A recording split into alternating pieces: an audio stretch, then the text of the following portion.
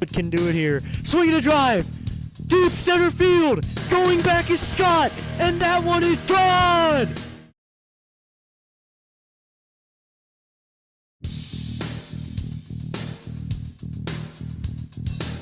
But can do it here. Swinging a drive. Deep center field. Going back is Scott. And that one is gone. This game is tied at 6. Harden drives in. Harden. And it's rejected by Flag. Flag recovers it. Flag driving. He might go coast to coast. Gives it to Nembhard in the corner. Nembhard for 3. Bang! For 3. Ryan Nembhard makes it a 20-point lead. Hands it off. Rodriguez up the middle. Touchdown, Commanders! Rodriguez with the touchdown run. Chris Rodriguez Jr. straight up the middle. Touchdown!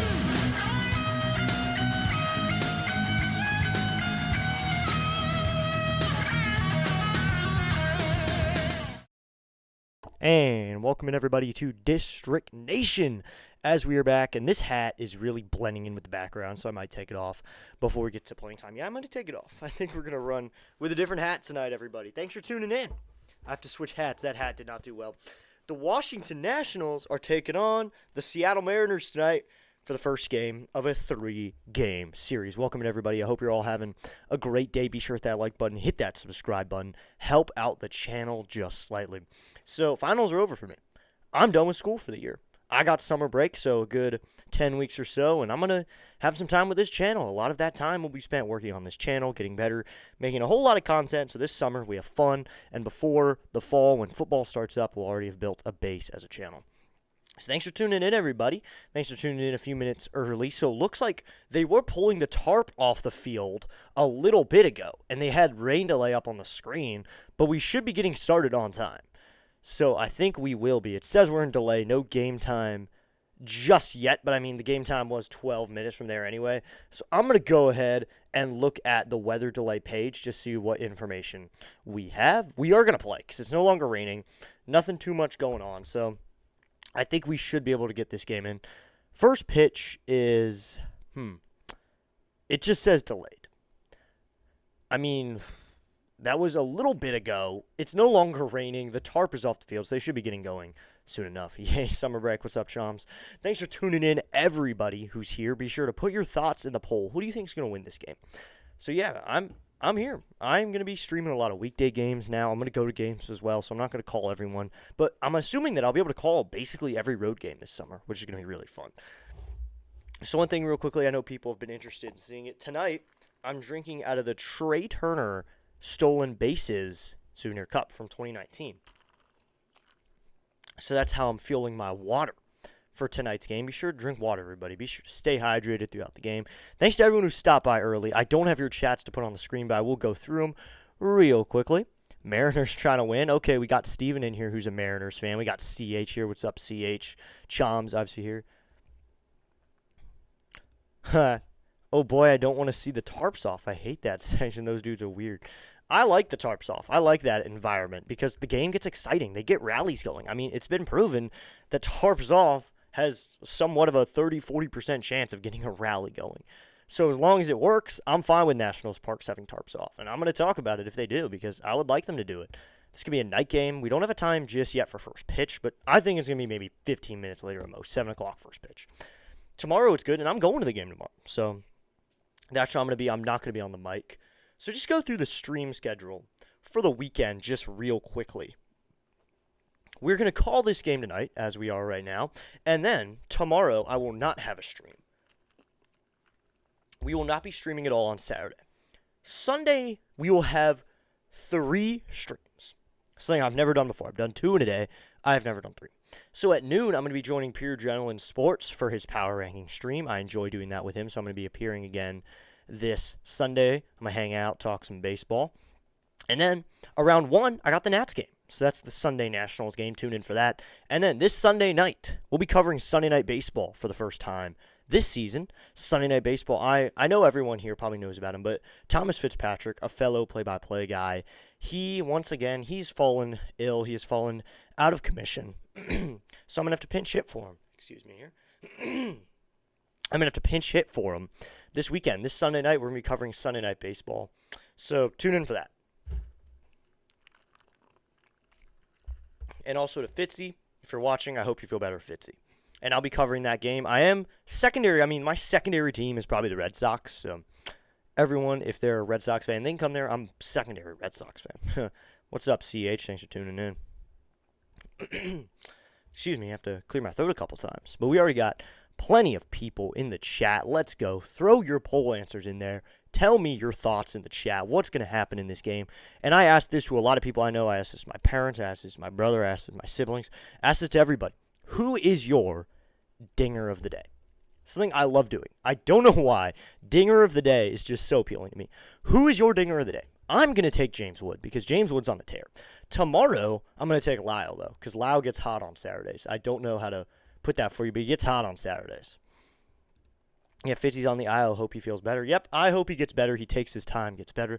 So quickly here, we got the National City Connect jersey. I think they're wearing that jersey tonight as well as the 4th of July cap. So that's the fit we're going with as we call this game tonight. I hope that City Connect hat right here. This is the hat that the Nationals are wearing today. So there's just the hat I'm wearing. This would I be wearing. But instead I'm wearing this because this hat blends in with the screen behind me. I do have a green screen behind me. Appreciate District picking up a game for Fitzy. Ooh, yep. Well, it's Sunday Night Baseball. I love covering Sunday Night Baseball. I was supposed to cover it with him, was my point. Alejandro Kirk. So here we go, everybody. Thanks for tuning in. I'm going to check again if we have a game time here. And we do not. So no game time just yet. It just says today's game's been delayed. Now, we're just waiting on the pitchers. I think if you know baseball, you know that the pitchers are very important. I think we're just waiting on how the pitchers feel, make sure they're good, get their warm-up time in, because they probably weren't in the bullpens at all, so we'll see them at some point in a little bit. So news here, just baseball news in general. Shohei Ohtani's on the day today. He's not on the IL just yet. That's some news for me. That's just interesting to me that Shohei Ohtani is going on the day today. Will that mean that he ends up on the IL? That'd be really bad for Dodgers fans. I just saw the report. Shohei Ohtani, day to day, I think it was his knee. I think knee problems, usually knee is bad. If it's serious, knee can put you out for a month or two. If it's not as bad, 2-3 weeks. But it's a bad injury. A knee is a bad injury. It looks like some fans are still storming into the ballpark. I think we should have a good environment tonight. Friday night, for some people, it's the first day of summer. I know next week some other schools get out. This is my first day. I would have gone, but I wanted to cover the game. So I wanted to cover it on my first day of summer. I'll be there tomorrow. I will put pictures on Instagram, so check that out for the game. Now, we are still waiting here on a game time, but I'm assuming it's about 6 minutes from now. Let's just give us 6 minutes from now. I would like it so we just start on time. And we still are not starting on time. So we go here. Still waiting on a game time. Looks like I have a shout-out to give. All right. So shout-out to my grandmom, grandbob, Uncle Robert, and my cousin Bobby. They're all listening right now. Let's go. Thanks to you four for tuning in. Once again, my grandma, my grandbob, my Uncle Robert, and my cousin Bobby. All four of you guys are listening in. Thank you so much. He's going to score tonight, I hope so. Left knee inflammation, but he would DH this weekend and pitch next week, according to Dave Roberts. All right. Hey, Mr. C's here. What's up, Mr. C? Mr. C is already in the house. Red Sox secondary team. Not Phillies with all our players? Oh, that is one thing. We have so many players over there. We are the Phillies farm team. So shout out to Mr. C. Thanks so much for tuning in already. You're here early. We got a rain delay here. I don't know what time we could be getting started. I'm reloading the Nationals page, though, trying to get any information I can. Yeah, Red Sox, because my sister went to college in Boston, so just got used to being near Fenway.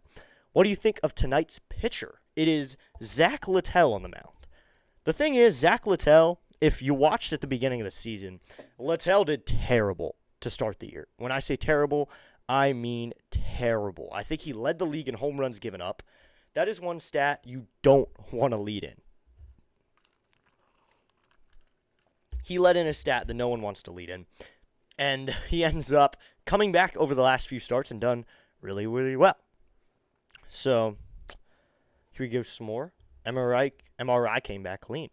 Yeah, we're talking about Shohei in here, Mr. C. Mr. C, Shohei is down, but looks like he's going to DH this weekend. I think the Nationals should be good. And looks like lowest starter ERA since May 21st. The Nationals are second. So, the past few weeks, the starters have been good. 2.55 ERA. The Dodgers are the only team better than them, but the Dodgers, they're just the best pitchers in the league. All five of the probably the better pitchers in the league are on the Dodgers right now. So the stands aren't really filling up right now. Not too many people are in their seats just yet for tonight's game. So they're starting to fill up now. Both Mr. and Mrs. C are in the house tonight. Let's go. Thank you to both of you, Mr. and Mrs. C, for the game. It looks like the tarp is back on the field, so we got some more weather going on here. The field has the tarp back on it. But we have other games we could call if we wanted to. Tarp's back on. They had taken it off, and now it's back on. I would love an update here.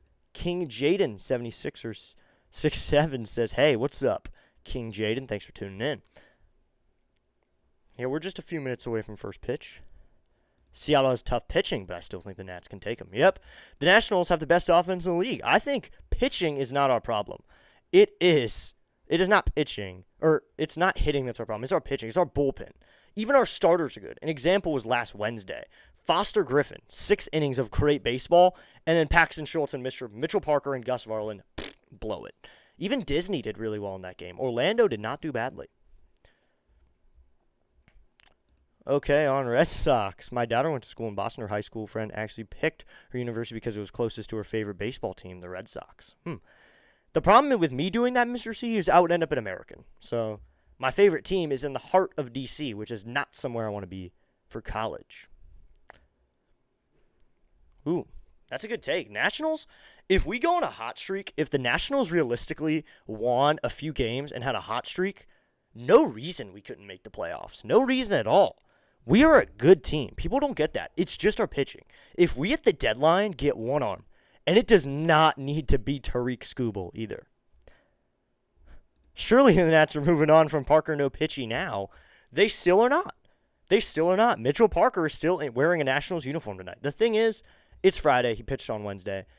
Just don't use him today. You got a guy who has gone far in his last few starts. Littell's worked into the 7th inning over his last few starts. Just don't use him today. Just don't use them. Congrats on finishing finals. Thank you. Yep, got through it. 6 all final exams, and I got through all 6. And finally back in the studio calling a game. So we don't have a time just yet. I'll check again, though. But I think by now it would be the start of the game, so I'm wondering if we get a time now. If I'm going to guess here, if I'm a betting man, and I'm not, 7:20. 7:20. And in between that time, we'll check up some stats. We'll look at some other things. They might have another game on, but I'll put a game on there. Trust me, District, I can see it. Yep. We got a good offense. That's the thing. This is a very good offense. We score runs. If we get one arm, doesn't need to be Tariq Skubal. Heck, honestly, we could take a moment. I could look at arms that I would like because maybe there is an arm out there. Maybe Jeffrey Springs would be nice. That'd be nice if we could get someone from the Athletics. I know the Athletics and Nationals make a lot of trades together. It's like Tarp is on the field. They're not looking like they're going to take it off anytime soon. But that should mean that the pitchers are at least throwing in the tunnels, wherever. They should be at least throwing somewhere. Because the weather is now based on the pitchers. Let me check the D.C. weather here just to make sure. And we got Rochester Red Wings game turned on here, so we'll watch that a little bit. So that's what I'm going to be calling during this time. I'll just talk baseball, though. It is cloudy in D.C. There's more rain coming, though. There's more thunderstorms coming later. It looks like it was going to be earlier in the day. Now it's just gone up in percentages, and it's going to be more probably. It's cool. Joey Dominican Republic's in right field for the Red Wings. So that's a game on in the background here. I would get started announcing the starting lineups and such, but I don't know what time we're going to get started here in D.C. If it's any longer than maybe 40 minutes, I will probably go to a delay screen, go upstairs. But for now, we're just going to stay here and talk. Do you think we pick up a new pitcher by the end of the month? Ooh. I mean, it depends on the question here. Major league pitcher or minor league pitcher. I know the question's probably more towards major, but we did get a double-A arm, I think, today. We got a new arm. It was a random guy. I think it was from the Braves. We got some random arm. I had never heard of him. Apparently, he's pretty good. So, double-A Harrisburg could be a top prospect, possibly. I'll get his name in a minute, but I remember he looked pretty decent when I saw it, but the real question is, will he be good? So they do have the Red Wings game on. I'll check out some other MLB's games we could go to, but my camera just froze here. Apologize. There we go. It is back. So that's going to be a game I'm watching here. But right now I'm waiting on the delay, trying to get some information, trying to figure out anything we can find on here. Apparently we're getting 0.5 inches of rain. I think that could be pretty helpful to anybody, but it should be good. I think we could get a major league pitcher by the end of the month. I don't think Taboni really wants to wait until the deadline. The way he's been playing and the way he's been making moves, I think they're going to end up getting an arm soon, because think about the trades they made early on. Just think about the moves they made early on. And I'll just put this up here so they know what question I'm answering. But we made moves early on in the season. Like, first day, we got Jorbit Vivas. Vivas was gotten and I think that's the perfect example. We traded for Vivas almost immediately starting the season. Very end of spring training. And he didn't even wait to sign guys. Zach Littell signed mid-spring training. Taboni does things differently. He doesn't wait. He doesn't follow a timeline. A lot of GMs, a lot of coaches, a lot of owners follow a timeline. If anyone gets what I'm saying there's a timeline there. And I don't see someone like Paul Taboni having that. Paul Taboni doesn't have that as much. Taboni does things on his own. He goes earlier. He goes later. Like with the signees, he signed a guy earlier, or he signed a guy later and then made a trade very early on for Jorbit Vivas. Honestly, I want to get a date on that, because I think it might have been one of the first days of the regular season, too. That's amazing that he waited that early. He didn't even wait till like April or May. He got him one of the first days. Sure, not the best pickup, 238 average, a home run with only 9 ribbies, but still an example of a guy that we got later. And in this situation, we got him earlier. Jorbit Vivas. So let's check it out. He was traded on March 22nd. The year started on the 26th, I believe, was opening day, or 28th. It was something like that. Very early on was the season. We got him at the very end of spring training. A trade made at the end of spring training. That is why I'm optimistic that we could pick up a pitcher soon. Like this example, end of the month. I don't even think it's going to be an all-star caliber arm. I don't think it's going to be a guy who would be in the playoffs even. I want a guy, as a person, in my opinion, I just want someone that is going to give us 5 innings a night, or for us, 2 innings. I just want a bullpen arm. That'd be nice too. What's up, Pure Adrenaline Sports? Pure Adrenaline Sports in here saying, hello, District Nation. What's up, PAS? PAS is a guy who does the Mets during the baseball season. Go subscribe to Pure Adrenaline Sports. But the Nationals don't do things the way that normal teams do it. They made a trade very early on. They made a trade for Jorbit Vivas. They signed Zach Littell very late. He doesn't follow the normal timeline that a guy like Mike Rizzo would follow. Mike Rizzo did everything by the book. Trades on the last day. He would trade his biggest guys on the last day of the trade deadline. He would wait very long in the day to offer trades. Maybe he wanted to consider them longer, but from what I've heard is Taboni's been offering trades too. Taboni's been out there. Early on in the season, he was offering trades. He was getting guys. I think one of them, of course, the Gavin Fiend trade. That was probably Taboni. I think that was Taboni making that trade. He did that early. You could say he did that early. He got Abimelec Ortiz. He got Gavin Fiend. He got good guys for Mackenzie Gore. He doesn't do things on the last day. He doesn't wait.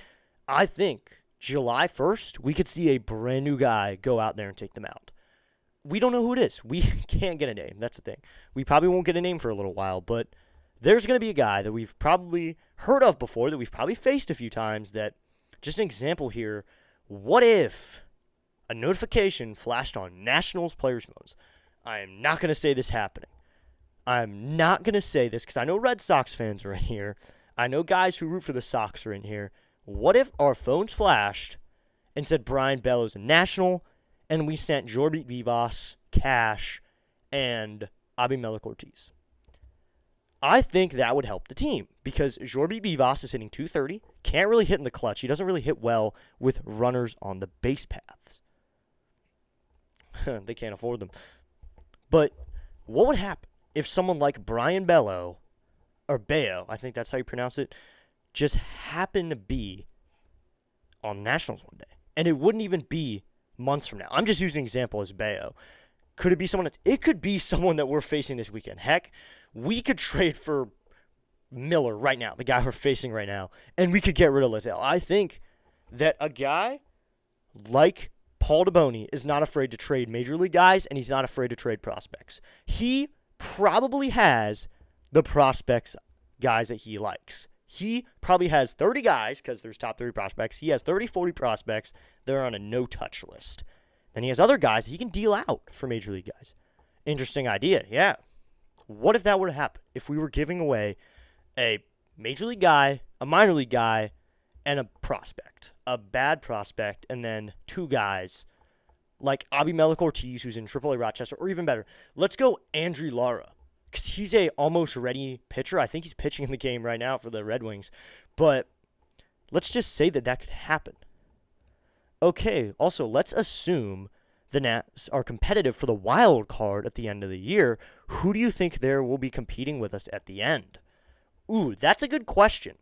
So we're assuming, in this case, we went on a win streak, and we're about, let's say, 10 games over 5. Let's just go on a limb, because the NL has not been too competitive this year. And so far, let's just say 90 wins gets us into the playoffs. I think a team that could be competitive with us, let's just look at that. I'd like to go through the teams that won't first, just to knock them off the list immediately.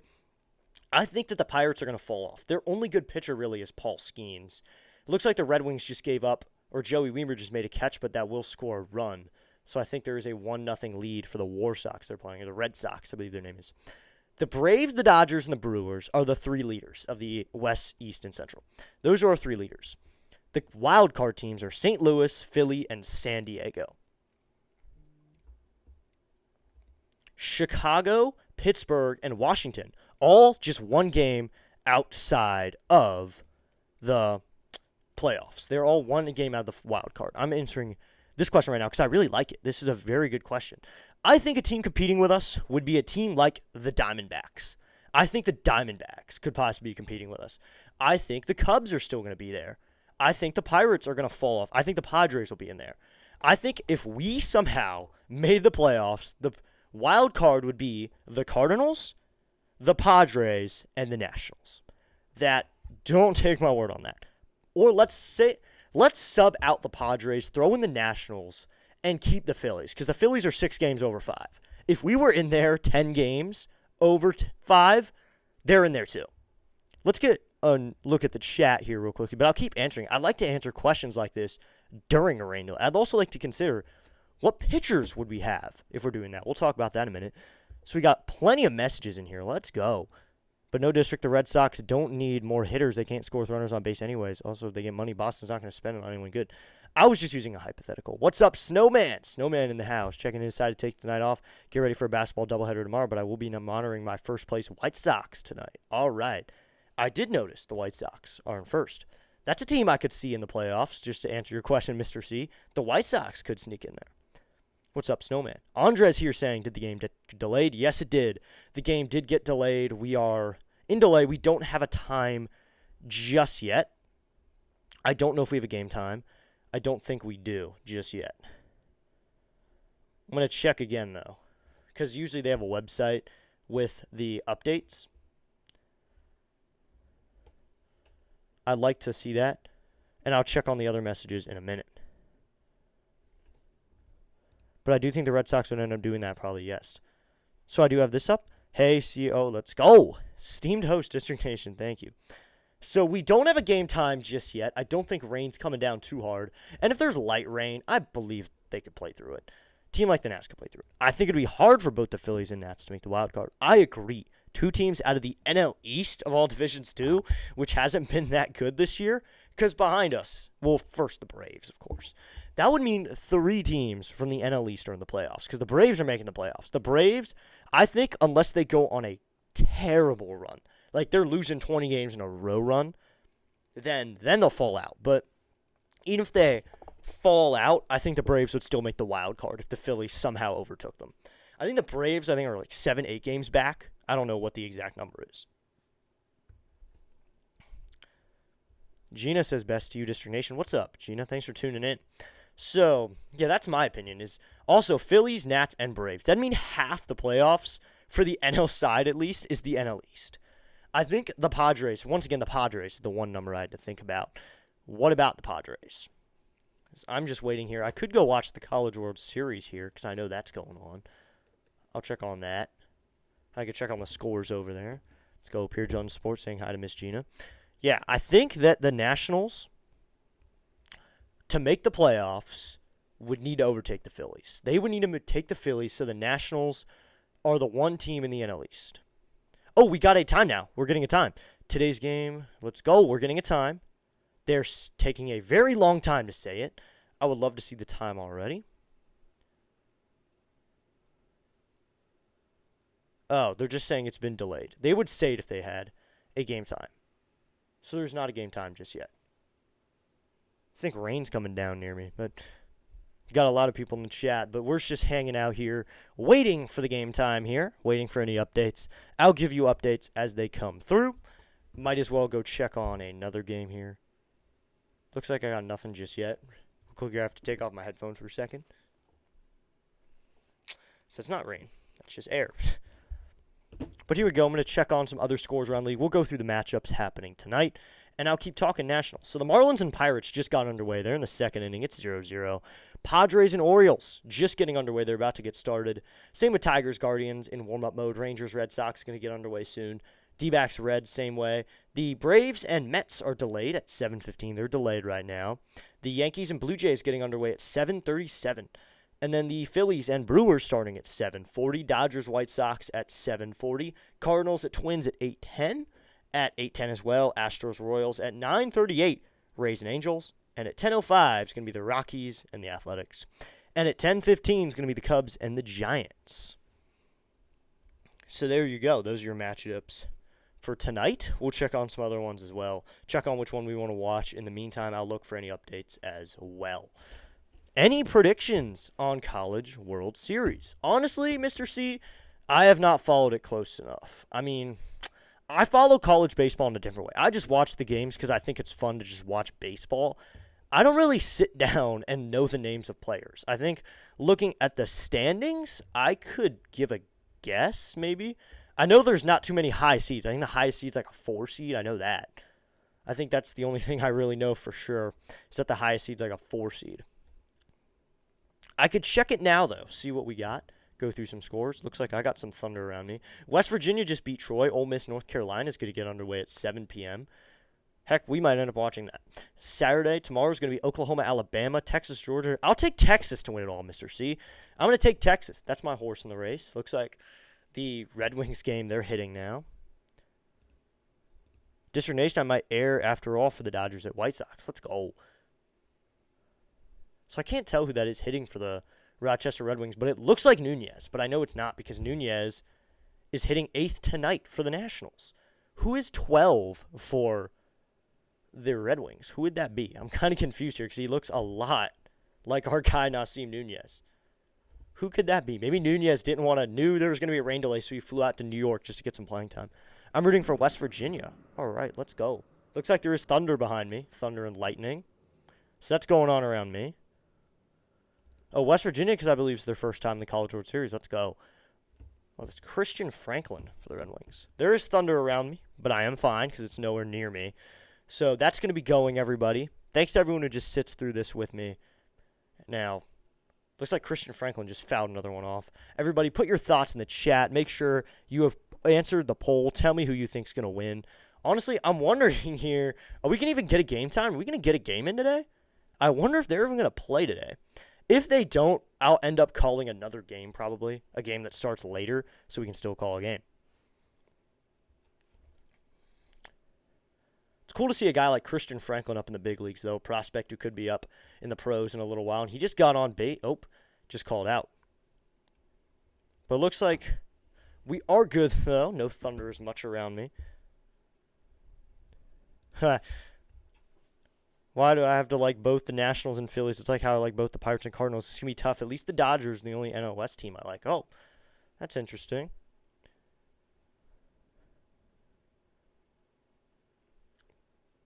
I'm hoping the team can move on from last game. Epic elapse. Yep. You know what? We have time. I know people don't want to go through it. Let's go through that game real quickly. I know no one wants to talk about it, but we should. Why We need to lose tonight for the Nationals being a wild card spot tonight, assuming the Nationals win tonight. Well, that's not really what we were talking about. So I say Harry Ford's up. I like that setup of yours, my man. Let's go. Thank you. Yep, I like the background. An AI-generated background right behind me. And a green screen as well. You can see when I put my arm up, the green screen shows. But cool fake bobbleheads. I think those are interesting. Yeah, that was crazy. I mean, Mitchell Parker was a big part of that. Mitchell Parker I liked a little bit last year, but he just lost so much. I think he was 9-16. He didn't win that much. He didn't win. Let's go. Now there are more people in here. This is the cup I'm drinking out of tonight. I think I said it earlier, but I'm drinking out of Your Place for Stolen Bases Trey Turner Cup from 2019, a souvenir cup. I really like this cup. It's a really nice cup. It's my Trey Turner cup. I think last stream I drank out of the Zimmerman one. We got plenty of people hanging out here in the chat together. Let's go. Be sure to hit that like button. Hit that subscribe button. I'll check up on the sub count right now. We still just have delayed. I don't think we're going to get a time anytime soon here. I mean, I have someone who's at the game that I could ask for updates, but don't really need to do that as much. So we got thunderstorms in Washington. They start at 9, though. Then if it starts at 9, my opinion is get as many innings in as possible. It'd be nice just to play a little baseball. Let us have a doubleheader or something. Don't make us play 2 tomorrow. Play as much as you can here. Try to get 5 innings in, and then go. I think that's the best thing to do right now. So I'm still waiting for updates here as I think a base hit was just hit to left center. Oh, a diving catch. Trey Turner, the NC State legend. Let's go. That's awesome. NC State, he stole a lot of bases there. I don't know. I don't know how we blew that game. That was crazy. And there is thunder behind me, but I am fine, everybody, so don't worry. I think you can hear it on the microphone anyway, but I'm fine. I'm completely fine. I'm just waiting on the gut. What would make me better is getting a game time. How many bobbleheads do you have? Always wondered if your cup was a Nationals cup. Yep, just started drinking out of it now. I was drinking a water bottle, but now got some Trey Turner action. It's just water in there that I like to just drink and have in my throat while I call a game. It's a tough question. They're not over there as they used to be. They're in my room. I could give an estimation here. Maybe 20. I think that'd be a good estimation. I could count them on my fingers right now, just thinking here. There's more thunder and lightning right behind me. I follow NC State baseball. That's awesome. Let's go. Let me think here. I don't have a Turner one, surprisingly. My favorite player, and I don't have a bobblehead for him. I have a Bryce Harper July 4th one, which was a pretty cool giveaway. A Bryce Harper Peanuts one, which I think is a really random bobblehead, but it's one of my favorites, the first one I ever got. I have an Ian Desmond bobblehead, Patrick Corbin bobblehead, the Grogu bobblehead I got at Star Wars Day this year with Mr. C. I have, let me think, other bobbleheads I have. This shouldn't be too hard. I have the Teddy and Abe Racing Presidents bobblehead. Let me think. What else do I have? I have a lot. It's kind of hard for me to think about all of them in a mass way without a picture near me. I think I have a picture on my phone, at least near me, that I could look at here and count them out, or at least go through each one. I think that'd be a good thing to do here, because I took a picture of it to show someone one time. I have a lot of bobbleheads. I think it's safe to say I have too many, though. I think I'm going to have to start displaying them behind me, because I have so many. I'm going to need someone behind me. I might actually need to make that setup behind me so I don't need the green screen as much. Just trying to get this up here. I remember I took it before Christmas. It's right before Christmas break. I want to get the picture up because I actually really liked taking it. And it was a really cool picture. I remember I thought it was really interesting that it was there, though. Thanks to everyone for tuning in already, waiting through this rain delay. Be sure to use this chat to catch up with some people, hang out, say what's up, meet some people, talk nicknames, talk about why the Nationals should have won that game. They should have. They definitely should have won that game. Man, we should have won. Wow, bobblehead envy. Mrs. C made me give away all my 2019 ones. The only 2019 I'm missing is Howie Kendrick. Ooh. Howie's the one you're missing. I don't have Howie, but That's a really interesting one. I've always wanted a Howie one. I don't have one. I have a lot of them. It's cool to collect. I think they're fun to just collect and use. And here we go. I got a picture up here. All right. So I have the 2020 Daniel Hudson one. That was a 2020 Daniel Hudson one I got for all but my 2019 ones. Oh, that's cool, though. It's cool that you have the other one still. I have an Anthony Rendon holding a trophy one that my aunt got me for Christmas. The Anthony Rendon Garden Gnome. Anthony Rendon holding Tony Two Bags. I have Denard Span. I have Michael A. Taylor, How to Train Your Dragon issue. Steven Strasburg, 2022-2019 World Series MVP. Patrick Corbin. Mackenzie Gore, mystery bobblehead. My brother has the blue uniform. I have the old alternate jersey from 2024. The Bryce Harper one, and then the Adam Eaton 2019 bobblehead. So those are just a few giveaways that I have. I also have Anthony Rendon fielding a ball. That's cool. Rendon fielding a ball. I think those are all of them. Then, of course, Daniel Hudson in the back. I like the Daniel Hudson one, though. They went to good homes. At least they did. At least they went to good homes. As long as someone respects them and understands like the meaning of them. Bobbleheads, to me, have such a meaning because I went to the game. Usually they mean a game for me, too. Usually, like, they symbolize a game. For me, my Mackenzie Gore bobblehead symbolizes when I went to the second game after the All-Star break with my dad, and we sat field level, which was really cool because I got the tickets for my birthday from a friend. He got me the tickets from Costco, I think, or something. He got me the tickets, gave them to me for my birthday, and they were the best seats I probably had that season because I went to 4 games that season. Ooh, I also have a teddy doll with window suckers on it that I have on my window work. So, Mr. C, I have that exact thing. I have that. It is on my bed because I, for some reason, when I was like 7, didn't like the window suckers, so I took them off and just made it a stuffed animal. So that's just a stuffed animal to me that's on my bed. So I think the glasses fell off too, but that's just a cool thing I have. I got that when I was really young. I think that's a cool just nugget that I have on there. Oh, just spilled a little water here. Just got to wipe that off in a minute. But yeah, we all have our Nats memorabilia. If anyone else has some memorabilia for their team, because I know a lot of baseball fans are here right now, put your memorabilia in the chat. Tell me what you have, and we'll talk about it, because I have a lot of memorabilia. So you got a little water spilled on here, and I took a sip there. But it's all good, everybody. It's all good. The judge is on the alley. Yes, he is, because he's on my fantasy team and not producing. I am still winning my matchup, though. I've got other guys who are still good. But I think my favorite piece of memorabilia this season, I don't know what my favorite piece is, actually. I mean, I have a napkin from the Terra Club.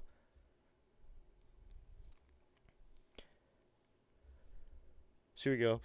Oh, did I read correctly that the Nats losing that game is only the second time ever that a team has lost leading 8-1 in the 8th? There are over 3,000 times that a team has won in that situation.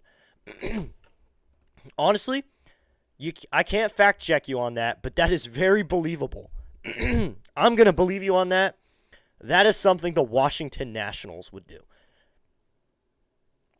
So I still have no updates here, nothing going just yet, but I think that's probably correct. Oh, we got some memorabilia here. Back in June of 2000, I was in Kmart with my mom and saw a set of MLB figurines with some Braves players lounging on a couch with a TV remote, and I thought, how fitting. They got swept months before. Let's go. That's awesome. Stan is on the aisle too, but watch out for Ben Rice. Yeah, Ben Rice has been really good. So still nothing here, no updates from the Nationals. I think we might just keep talking here, go through some scores, make sure we got everything we can talk about, talking about baseball memorabilia, if anyone's to be involved in the direct conversation, just talking some baseball memorabilia. Thanks to everyone who's hanging out through this delay. I would really like a game. That's just my opinion, but I really would like a game. So we have gained a sub already. Let's go. Be sure to hit that like button, hit that subscribe button. Help out the channel just a little bit. We got plenty of likes here. Let's go. So I like that they changed the overlay of it looking on the app. You can see the like count, but you can't see the dislike count, but you have to click something else to dislike. I think I've only ever had like 10 dislikes total on my channel.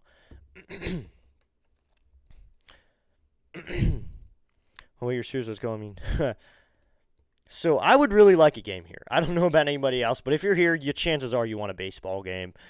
I would really like this game. I think the rain might be slowing down a little bit, but I can check here. The thunderstorms, what we're looking at. It's just cloudy in DC, and rain's going to start up in 18 minutes. If the game is canceled, what would be the game to watch tonight? Ooh. I think Mr. C, we'd end up pivoting over, because it's 7:12. I think we'd end up pivoting over to, let's see. I think I'd end up to the Rangers Red Sox or the Dodgers White Sox. When do they start? 6:40 p.m. Central at 7:40. So maybe we'll head over to, let's see here. Maybe we'll head over to Rangers Red Sox, but they just got underway. D-backs Reds maybe. We could go over there. We could go Dodgers White Sox. I have no idea. We'll decide on the way. Maybe that'll be the new poll we put in, but I really hope we get a game here. Rain is going to come back up to DC in about 18 minutes. So I'm actually questioning here what we are going to watch here. It's 85 degrees out there. The high was 96 today. Wow, it's only going down from here, though. It starts up in 18 minutes. How long does it last from there? It lasts for an hour. Moderate rain for about an hour. So I think we're going to get a game. It's just going to be significantly later. I think we're going to get a game, but it's going to be much later. I think they're going to try to get the game in. The last thing baseball players want to do, and coaches and anyone part of the place wants to do, is have to play a doubleheader. Sure, it's fun for the fans. It's fun for them to get to see 2 games possibly.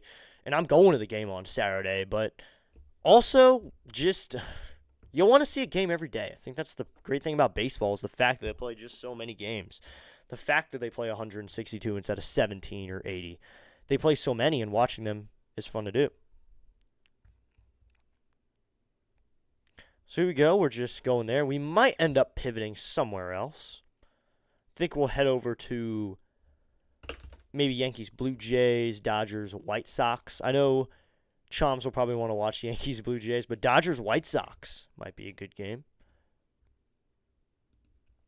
But thanks for tuning in, everybody. I think we might end up watching that, or we could go watch a College World Series game. Maybe, you know what? Let's go. Professional baseball is not at its finest right now. I'm going to take us over to college baseball because I will keep updates going on. We're going to watch some college baseball, everybody. If you don't follow college baseball, it's a blast to follow.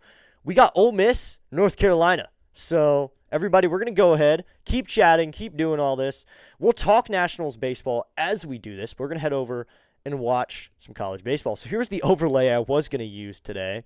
We can't use that just yet, but we're going to have to change this over to College World Series screen. So here we go. We're calling College World Series here. Gonna need some help from these overlays, though, to give me names. Let's go. Subscriber number 369. Let's go. Middle of the first here between Ole Miss and North Carolina. We're going to cover this, everybody. Thanks for tuning in. Maybe we're going to cover some college baseball for a little while. Mr. C said he was following West Virginia, but this is a game that kind of matters. I think 2 better seeds in the game. So here we go. I'm going to watch this game. Feel free to watch it with me. I'm going to call it. Don't know the names. Don't know the players. I'm going to have ESPN while I do this. But here we go. Beautiful Omaha, Nebraska. Bringing college baseball from the home of college baseball. North Carolina is going to have Jake Schaffner lead it off. And then Gavin Gallagher, Owen Hull, Mason Winslow, Eric Paulson, Cooper Nicholson, Tyler Howe, Colin Heineck, and Carter French. Those are your hitters for North Carolina. So here we go. We got that up screen. We're watching this for now. Going for Ole Miss. Don't like NC rivalry thing. So here we go. Taking the mound for Ole Miss is going to be Taylor Rabe. He's a sophomore, 6'5", 200 pounds. That's a big dude. All right, everybody. We're going to call some college baseball while we're here. Might as well do something. Better than nothing. Calling college baseball. Better than nothing. We were just talking over there, but I'd rather have a game on while we talk. So feel free, throw your questions in the chat. Put stuff you want to know about in the game. I will talk about it, but for now we're calling a college baseball game while we wait. I hope everyone likes this dark Nationals Park screen. As now Taylor Rabe will go into the wine here. Is now, or not yet, stepping up to the plate is going to be Jake Schaffner from the left side. Coming set is the pitcher. He sets at the belt. Now he goes. First pitch to Schaffner is going to be in there. Called strike one at 97 miles an hour, and it's an 0-1 count. North Carolina is the 5 seed in the College World Series. Ole Miss unranked. Schaffner hit 358 with 6 home runs, 46 ribbies. Those are some good numbers. Coming set is Rabe. Here comes the 0-1. Schaffner takes a 95er in there. Called strike 2. It's an 0-2 count. You'll notice with college baseball, they throw plenty more fastballs. They're going to bring a lot more fastballs to the table. They're going to throw less breaking balls, really. They're going to throw more fastballs. As it'll be 0-2 here. Coming set to Rabe, the Ole Miss starter. The 0-2 to Schaffner. High ball one at 98 miles an hour. Brought the velo up that time. It'll be a 1-2 count. This will be 1-2 here. Thanks to everyone who's waiting out the rain delay with us. We'll keep getting updates. So to be a 1-2 here. Rabe sets. The pitch to Schaffner. He delivers. Check swing. Did he go? No. It'll be a 2-2 count. They're going to peel again, but he says no. Set will make it 2-2. So I'm reading that college baseball, in addition to using aluminum bats, has no pitch clock and simpler balk rules. Presumably they don't start with a runner at second in extra innings either. I think you're all right on that, Mr. C. We'll discuss that throughout here. 2-2 to Schaffner. He swings and fouls this one off on a 99-mile-an-hour fastball up and in. I know they don't have a pitch count or a pitch clock. I think if you go to a field, though, or they do have one running. They do have a clock running, but I don't think it's really actually a pitch clock, though. I don't think it forces you to go. Maybe you do. Maybe you are forced, and it'll be a 2-2 here. Here's the pitch, and this one is going to be fouled back again. We'll do 2-2 again. I think you're right on all that from information. Let's go. We just hit 370 subscribers. Let's go, everybody. Thanks for subscribing. Hometown for the pitcher Rabe is Greenville, South Carolina. It'll be a 2-2 here. Rabe sets. Here comes the 2-2. Swinging a foul ball on an 88-mile-an-hour breaking ball that time. We'll do 2-2 again. So I'm ahead of ESPN. Let's go. I'm always ahead of ESPN when I watch it on cable. I think college baseball might be the way to watch tonight. If we get delayed or anything, I think we're going to stick with college baseball tonight. Stick with this game. For as long, I'll wait it out here. Wait it out, watch this game as Schaffner, we're going to get AB here, is going to have his 8th pitch of the at-bat. Coming set is Rabe. The 2-2. Swing and a miss. And an 89-mile-an-hour breaking ball ran inside on Schaffner. Got him to swing through it, and that's Taylor Rabe with the first batter he sees. He strikes him out. Sets out number 1. Went to the breaking ball there. Goes inside on him. If he hadn't swung and leaned forward just a little bit, I think he gets hit by that ball. So that's a strikeout. Schaffner's down swinging. I love how in college ball you can see people crush it out due to the aluminum bats. Yeah, they do hit it really, really hard during college baseball. Their exit velos are insane, and then it drops during professional ball, and they wonder why. Coming set is Rabe. It's going to be first pitch to Gallagher, and he grounds this one. First baseman's there. He'll take it himself for the out number 2. So Gallagher's out on 1 pitch. Want to see a 450 homer. Go team. Yep, I think everyone wants to see a 450-foot homer. Let's go. Oh, yeah, Mr. C, I added a sound effect for you. Mr. C, I heard you wanted a sound effect, so I added it for you. Hey, oh, let's go. Hey, oh, let's go. Added that sound effect just for you, Mr. C. We'll play that during the Nats game if they play. Now to be Owen Hull, the junior from Alexandria, Virginia. 6'4" is going to step up to the plate. He's a lefty here. So be 2 outs here. Coming set is Rabe. First pitch, and this is going to be outside, ball 1. It's a 1-0 count. So 1-0 here with 2 outs in the bottom of the first. Thanks for tuning in, everybody. We're not calling the Nats game, as you can tell, but we're watching this. Cool, yes. Hopefully it doesn't copyright me for that, because I didn't play too much of the song. I played, I think, too little of it. Coming set, here's Rabe. Here comes the 1-0. This one is swung on and fouled down the line, and it'll be a 1-1 count. Told you that song was perfect. Yeah, it seems like it works. I think it works. And we have some other ones here. I added the Nats home run horn for tonight, so we're also going to have that. Added the Nationals home run horn. I added that, and of course, we also have this. We always have this sound effect. Hey, it's Enrico Palazzo. Yeah. Here comes the 1-1, and this is going to be grounded foul, and it'll be 1-2. So 2 foul balls in a row makes it a 1-2 count. I think you're right about that in terms of copyright. Hopefully they don't catch me. Maybe I'm a little too underground for them. Maybe I'll have to take away the drum so it's just the sound. If I get copyrighted tonight, I'll just delete the sound effect and then don't play it tomorrow. Maybe I just sing it instead. It'll be 1-2, the pitch. Just upstairs, ball 2 to be a 2-2 count. If this was professional baseball, I'd want an ABS right there. So that evens up the count at 2-2. 13 pitches in the inning for Rabe. Usually college baseball pitchers, though, they stretch a lot harder out in games. They stretch a lot longer. They pitch longer. They work harder, really, too. I hate copyright. Yeah, everyone does. But it is the law. So it'll be a 2-2 here. The pitch. Outside, ball through the breaking ball again. That'll make it 3-2 at 88 miles an hour. It's a game in Omaha, Nebraska, home of the College World Series. It's bright and sunny out there, but this will be a night game by the end of it. This will be 3-2, 2 outs. Coming set is Rabe. The pitch. Swinging a foul back, straight back on a 98-mile-an-hour pitch there. We'll do 3-2 again. 3-2, 2 outs. Man, for college, these teams here played a ton of games. Look at their records. Yeah, their records are insane. They just play silly Ooga Booga law. But they play a lot of games. They play every weekend up to June. And then I think they play all the way up to June. And they play a weekday matchup usually once a week. The 3-2. Check swing. Did he go? Yes! Says home plate umpire. He did go on a way low and inside curveball. Got him to take a terrible check swing there. And Taylor Rabe's out of the first inning. He works a good first inning there. We'll head to the second. And after one inning of complete baseball, it's Ole Miss 0, North Carolina 0 as we head to the second inning. 60 games. Wow. Yeah, they play a lot of games.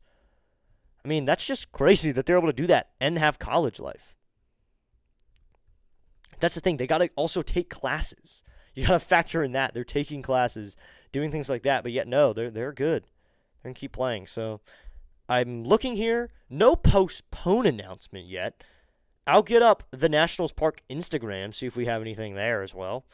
But it's always helpful to have them up. They put it on their story almost immediately. And also having it on X might help. Maybe having X up while I have it on. Because X always gives... Also, you can follow guys who are at the game who are giving their updates to what it looks like. So I'll have X up while we go. That is the former name for Twitter. Yeah, I forgot the Minions and Monsters movies coming out this summer. There's the thunder around me. The start of today's game has been delayed is what I have. Nothing just yet. Severe storms are approaching the area. They just gave another update here. So this is not a time or anything. This is that severe storms are approaching the area. We are currently asking fans in the ballpark to take cover under the concourse. We are monitoring the situation and will provide an update as more information becomes available. And Mark Zuckerman has tweeted that it is 1 hour. So it is. Here's the name of the player, though. Jan Carlos Lara was the player claimed off of waivers the Nationals claimed today that I was talking about earlier. So we go second inning. Ole Miss coming in here for inning number 2, trying to get some runs on the board. I'm rooting for Ole Miss here. I'd like an upset. I just root for the upset usually. So Eli Willits hit a bomb. 3 home runs in 3 games after being promoted. That's really cool. And looks like someone's trying to get hashtag extend Eli going. Why don't we just fast track him? Bring him up now. Just see what happens. Too bad if he faces a 100-mile-an-hour fastball. He can hit it. Second inning underway. Here's the first pitch, and that's going to be swung on and hit out towards just the third baseman's under it. Now into foul territory, and he makes the catch for out number 1. So that's out number 1 here in the top of the second. Ole Miss hit 264 in the regular season. They were 9-14 on road games and 5-0 in the NCC tournament. So they didn't know how to win before, then they did. So no updates just yet besides that severe storms are in the area. Nothing else on today's game. I'm getting updates, trying to find anything I could. So looks like the storms are on their way. They are going to pass through pretty quickly, though. Now showing bunt here, but he takes it back, and it is inside ball 1. Deckard is on the mound for the Tar Heels. Hayden Federico is hitting for Ole Miss. You know, you don't get too many hard names to pronounce in college baseball. Usually just get names Looks like clouds are over Nebraska, but it's still nice. He's going to show a bunt and then take it back, and that's called strike one. Third baseman for UNC is creeping in immediately here. So that evens up the count. He was creeping in, ready to go. He was really close to home plate. What if he took it back and swung? That third baseman probably could have had a very bad day. It's going to be a 1-1 here. The pitch is inside, ball 2 to 2-1 count. Looks like Knicks and Spurs is tomorrow. Wow. Game 5. I wonder if the Knicks will be able to put it away. Or are the Spurs going to make a 3-game comeback, go 3-0? So it'll be a 2-1. Here's the pitch. That is just low, ball 3. You know, that's the thing. You notice how much, I think I start to notice ABS typeable calls that you could ABS now that I'm not watching a game with ABS. That this game has no ABS. This is pure baseball. So you get ABS in like Little League. The 3-1. This is going to be in there, called strike 2 at 94 miles an hour. Hitter thought he had the walk. He was walking out of the box. But that'll fill up the count.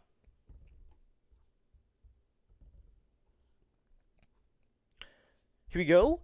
What is the deal with these games? Now that they're in the final 8, is it single elimination or some form of double of them? Here's the 3-2. Swinging a fly ball down the left field line, but foul. It is a double elimination format. I know that. It is double elimination. It is, you have to, I think it's 2 brackets, 2 sides of a bracket, and they meet in the finals. I don't know exactly, but I know it's double elimination because I know everyone ends up playing 2. That's all I know about it. So we have 3-2 here. We can also check up on the draft players here, who's looking to get drafted if there's any in this game. The pitcher Deckard into the wind. The 3-2. Swinging a ground ball foul, and we'll do 3-2 again. So I wonder if we're going to get this game, though. So Eli Willett's really got some power going. Let's go. They're showing it off. So I would like us to get an update, though. And Mark Zuckerman's really the one person I'm really going for updates because he tweets constantly. Here's the pitch. Inside, ball 4. And that's a walk, and that'll have Ole Miss getting a runner. So it might be a final 4. Yeah, I think it's going to be 4-4, and then double elimination, and then they get to the championship. I don't know what the format is. I could get a picture up of the bracket, but I don't know how that could really help me. So it's like Jake Irvin threw weighted balls. Let's go from 60 feet. And Harleen Susana began throwing off a mound. So Jake Irvin's with the team in San Francisco, and Susana is in West Palm Beach. Susana, big prospect here. First pitch. This one is swung on and missed, and it's 0-1 at 95 miles an hour. That time it's an 0-1 count. So up to the plate here. Let's get a name. Haven't gotten one just yet. I can check over here, though. Oh, they still have Federico on the board on ESPN. Coming set is Deckard. The 0-1 is inside, ball 1. That evens up the count at 1-1. So the Storms, I think, should pass through, though. I think that's my best guess here is they will pass through in D.C. So I think we're going to get a game. Hopefully we do. So it'll be a 1-1 here. Deckard sets. Here's the pitch. Swing and a miss at an 84-mile-an-hour pitch low, and that's a 1-2 count. Good thing is we aren't really tied to this game at all. I can go over and watch other games while we cover this one. So we can kind of bounce around.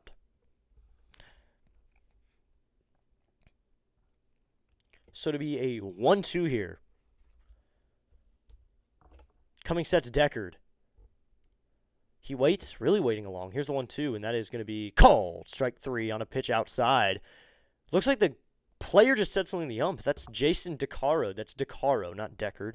DeCaro's second strikeout of the night. I read the system, and it was fairly complex, but it is some form of double elimination, then a 3-game final series between the top 2 teams. I did know that. I just remembered that. There is a 3-game series. Thank you, Mr. C, for the reminder. There is a end of the tournament is a 3-game series, so everyone really kind of just wants to watch that. I think the cheaper tickets are the opening rounds, and then the tickets get more expensive as you go up in the rounds. Remember my brother and my dad went to Omaha. I stayed back. So here's the pitch, and this is going to be outside, ball 1. Catcher pops up, but no throw.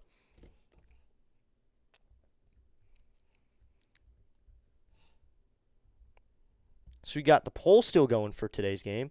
19 votes, and the Nationals are still winning. Here is the 1-0, the pitch, and that's going to be swung on, hit out towards center. Going back is the center fielder a few steps in front of the track. He's there. He makes the catch for out number 3, and that'll end the inning. Led to the bottom of the second.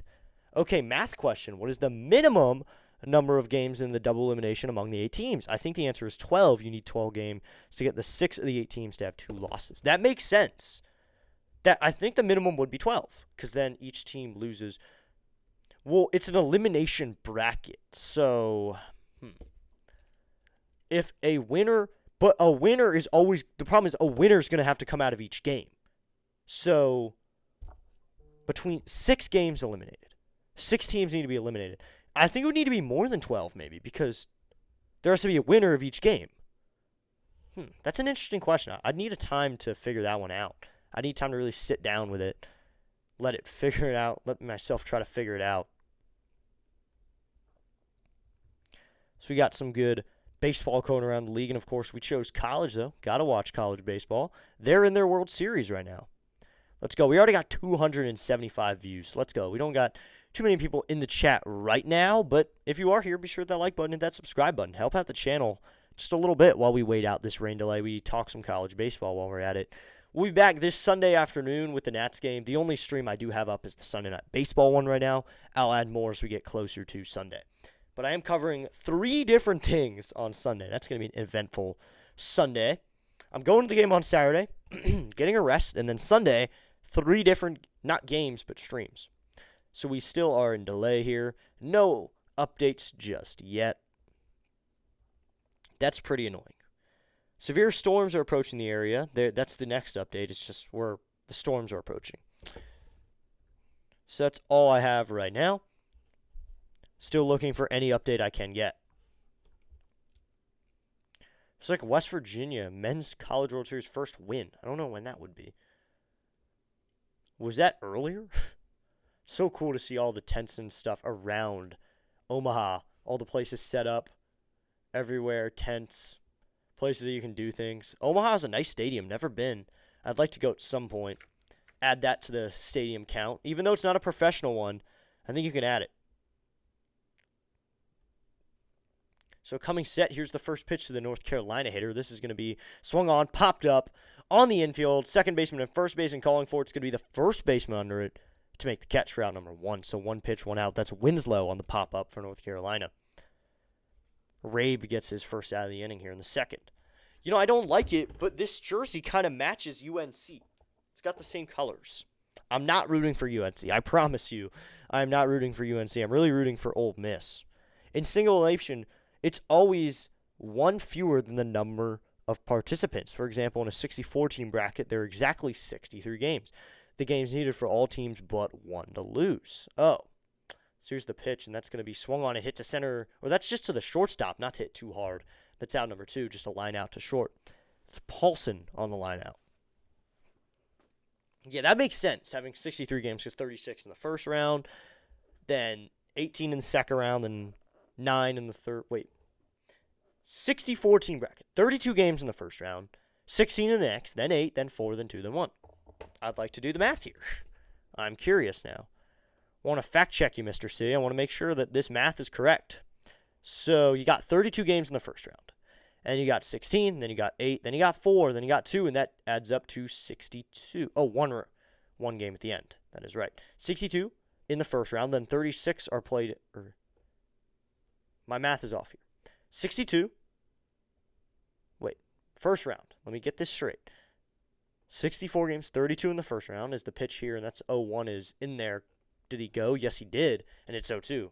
Missed the first pitch there. 32 plus 16 plus 8 plus 4 plus 2 plus 1. That is 63 games. You are correct, Mr. C. Just wanted to check you. So I'm wondering how it would be in double elimination. Because the winners bracket's going to have winners, and the losers bracket's also going to have winners move up.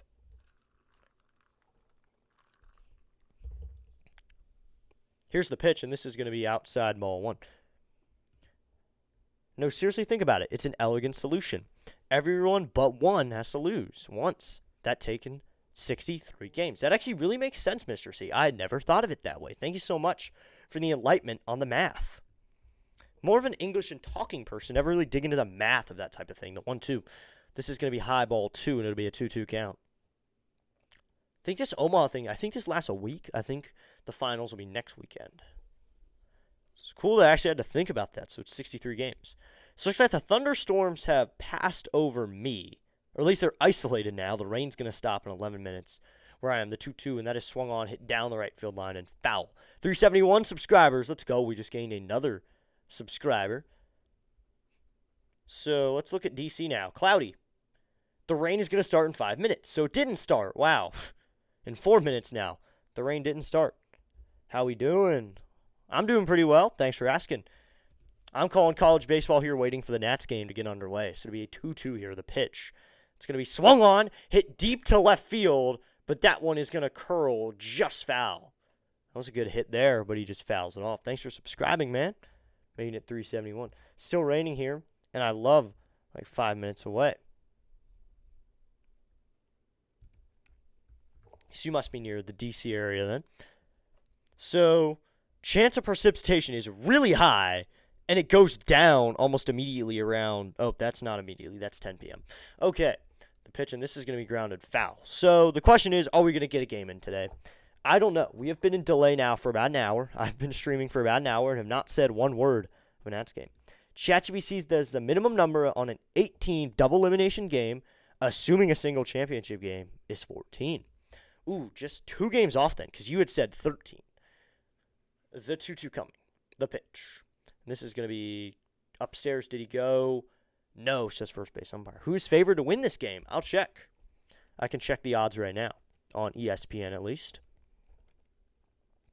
I'd like Ole Miss to win, so DN's favoring his Ole Miss.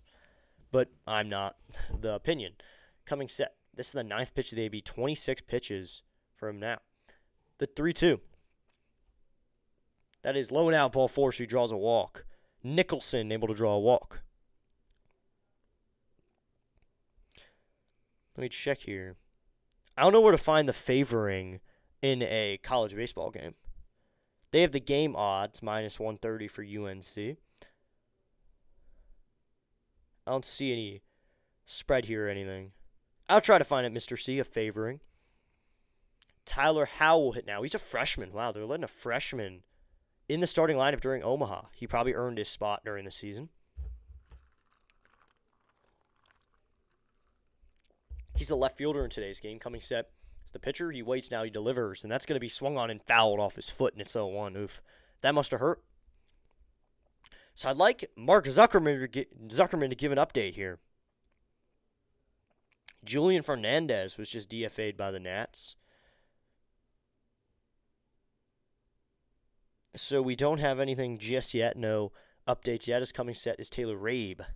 He waits. The pitch. And this is going to be just high ball 1 with a 95-mile-an-hour pitch there. Evens up the count.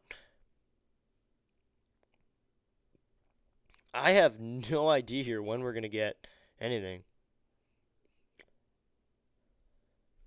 I don't know when we're going to start this game. I'd like to get updates, though. The 1-1. That's going to be high ball 2, but he doesn't go. Popped up there. Looking for it.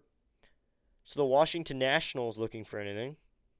Looks like there's an account on Twitter named Paul DeBoney Believer. Wow. Paul DeBoney Believer. I think I'm a Paul DeBoney Believer. He's been doing pretty well. The 2-1.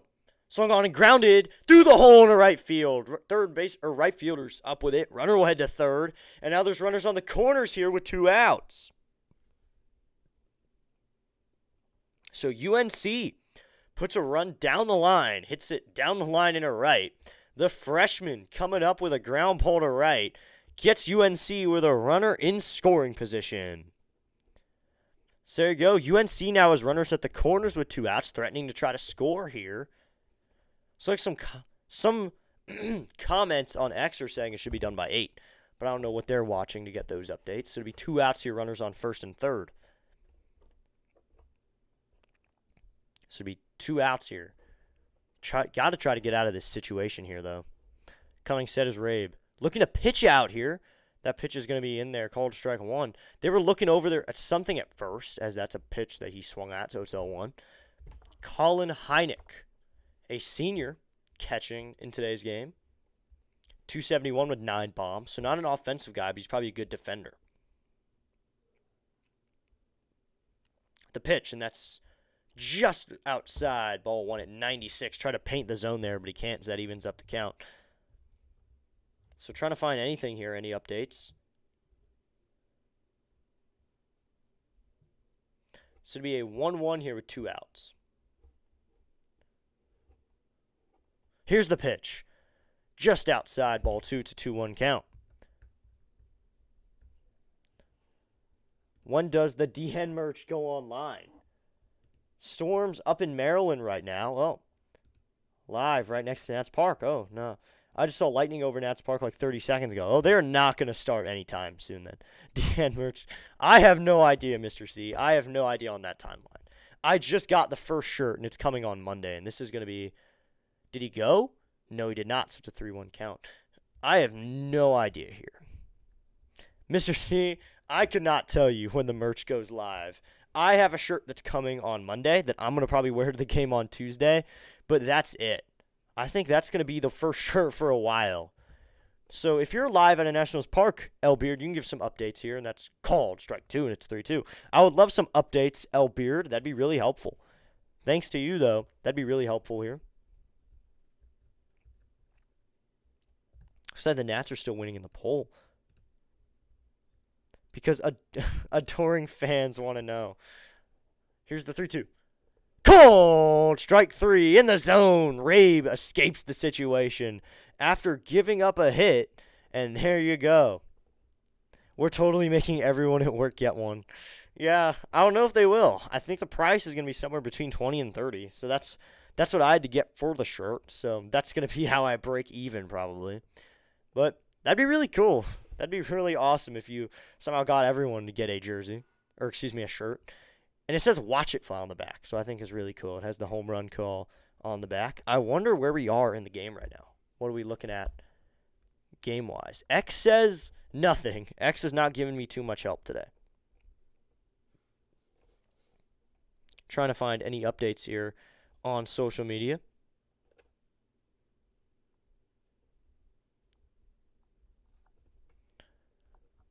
Looks like Shinosuke Ogasawara.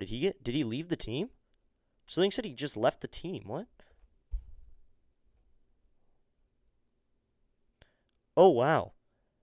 Wow. So if anyone remembers Shinosuke Ogasawara, that Shinosuke just left the Nats. He just agreed with the Yomiuri Giants. Shinosuke just left the team. If people remember calling him Shino, but... Dude, guilt is a powerful motivator.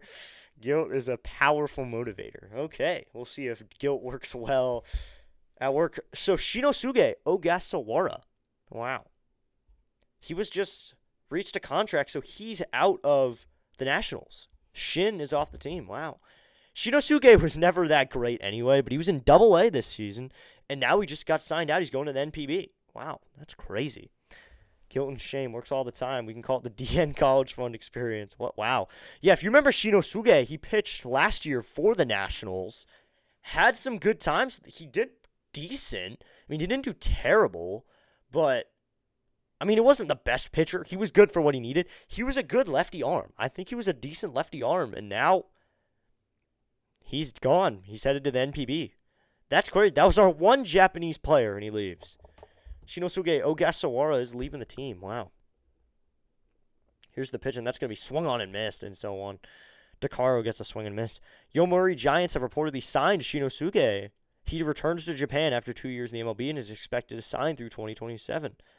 One Shinosuke out, another Shinosuke in. The pitch is swung on and fouled off. That's crazy that Shin's out, though. That confuses me, because he was always... I thought he would be in the big leagues again. I thought he would. I thought Shin would touch with the big leagues again.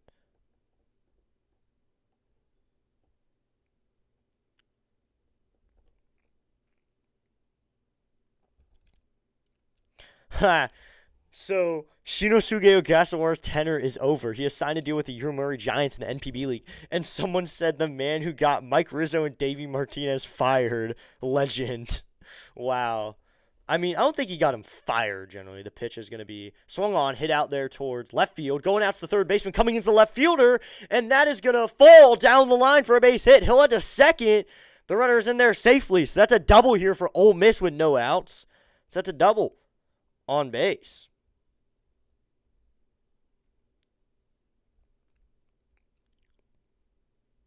So waiting on any update here. Nothing so far.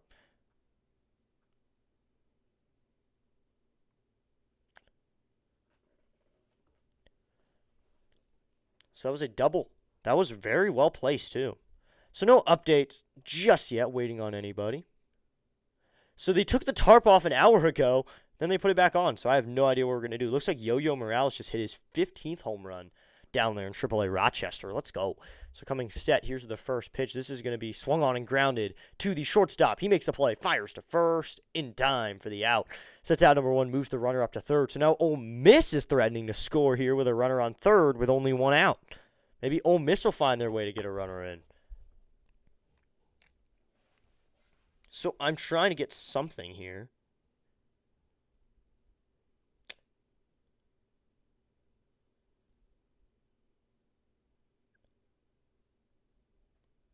Nothing here just yet. It's pouring. There's going to be no game. Oh, it's pouring now. Wow, I wonder if there's getting any updates here. So now coming set here, and here's the pitch. This is going to be a curveball in there called strike one.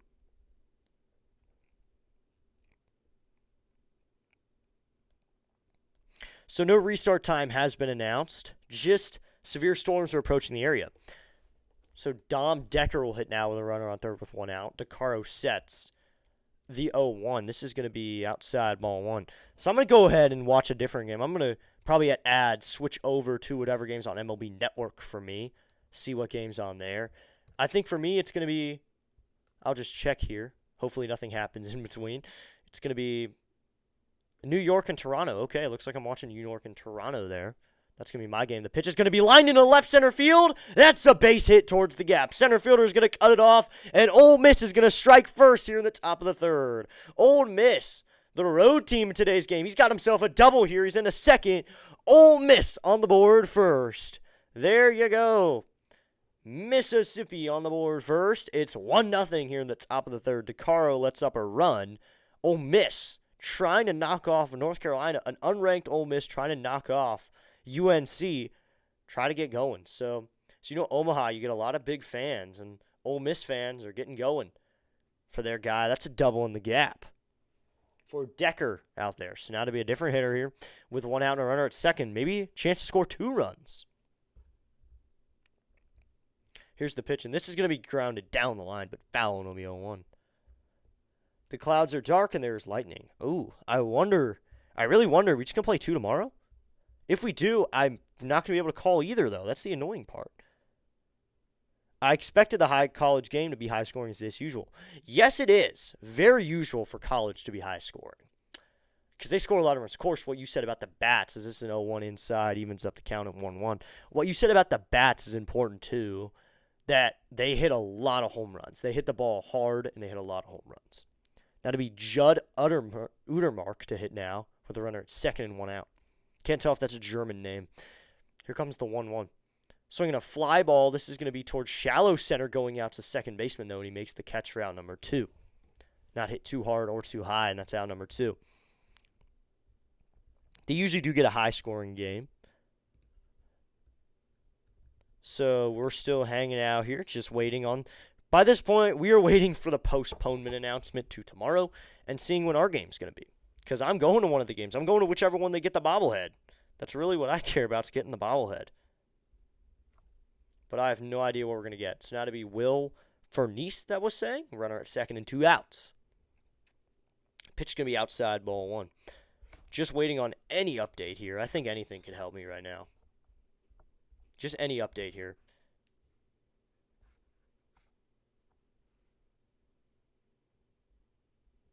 So to be 1-0 here with 2 outs. Coming sets to Caro. Here's the pitch. That's just outside, ball 2. Nothing just yet. No updates from anyone, really. I have no idea here when the Nats will get delayed or postponed. So we 2-0 here with 2 outs. The pitch. Swinging a ground ball down the third base line, but foul. It'll be 2-1. Well, if Beard here is right, I think that we might get postponed. I'd like a video for someone to post. That'd be helpful.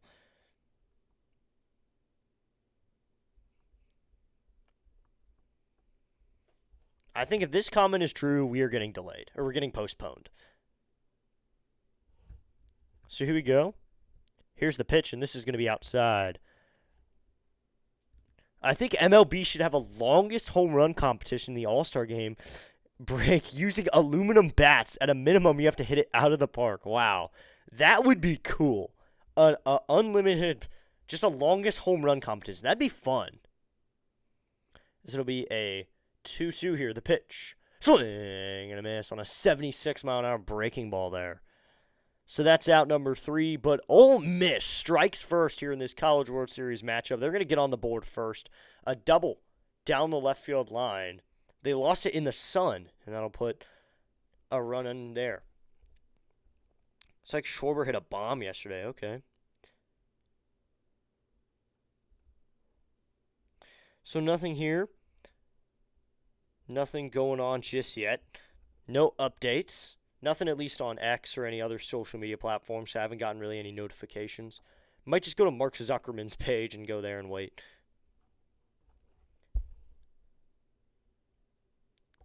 So he says that they could have started, but I don't know what his true opinion is because he's probably not going to share what he actually thinks. I'll go to WUSA 9 weather, see what we got. Over Washington. Oh, wow, a lot of lightning coming through. So a lot of lightning coming through. And it does not seem, it is coming up this way towards DC, and it's not really going to pass through either. There's a lot of it. So I wonder what we're going to get. I don't think we're going to have a game tonight. So we'll probably just watch some college baseball here, do some MLB round the house, talk some other games. I might turn on MLB Strike Zone and just talk about different games. Just throw in a bunch of games at the same time. Bring a lot of baseball. That's always fun, just calling a bunch of games at the same time. So we're in ads here, so I might as well head over to something here. Might as well head over to the Yankees game. As looks like Kazuma Akamoto just went yard, so the Blue Jays find their way onto the board. There you go, Akamoto going yard. So I have that on the background here if anyone wants updates over there. That ending just ended, so we can head back to the College World Series for the bottom of the third. I would really like us to play a game, though. Even if it's later, it'd be nice to play a Nats game. So we go, bottom of the third we go. Now North Carolina will come up to hit. Here with no runners. In the bottom of the third, we'll get the inning started. First pitch is going to be outside, ball 1. Pitch 38 for Rabe. So the pitch counts you'll tend to see are a little bit higher in college baseball. They use them well, though. They kind of use them like Foster Griffin. They're willing to use their entire counts. Well, I'm totally not thinking selfish here, but will the rain pass all the way through to skip me tomorrow? And this one is going to be grounded foul. Hopefully there's no rain in DC tomorrow. Thunderstorm, and it's supposed to stop raining in 24 minutes and then kick up again at 8. So it's supposed to kick up later again. So we get it in 24 minutes. It's going to be pouring for a little while. Then it starts up again. The pitch is going to be outside. It'll be a 2-1 count. I think when it stops, they might start late, but I don't know how when it's going to stop and what it looks like. It's going to stop, and then it starts up again at 10. So I think they'll try to play 5, just get through 5 innings. I think that's what the Nationals are thinking to do. Here's the 2-1, and this is going to be hit foul, and we'll do 2-2. So I think after this, looks like they got an inch over the last 24 hours. It is a thunderstorm here. I think if they were to, it's going to stop in, how long did it say? 23 minutes. You can check me on this, Beard, but 23 minutes is the update I have. The 2-2, and this is going to be just low, ball 3, and that fills up the count. This would be 3-2 here with no outs. So I'm asking a friend who's at the game right now I'm asking him what it looks like. See if we play tonight. Here's the pitch, and that's going to be check swing. Did he go? Yes! And that's a strikeout for Taylor Rabe here in the bottom of the third. He's got to back up Ole Miss now. He's got to come to play. He's got a lead to work with now. Can he do it? Thanks to everyone who tuned in, waited out the rain delay here for the first little time that we had. We had plenty of people here before this game got underway.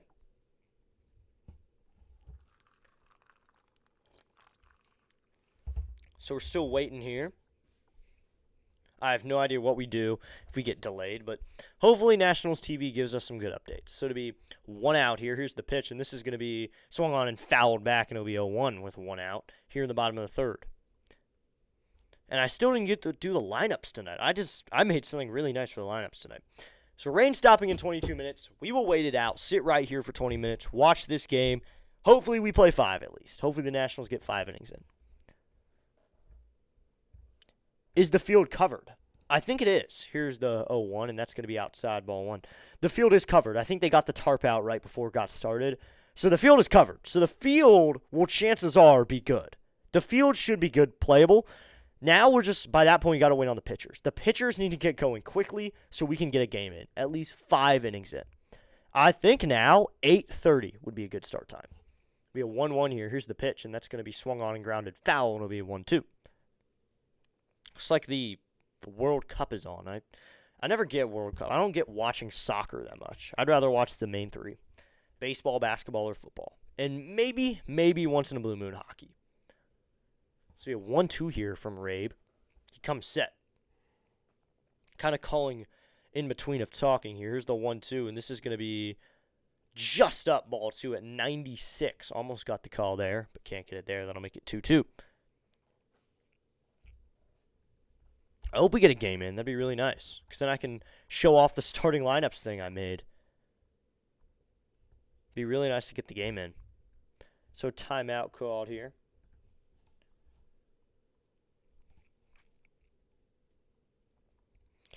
So the rain is suspected to stop in 21 minutes. But then it comes back on at 10. So the rain comes back at 10 p.m. Do they want to play a game? It's light rain. Light rain until midnight. Are the Nationals going to risk it and try to play through it? I wonder if they'll try. And the field is covered, so we'll get some updates here. So it's going to be a 2-2. Here's the pitch, and this is going to be swung on, grounded to the second baseman. Fields cleanly. Fires to first in time for out number 2.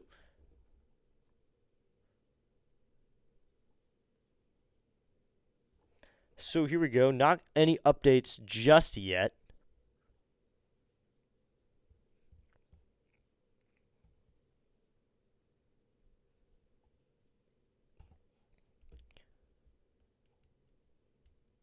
So it looks like the Braves are in delay too.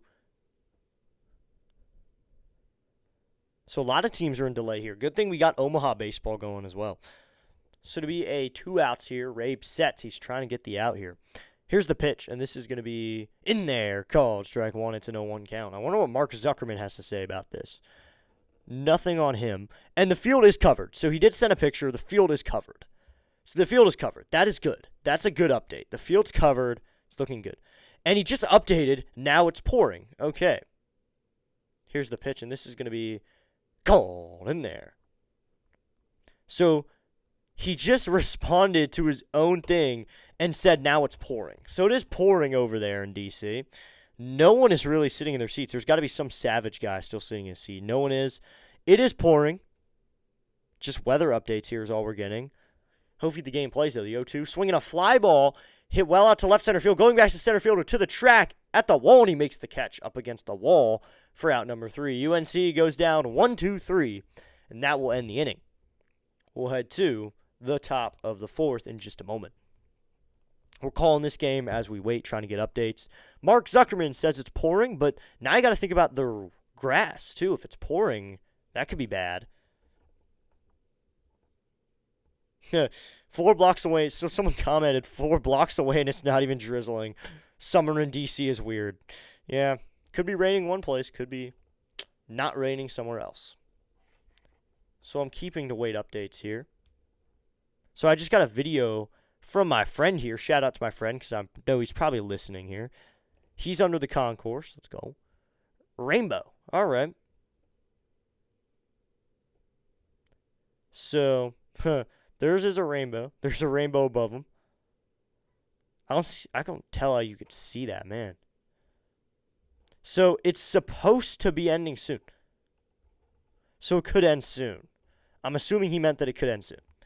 I think the rain could end soon. I think we could play baseball. Mr. C, I think we could play baseball tonight. Not college baseball. I think we could see some Nationals baseball. If the rainbow's coming out, then should be done soon.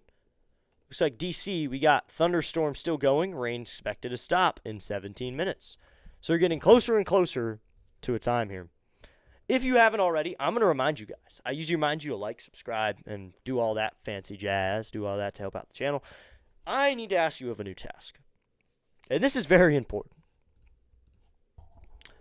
Be sure to go and vote Nationals for the All-Stars. Vote Wood, vote Abrams, vote Meade, vote them for All-Stars. Abrams and Wood need to start in the All-Star game. One second here, but they just need to. They are two of the best players in the league. They need to be in the All-Star game. I don't care what it takes. If we're voting thousands of times, all Nats fans reloading, doing their 5 times on as many counts as possible, I'm going to do that. Tomorrow, 5 times on all my All-Star counts. I'm making new MLB accounts to vote them. Here's the first pitch. That's going to be high name ball 1. At shortstop, you're competing with the entire Dominican community with Ellie De La Cruz. Nationals fans can keep up with them. It's like if Wood were a DH and he were competing with Shohei Ohtani. That's what we're dealing with here. This would be a 1-0 here, and that's going to be outside ball 2. I think Abrams and Wood deserve to be the starting All-Stars. They need to start at short and left field in this All-Star game. They've deserved it. They completely deserve it. Go vote them for All-Star. Here's the 2-0 to the Ole Miss hitter, and he's just going to foul this one off, and it'll be 2-1. So I think we might keep watching this for a little while, or we'll switch over to the Yankees game in a little while. I might switch over to that. That's what's on for me. Or we could go strike zone, talk about some other game. So my friend just said that chances are it could end soon. So the rainbow usually means it will end soon. Here's the pitch, and this is going to be fouled off and it'll be 2-2. Who do you think might make the All-Star game, and who really doesn't deserve it? Usually it's an older player with name recognition. That's a good thing. A lot of guys who have name recognition is going to be a part of it. You got to think about that. Like last year, I'm not saying he was a all-star because of the legacy thing, but Kershaw, but really legacy. Yamamoto is going to be an all-star. Shohei is going to be the all-star. And that 2-2's inside ball 3. I think the ballot you had to pick someone. I think popular guys are going to win. Judge, automatic all-star. Skeens, no matter how bad he does, automatic all-star. It's hard because these guys have to compete with them. Guys who want to win, like Wood, who deserves it, as the 3-2 was swung on and missed. Strikeout there for North Carolina pitcher Jason DeCaro. That's a strikeout there here in the top of the 4th. And then we go. Subscriber number 372. Let's go. Thank you so much, that new subscriber. Thanks for tuning in. So, they usually do have guys who have a lot of name recognition who get all-stars. My personal guys, I have my ballot here. I think that, at least on the NL side, I think I'm going to have to get the ballot up to do this, though, just to know who I'm looking at. I think the Nationals should have 2. Wood and Abrams. Starting at least should be Wood and Abrams. I think Lyle could make the team as a reserve, maybe, or a sub at one point. One of my teachers actually told me that. We were talking about it, and he said that maybe Lyle's a sub. So shout out to that teacher if he's listening. But, yeah, I think Lyle could be a sub. I think maybe Meade, because of how bad the third base pool was, he could be an all-star, because that's in there called strike 1 to the Ole Miss hitter. Ole Miss has a lead here in the top of the 4th at 1-0. But it is so unpredictable with all-stars because there are random guys who win. Then you have reserves and such. This is one year, I don't want Wood and Abrams to be a reserve because that's once one is outside. It'll be a 2-1. I want CJ Abrams starting at shortstop. I want him starting in that position. I want him there. I want him to play the first 3 innings. Same with Wood. I want them to say, batting 7th from the Washington Nationals, CJ Abrams. It's the 2-1. This is going to be grounded foul on me 2-2. And batting 5th from the Washington Nationals, left fielder, James Wood. We deserve that. Nationals fans deserve it. And James Wood, frankly, deserves it. These guys deserve it. These two guys have worked hard. They've had good seasons. Reward them.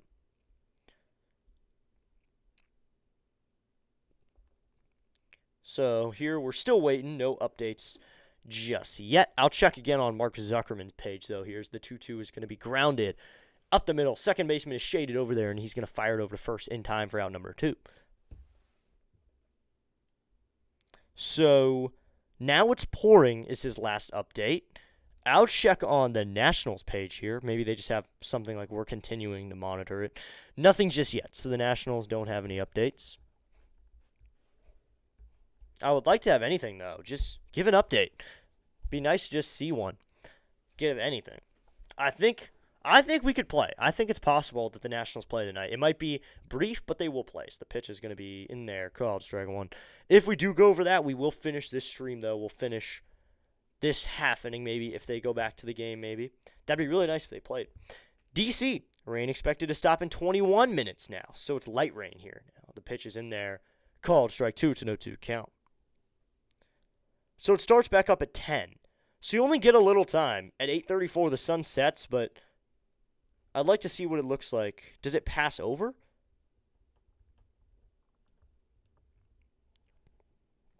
So it looks like around 8:30, it'll all be gone, is what one app says. That's what the weather app on iPhone says. It'll all be gone. So it'll be 1-2, 2 outs here. Weather app says it'll all be gone by 8:30. Here's the 1-2. And that's going to be lone out ball 2 to be 2-2 count.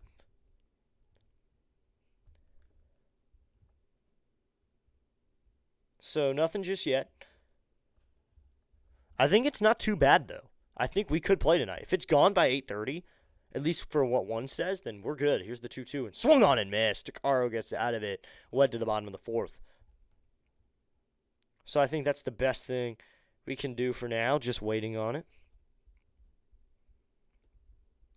We're just waiting, calling this game while we wait. Let's go. We hit 372. I think we can hit 380 tonight.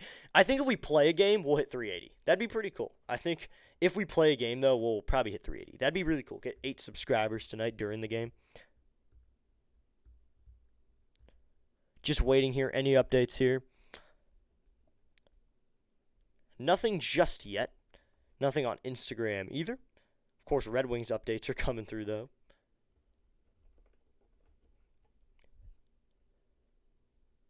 So waiting here, I'm texting my friend as well, trying to get updates here. Trying to get anything. I want to know if we're playing baseball. I think everyone knows how I feel tapping my foot waiting for this game to get started. So I'm going to check the other weather app again, see what they look like satellite-wise. Is it passing over DC? Looks like DC-wise, it is starting to clear up a little bit. It's still very green, so you still got rain coming through, but I think it's going to clear over. I think soon enough, it's going to be gone. It has ranged over from where I am to where it is now, so it's kind of pouring over really fast. It's moving over pretty quickly. I think it should be over DC in a little bit, maybe 15, 20 minutes. I think that's just a guess, though. Complete guess. I'm not even good at science, so I can't even make the best guess. But around 8:30, I'll bet it's gone. Maybe 8:20, maybe. That's a good guess as well. Passing over Navy Yard just about at 8:30. Yeah, the rain's gone around 8:30-ish. So maybe an 8:45 start. That'd be really late, but I don't know what the latest start for a Nationals game at home would be. Let's go. 373 on the sub count. Thank you so much to that new subscriber. Thanks for tuning in today, even though we are in delay and watching a college baseball game. So nothing just yet here. Looks like the Nationals are still winning in the poll. Or now the Mariners are winning. Okay. Well, I don't even know if we're going to get a game. Maybe that should be the poll. Are we going to play today? Here we go. We just got an update. 8:55 first pitch. Let's go. We just got our update. We got 8:55 with the first pitch. Mark Zuckerman updating us. 8:55 first pitch. I got to repost that. We got 8:55 for our first pitch there. Let's go. Thank you, Mr. Mark Zuckerman, for that update, as the pitch is going to be fouled off and it'll be 0-1. So, everybody, 8:55 is our new first pitch. We're going to start at 8:55, try to get as much baseball in as we can. So, we got about 40 minutes until then. So, I'm probably going to hop off for a little while, maybe like 10, 15 minutes, just relax. Maybe like 5 minutes. I'm going to grab like a bag of chips or something and just muscle that down while I wait for the game to get started. Thanks for subscribing over the road with Joe. Let's go. Thanks for subscribing, man. Thanks for tuning in. This is District Nation. We do live play-by-play here. So this is college baseball. I'm probably going to head over and cover an MLB game, but we'll keep this on for now. I'll leave this screen up as well for anybody. So our new first pitch seems to be 8:55. That's what Mark Zuckerman at least is updating us on. Mark Zuckerman on X has said that we're starting at 8:55. Yep, Nationals starting at 8:55. All right, I'm going to put that in the chat for everybody.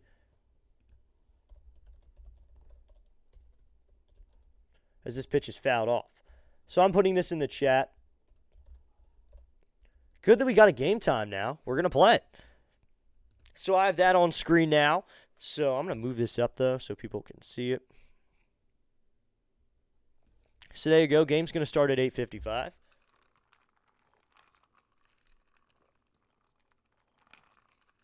The 1-2. Swinging a foul down the line. Should be 1-2 again. We're going to take a break at some point. We'll be back in a little bit, but I just want to take a break here. We've been talking here. Yes, sir, you're welcome. But sorry, I'm a Mariners fan. That is completely fine, my man. Even if you're a Mariners fan, that's completely fine. You can hang out with me. I don't care. I'm not biased. I'm not going to be biased towards you. I'll probably call the game with a little more excitement. The 1-2's in the dirt ball, too. We're covering college baseball right now as we wait, but probably going to head over to an MLB game as I wait, but we're going to be back at 8:55 with the Nationals, which is going to be pretty nice. But thanks for tuning in. If you're a Mariners fan, debate me. Ask questions. I can answer you. I can help you out. Talk some baseball with you. That's all I'm really here for. So we 2-2 here, 57 pitches for Rabe, the Ole Miss pitcher. He's working into his fourth inning now. No outs so far in the inning. The 2-2. Swing and a miss. So be 1 out here.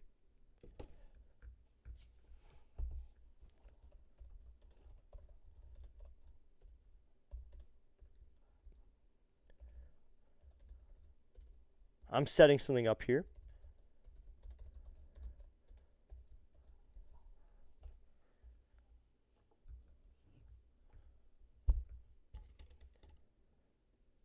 So here we go. Nice to have a time, though, for the game. That's going to be helpful.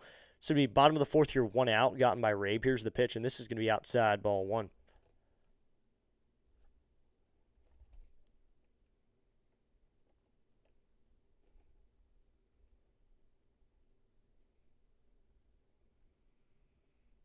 So getting a lot of updates on home runs, though, as here's the 1-0, and that's going to be swung on and miss, and it's 1-1.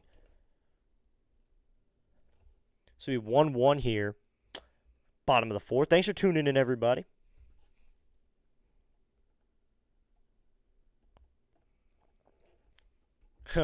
Texting some people here, getting some updates on the game. Thanks to everyone who's hanging out, though, through this as the 1-1. That's going to be outside, ball 2. It's a 2-1 count. So I had this update here right above me, just helping you look. With that being said, I looked up James and Jay stats, and they're doing well this year. Yep, CJ and James Wood are doing very well this year. So we got delay here, but we got a game time. The pitch is going to be in there. Called strike 2. It's a 2-2 count.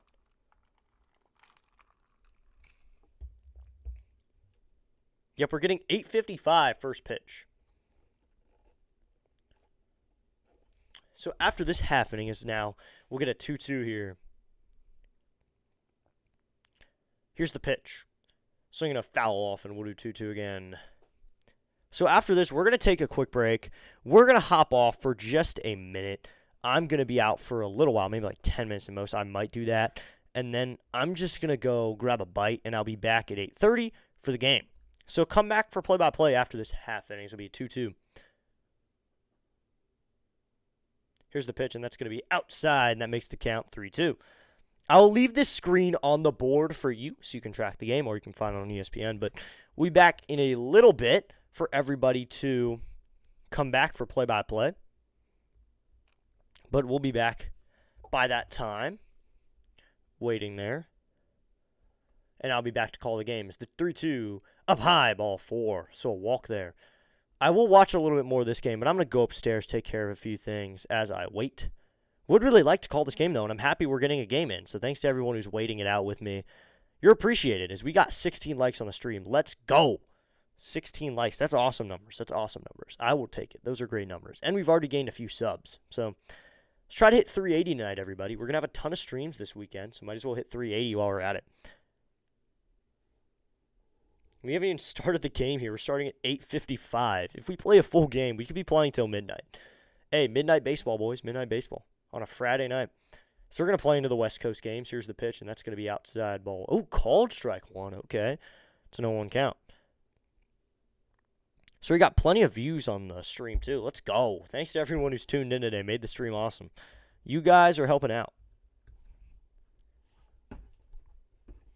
Here comes the 0-1. Here's the pitch, and that's going to be swung on and missed, and it's 0-2. Or he fouled that off.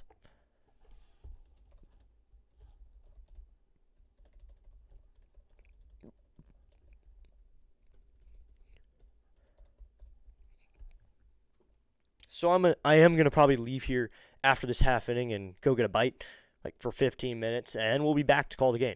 As we know, 0-2. Here's the pitch. Down low ball one. It's a 1-2 count. But good thing we're getting a game in. So hopefully I'll enjoy the game on Saturday then. We won't have to be delayed or anything on Saturday. But thanks to everyone who has tuned in already. Looks like a lot of people are live. Let's go. But we are live here. Here's the 1-2, and he's going to pick over to first, back in safely. Maybe North Carolina gets some runs on the board here.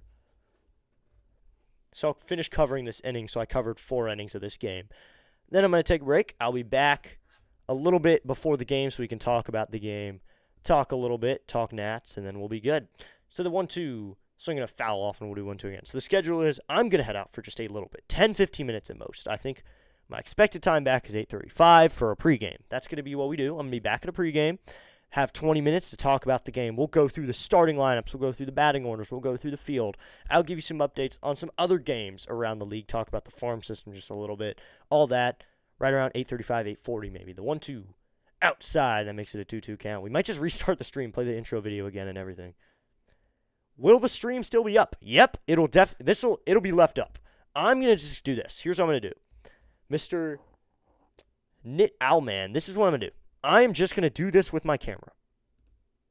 That is all I'm going to do. It is going to disappear. The 2-2. Slinging a fly ball, looping in a left, caught by the third baseman a little few steps into the outfield, and that's out number 2. Stay right here. I'm going to be back at 8:35 with pregame. Maybe a little bit earlier, maybe 8:30-ish. That'll be when I'm back to talk more baseball. Just about 10 minutes. Be back right then. You stay right here. We'll be back in about 10 minutes. So you can stay right here. I'm going to have a message up on the board kind of like this. Just leave it on the board. You can still see the ESPN screen. You can see the sub count. You can see the scores next to me.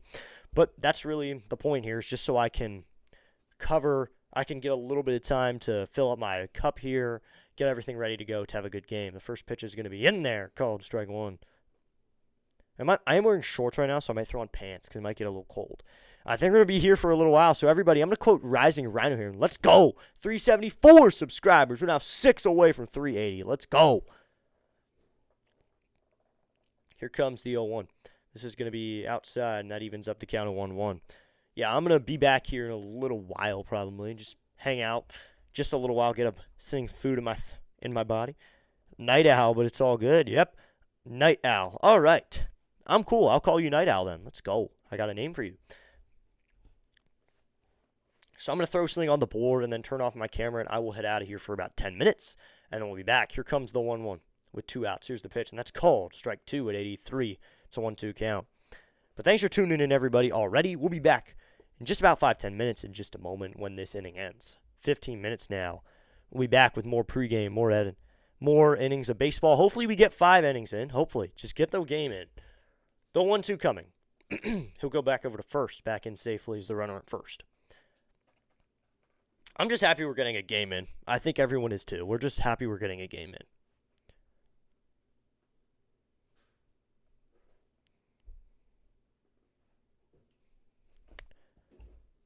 Here's the pitch, and we'll go back safely. Let's go. Nancy Pittman just subscribed. Let's go. Thank you so much for hitting that subscribe button. So we 1-2 with 2 outs. I don't even think it's too dark yet. Because it is now we're in the summer, so it's not going to be dark at 8:20. It's going to be dark at 9. But still, we're probably going to be up late, so settle in, everybody. Get comfy over the next 15 minutes. Get prepped to go. The 1-2, low ball 2. It's a 2-2 count. So go ready.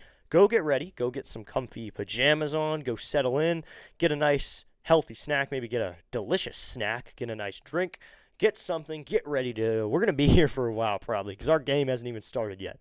The 2-2. Just outside ball 3, and that makes it a 3-2 count. A lot of games are just getting underway. They're on the West Coast. Yeah, we're an East Coast game. We're getting started at 9 p.m. Let's go. 9 p.m. game on the West Coast. On the West Coast. Nope. We're on the East Coast. 3-2. Did he go? Did he go? No, says first base umpire. So that's a walk there on a 95-mile-an-hour fastball in. So that's a walk. So those runners at first and second with 2 outs. So with that said, we're going to go ahead and take off here. Thank you so much to everyone who's hanging out here. I'll be back in 15 minutes. We'll be back in just a moment. So there you go. There's the message here. We'll be back in just a moment here. As you can keep the ESPN screen on, we'll be back in 15 minutes for the start of this game at 8:55. First pitch. We'll be back in just a moment.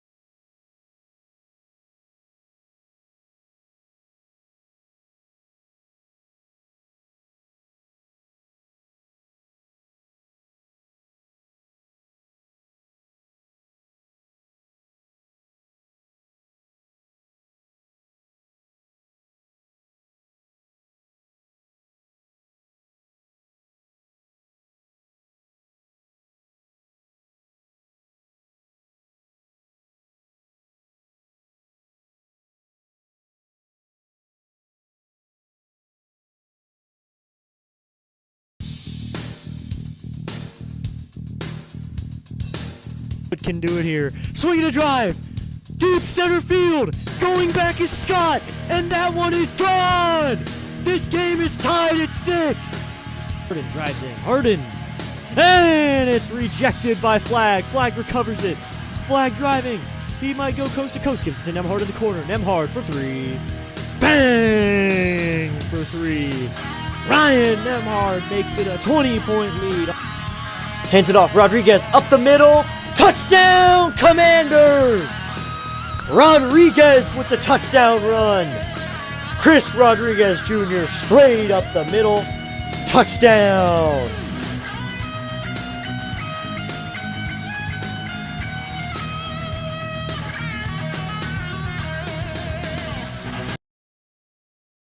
And welcome back in, everybody. Welcome into District Nation. As promised, it is 8:35, 8:36-ish, and I'm back. So just got a little food, talked to my brother, talked about his day, hung out with him for a little while. So here we are. We're back, everybody. Thanks for tuning in. If you're back here after that little break, we had about 10, 15 minutes of a break. I threw on some pants. I got a sweatshirt that's near me because this one might last a little long. I'm ready to go. We started at 8:55, but let's go. So we're getting started at 8:55 with this game. So I thought, why don't we just redo the pregame, get going? We got like 20 minutes to go. So we're going to talk about some other games, really kind of just call other games, look around. Excuse me. Kind of still feeling the gas in me. Had some food just now, kind of muscled down food as quickly as I could, just try to get something down. So it looks like Nationals baseball, they're going to stretch way beyond their scheduled time. As it looks like the Rochester Red Wings are winning 4-3 over Worcester.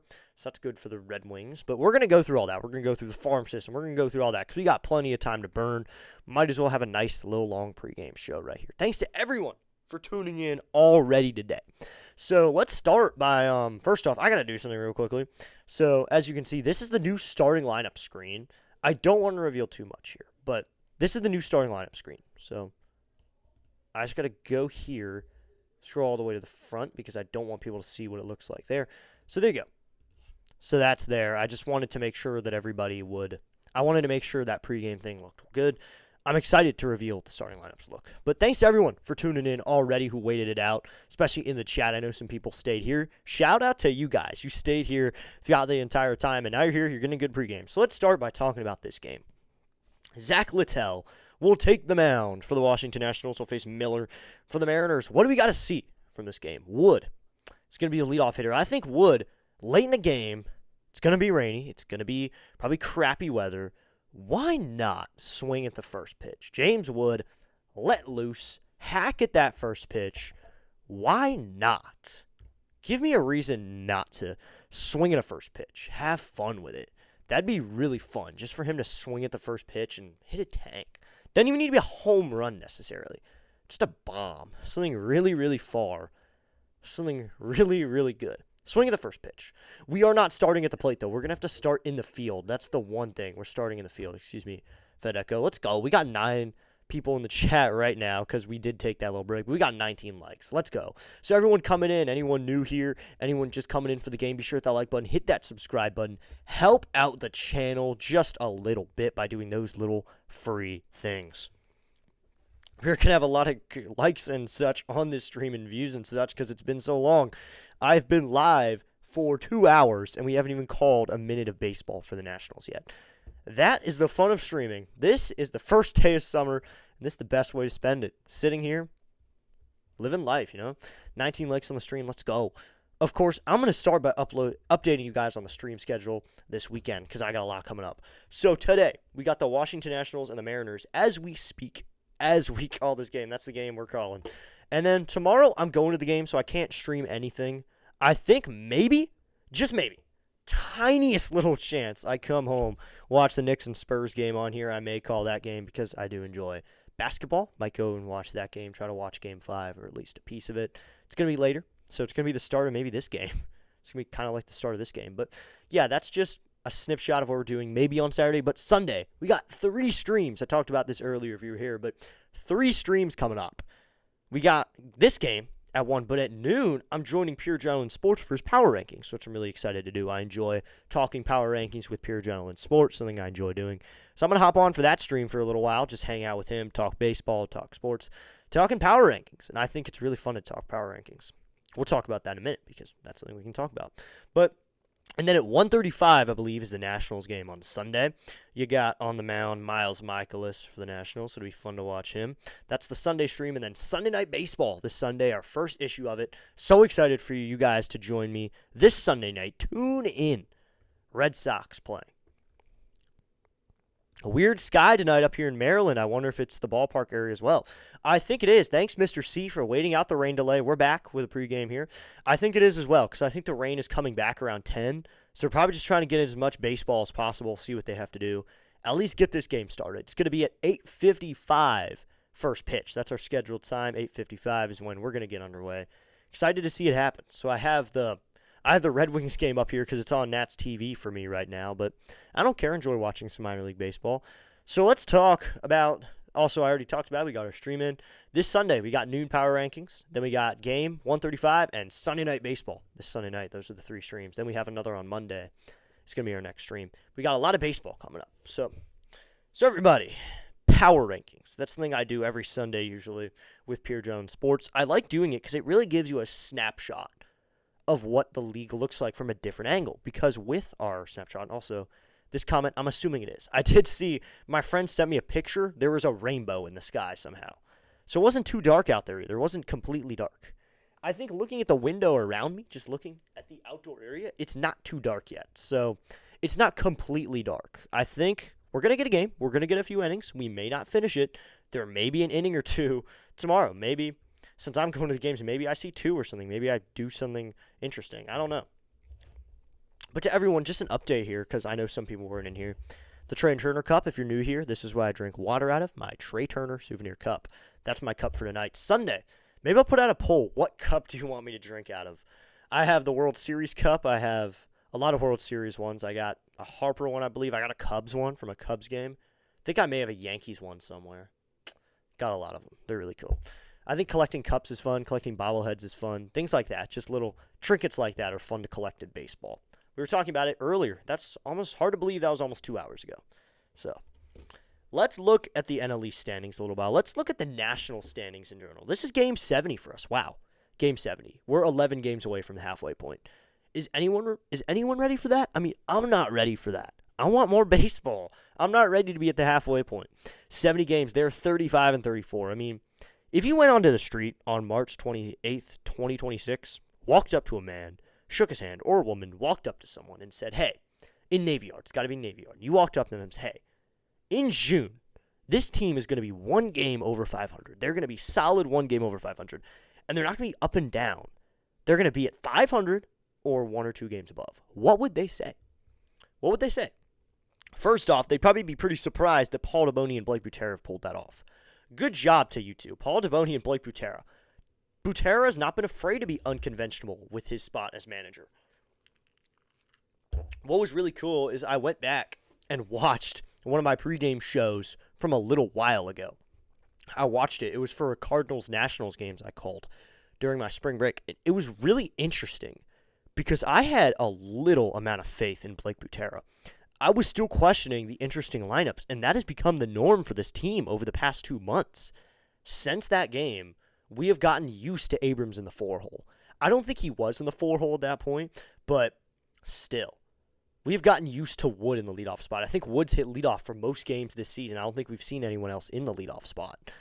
I like that. We got a power hitter in the leadoff spot. It reminds me of when Bryce Harper for a little while hit in the leadoff spot. Why not is my question. If it works, it works. And that was my question in April was why not? It worked in April. It works now. We're a game over 5. And at that point, we were 3-6 or something like that. We were dead last in the NL East when I was saying all that. And now we're in 3rd, holding the spot in 3rd, and we're a game out of the wild card. We have never, in June, been a game out of the wild card or something around that since 2019. Maybe 2021, because the beginning of 2021, it did not look terrible. We did not look broken down at the beginning of 2021 like we did the next few seasons. We did not look as broken down. We had a little hope. But it was run by vets in 2021. It was guys on their last legs. Guys like Josh Harrison were running the show. Jan Gomes. These guys only got a couple more years. They didn't play much longer. It's not like they had 10 more years in them or 5 years. They was not built for a playoff team. And that's why this rebuild is working, because now we have built a young core that I think is going to make some noise over the next few years, that this team can make some serious noise over the next few years with what they do. So now we're about 10 minutes away from first pitch. As you know, I'm going to do starting lineups in batting order. Here we go. Mrs. C here. The latest start ever for a Washington Nationals home game is today. Let's go. We're here for history, ladies and gentlemen. Thank you, Mrs. C, for that little nugget. That's a really helpful fact. I'll use that out throughout the broadcast. Thank you, Mrs. C, for that little number. That's very helpful. That this is the latest Nationals home game ever started. Yeah, I think this probably competes with some of the road games we've been in. 8:55. Technically, they're going to be playing at 9. So usually when we're ending games is when we're getting started tonight. It's kind of crazy. Or how about this in June? Most teams being right around 500 or below. Yeah, I mean, it's been competitive so far. There still are some outliers. Night Owl. There are some outliers. I think we can say that. Teams like the Angels, the Rockies. No duh, they're not going to be over 500. But yeah, teams are competitive this year. But the thing is, with them being around that number, there's not too many teams tremendously above. I think the Braves, the Rays, the Dodgers, yeah, they're tremendously above. But other teams that we expected to be pretty good are doing better. They're doing better or worse. And it all kind of mixes up back to the 500 mark. I like that you said that, but yeah, and the Nationals are one of them. I thought the Nationals would be one of the outliers with the Rockies, and I thought the White Sox would be one of them. I didn't think Murakami would do that, and it wasn't just Murakami. It was the entire team coming together and getting much, much better. Thank you, Night Owl, for being here, by the way, even though you're a Mariners fan. You can help us out. Night Owl. So over here in District Nation, we like making nicknames for players, so drop your nicknames in the chat. Me and Mr. and Mrs. C, we make nicknames. We have fun. A lot of people come in and give recommendations. Put your Mariners nicknames in there. I'll use them on Sunday, and I'll use them today. So put those in the chat. It's about 8 minutes away from first pitch here. It's really exciting that we're saying that. We're no longer in delay. We're going to play a baseball game. So that's going to be awesome. We're actually going to play baseball today. I know it's kind of annoying when you get all this waiting and we were going to get a rain delay or we were going to get postponed. I'm really excited that we're playing because I didn't even think we were going to play. So I'm happy that we're getting in a game. And I think maybe the rain will hold off for just enough time. Maybe just give us a little bit of time. It's raining right now, but looks like we're playing. So no more delays. They want to play baseball. They want to play baseball in D.C. So we'll get started with the starting lines and batting order just a little bit. We'll check up on some other scores around the league. Looks like Zach Littell is getting ready to go. Status change, delayed start, still going, but looks like we're going to get a first pitch of 8:55, the latest in Nationals history. Thank you, Mrs. C, for that fact. Looks like the Mariners are winning the poll now. Come on, guys. Come on, Nats fans. Get in there. Put Nats in the poll. Or you put who you're rooting for or who you think's going to win, whichever one. So here we go. Just looking a little bit. 8:55. Oh, that's a really late start. This offense for the Mariners is a good offense. We're going to have to try to compete with them. It's going to be tough. But here we go. Let's check on some other scores around the league. Marlins and Pirates. Marlins have a 6-2 lead after 7 innings. Looks like in the middle of the fifth, the Orioles are beating the Padres 7-3. The Tigers are losing to the Guardians. The Guardians have a 2-1 lead. The Red Sox are beating the Rangers 5-1. Wow. Then the Braves have a 2-0 lead on the Mets, or the Mets have a 2-0 lead on the Braves. Reds beating the D-backs 2-1. Blue Jays beating the Yankees 5-0. Let's go Blue Jays on that. Beating down on a good team. And then Brewers beating the Phillies 2-0. Dodgers beating the White Sox 2-1 as we head to the bottom of the fourth over there. Cardinals, Twins. Cardinals have a 3-1 lead. Royals beating the Astros. Or Astros are beating the Royals 9-2. I thought that said 0. In the bottom of the first. What? Were there 2 grand slams? Oh, Alvarez's second home run is the first grand slam. Wow. Is that 2 home runs on the day for Yordan Alvarez? Yordan has 2 home runs in the inning, and they were both in the first inning with a home run and a grand slam. Wow, go Yordan. So those are some scores around the league. At 9:38, the Rays and Angels are going to get underway. Rockies Athletics at 10:05, and at 10:15, Cubs Giants. So those are all the games around the league. So we're about 6 minutes away from first pitch now. J-Rod for Julio and the big groomer for Josh Naylor. Oh, that's good. The big groomer for Josh Naylor. Those are some good ones. I know those. We have some interesting ones, like Riley Cornelio, can of Cornelio. Oh, yeah, Mr. C and Mrs. C. Riley Cornelio did not do terrible in his outing. So that's one problem. He might pitch tonight. I know that he did well and all. Good for him. I do not want him to pitch tomorrow because then I have to watch Riley Cornelio in person.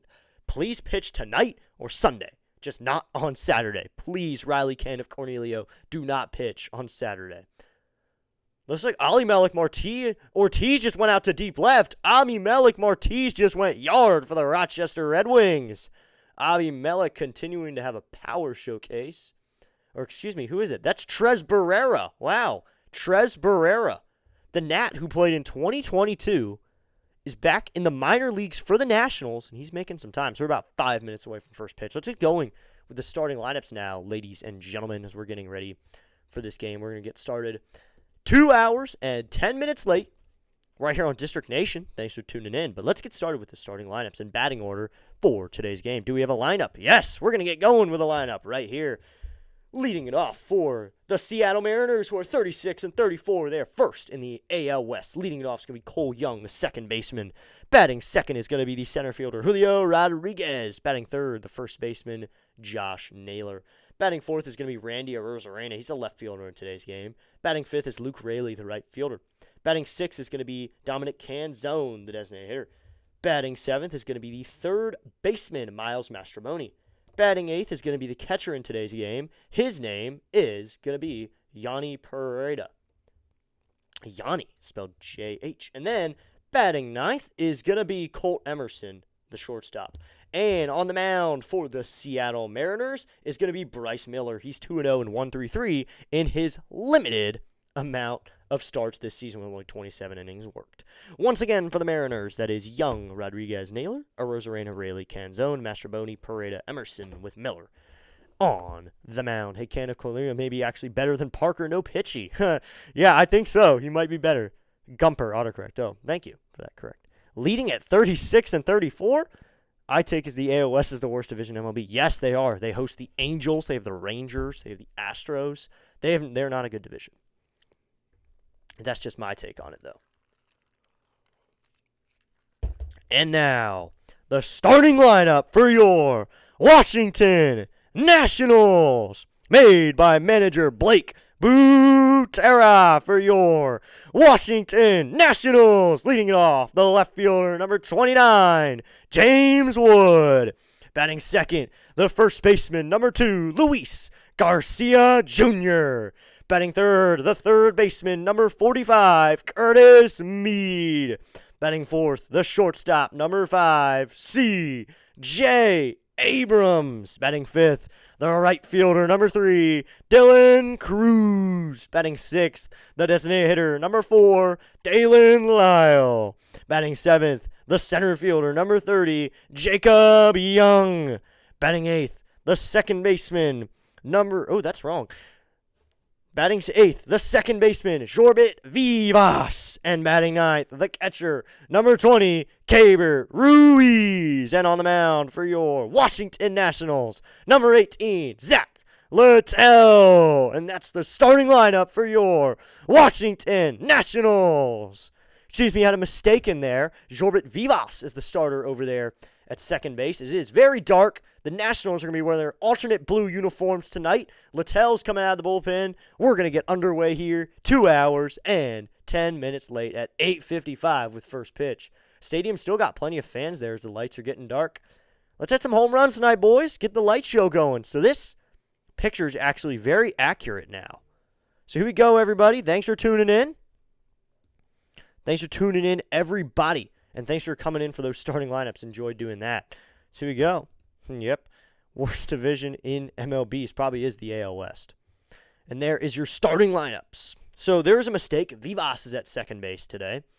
And it looks like they're showing off the Dalen Lyle bobblehead, though, that you can get tomorrow. So I got to replace ESPN here. Have the wrong screen up there. Got to replace that. Excited to get the Lyle bobblehead tomorrow. It's going to be really cool. The Dalen Lyle bobblehead. So I'm replacing the ESPN screen here, making sure it's the right one now. We are no longer watching college baseball. We're watching professional baseball here. The Nationals about to get on the field. What should Littell's nickname be? We thought of Mattel at one point. On the other hand, his red hair should be something to work into a nice nickname. Yeah, that's actually something we should work in, the red hair. He's a redhead. That'd be something we should work into it. As we're about to get underway, ladies and gentlemen. So they said 8:55, but it's 8:55, and they're on field. Well, they're warming up here. Louisville native, Lyle. Let's go. Yep, the Louisville native. Saw him in Cincinnati. He had a great series over there. As the light show is going, Nationals fans are going down. Might want to turn the mic down just a hair. That was just me getting excited. And I happen to get close to the mic when I get excited. So it will be Young to lead off the Mariners. Mariners wearing their alternate, let's call that, I don't know what that is. Let's call that ocean blue. That's neon, that's borderline blue-green, I'd say. So here we go, getting underway right here, 2 hours and 10 minutes late. Young's going to lead it off at second base, but that is a different Young. That's Cole Young, not Jacob Young for the Mariners. So they got their blue uniforms, alternate kind of neon blue uniforms with blue and white trim. Nationals wearing their alternate blue uniforms with red and white trim. But I will turn the mic down probably if it gets too loud at some point. Usually it doesn't. Usually it stays at a good sound bar. So Littell is going to work on the mound. This is going to be his 14th game and his 10th start of the season. His record is 6-4, a 4.76. The thing is, that does not tell the story because we all know, especially the Nats fans in here, how much better he's been of late. His record over his last 7, 5-0. So he lost early on and he's become a winner over the last few. So he's going to go to the pitch com for the first pitch. He has a pitch count on his belt here so we can call his pitches. That's Teal. Thank you, Night Owl. That's very helpful of you. So now, Littell will come set. We're getting started 2 hours and 10 minutes late. Here's the first pitch, and this is going to be swung on and fouled back, and it'll be 0-1. And we are underway right here at D.C., about 2 hours and 10 minutes late. Let's go, everybody, because we're back. Oh, Young hitting 255, 5 bombs with 32 ribbies. It'll be an 0-1 here. Now, this is when Nationals Park looks like an extra innings, never the top of the first, the 0-1. Swing and a foul off, and it'll be 0-2 on that 88-mile-an-hour slider, and it'll be 0-2. 0-2 here in the top of the first. Looks like we're getting started with all the other matchups in the West Coast. Remember, no spoilers in the chat. That's really the only rule over here. And just don't say anything interesting in the chat. Just have fun in the chat. So it'll be 0-2. Here's the 0-2 from Littell. Swing and a foul off. Thought he swung and missed at that, but he fouled it off. Just got a piece of that fastball. Looks like Littell's ready to go. He wants to get rolling. Ruiz will throw that ball away, get a new one. Probably going to run through a lot of balls today, as it is wet. I think there's a little drizzle coming down too, maybe. So 0-2. Here's the pitch. Swinging a foul off, and we'll do 0-2 again. Good luck and may the best team win. Yes. Thank you, Night Owl, for saying that. Night Owl, that's very respectful of you, and that is the perfect thing to say. Thank you. And may the best team actually win. And I can't say, oh, they will, because this is a very even matchup. Two teams that are around the same record-wise. I think the Mariners have one more win, but we have the same amount of losses at 34. The 0-2. Swinging a foul off, and we'll do 0-2 again on that 85-mile-an-hour splitter. Littell's been going to the splitter more lately, and I like that. It's a good splitter. He wasn't using it early on much. Maybe that was the big deciding factor of his. So we'll do 0-2 again here. Littell. I think he went to the pitch com again there, so he's going to call a pitcher. Ruiz throwing some dirt away here as Littell sets. The 0-2. Swinging a fly ball, hit to center. Young, the center fielder, ranging over. He's under it, and he makes the catch for out number 1. And that's how we're getting started here. 2 hours late, the Nationals get out number 1 finally. Littell, he's going to bring you a slider, a fastball, a splitter, and a sinker. He uses slider and the fastball the most. He uses the splitter a little bit less, and then uses his sinker as his 4th pitch. Okay, so if one were to use the nickname Megan Mattel for Littell, bring the red-haired Bratz character. First pitch to Julio is going to be swung on, hit well into center, but Jacob Young's under it coming in now, and he makes the catch for out number 2. So 2 quick outs on fly balls to center field. Megan Mattel for Littell, bring in the red-haired Bratz character whose nickname is Funky Fashion Monkey. Here, it's a try. That's interesting. Maybe we'll have to run with that. Maybe we'll have to do that for Littell. So Littell gets 2 quick outs here, and that'll bring up Josh Naylor, the big first baseman. So Littell retires Rodriguez on 1 pitch. So now it'll be Josh Naylor from the left side. First pitch is going to be in there, called strike 1 with an 89-mile-an-hour slider, and that'll make it an 0-1 count. 0-1 here with 2 outs. On deck is Reyna, the left fielder. Naylor hitting .257, 7 home runs, 31 ribbies, so he's driving in runs. The 0-1. Naylor takes a fastball low, and that evens up the count.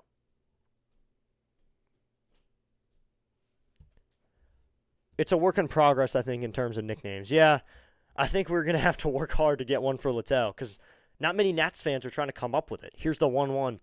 Naylor's going to take a splitter that touches the top part of the zone, and it's a 1-2 count. So he just clips it that time. So 10 pitches for him. Corey Blazer is our man behind the plate tonight. Jensen Visconti at first. Alex Tosi at second. Willie Traynor at third. Blazer, the crew chiefs behind home plate for the first game tonight. The 1-2. So I'm going to foul off and we'll do 1-2 again. Hey, it's Enrico Palazzo! Yeah. Got to throw that sound effect on whenever I talk about the umpires. So we'll be 1-2 again here. 1-2, 2 outs.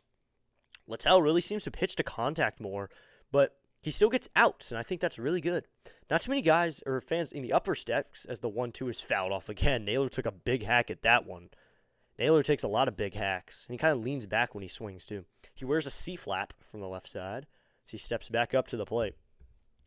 Yep, if you watch Naked Gun, you got to remember that it's Enrico Palazzo. So we 1-2 here with 2 outs. Littell, who works exclusively out of the set, delivers. Swinging a liner in a center field. Young coming on. Young will make the catch for out number 3. Josh Naylor lines out on that hit to center. So Jacob Young gets all 3 balls there in the first, and that will end the top of the first. What to the bottom of the first? 1-2-3 there in the top of the first. No runs, no hits, no runners left on base. What to the bottom of the first? It's Seattle 0, Washington coming up right here on District Nation. We also called Naylor Nayless as well. All right. We have many different random Nationals nicknames and players that we have nicknames for. Of course, we got Can of Cornelio for Riley Cornelio because he's a can of corn. To get a hit off of Riley Cornelio is a can of corn. So it's going to be Wood to lead it off for the Nationals. Can the offense for the Nationals get started a little bit better than the offense for the Mariners did? I'm wondering, does offense really explode if you're on the East Coast and you started at 9 p.m.?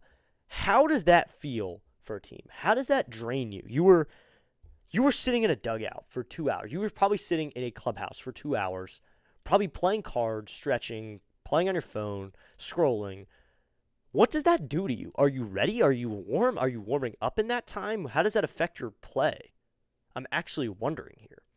As it'll be Wood, Garcia Jr., and Meade. Once again, this is a rare start for Curtis Meade against a righty. He's going to start and hit third. I think they like Meade a little bit more than he usually does. That's good. Especially for him to face righties more. Get that chance to maybe even get the all-star role. It'd be really nice if he could be an all-star. Curtis Meade gets in as a reserve because there's just been some really bad third basemen. So Wood, once again, Nats wearing their alternate dark blue uniforms. Looks like the fans did fill up the stadium a little bit. Still got a good amount of fans there. So you got 3 righties in the order tonight. So it looks like the lineup changed. Wait, am I right here? I am right. So we got Cruz, Meade, and Young as the only 3 righties in the order tonight. The rest are lefty or switch hitters. Good to do against a righty pitcher. I like when they do strategy like that. Nails. Dang, autocorrect. Oh, Nails. That's cool. Nails. That's a good nickname. So 5 games for Miller, 4 of them being starts. So this is 6 game. First pitch to Wood. Wood takes a fastball outside, ball 1. 97 miles an hour on that fastball, and it's a 1-0 count. Wood is the left fielder in today's game. He hits in the leadoff spot. So I'm wondering, will this turn into a bullpen game for these teams? Are these pitchers really warm? So looks like the Mariners wear a Nintendo stitch on their uniforms. Let's go. Sponsored by Nintendo. Miller waits now. Here's the 1-0 to Wood. Wood takes a fastball in there, called strike 1. That's on the low and in corner, but he gets the call there, and that evens up the count at 1-1. So Wood's hitting .271 on the season, one of the league leaders in home runs at 18. I think he's third in the league with 43 ribbies, a 9.41 OPS. He's drawing walks, too. That's why the OPS is high as well. that on-base percentage. The 1-1 to Wood. Wood's going to take a fastball that just barely is low, and it's a 2-1 count. Catcher Pareda didn't really like the call, and it looks like looking back on the replay, it was touching the zone. So if he had ABS'd it, he probably would have been right. So it'd be 2-1 here. Miller. We'll go back into his wind here. He goes step back windup. Here's the 2-1 to Wood. Wood takes a fastball way inside and low ball 3, and it's a 3-1 count. Nails, good one. Yep. Nails a real good nickname. So it'd be a 3-1 count here to Wood. So now I got to come to James Wood, who's a really good hitter in a 3-1 count. Miller checks on his signs. Into the wind. 3-1 to Wood. Wood swings and grounds this one through the hole in right field. That's a base hit past the second baseman. That is Young over there at second, and James Wood has himself a knock here in the bottom of the first inning. James Wood delivers with a base hit. Like I said, swing early. James Wood getting himself a single to lead off this game. He's a good hitter, even if that means hitting a home run to lead off a game or having a base hit to lead off a game. The Nationals have an early base runner here in the bottom of the first in the name of James Wood. So now that'll bring up Louie, who's been doing well in the 2-hole, been hitting a lot of bombs in the 2-hole. First pitch to Louie. And Louie is going to hit it out to right center, but the right fielder's going back. He is going to get this one. Right fielder Rayleigh will make the catch for out number 1. Louie just got a little too little of that one. That's out number 1. Louie just didn't get all of it. Went off a bad part of his bat. He didn't get all of it. Didn't get it out of here. 4-seamer, a splitter, and a slider is all you're going to see from Brandon Miller, Bryce Miller. So now to be Curtis Mead. Coming set as Miller. He sets. Here's the first pitch to the righty Mead in a righty-righty matchup. He waits, letting the clock wind down. Here's the first pitch to Mead. That's in there, called strike 1. So I'm wondering how this, or at least how Mariners feels anyway. Maybe Night Owl can help us on this or tell us about it. But how do Mariners fans feel about the absence of Cal Raleigh from their order? As it'll be an 0-1 here as Miller sets. You got Pareda behind the plate, though. The pitch to Mead, and Mead fouls this one back, and it'll be 0-2. So it looks like there's a hole in net. Wow. There's a little gap in the net. The smallest little gap. Looks like one of the Itkin brothers is going to go fidget with it. A fan flinched and almost got out of the way. He thought the ball was going to fit through. But anyway, it's 0-2 here. Miller checks on his sign. He comes set. He waits. Now the 0-2 to Mead. Mead's going to take a knuckle curve low and out, and that makes it a 1-2 count. So that knuckle curve's in the arsenal as well. You could see that working well. So that'll make it a 1-2.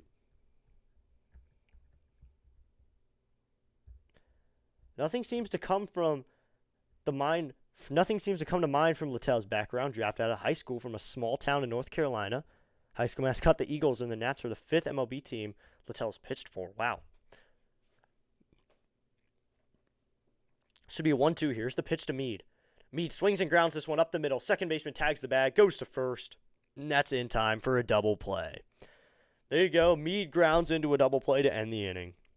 So second baseman Young was able to range over there and just tag the bag and then fire it to first. So that is out number 3, inning over. The Nationals do get a hit, but they can't do anything with it. No runs, 1 hit, no runners left on base. We're done with 1 inning fully here in D.C. It is the Mariners 0, the Nationals 0 as we head to the second inning. Yeah, maybe we could make something about Littell being a journeyman. Something about that with his name, him being a journeyman. It hurts, not to have Cal Raleigh, one of your best players, and obviously led you to a playoff berth last year. How does that really feel? So 60 may be the new 40, but if so, 9 is the new midnight. We're signing off soon. Let's go Nats. All right. So if you guys leave soon, thanks for tuning in already. Thanks for hanging out with me. And thanks for tuning in, waiting out the delay as I had a little time where I had to go get some food into my belly for this long break. But we'll be able to talk some more baseball soon. We'll be back Sunday, Mr. Connors, or Mr. C and Mrs. C will be covering noon with the power rankings, then 1:35 for the game, and then Sunday Night Baseball. So we got a lot coming up. You can tune in for a lot. So we'll head to the second.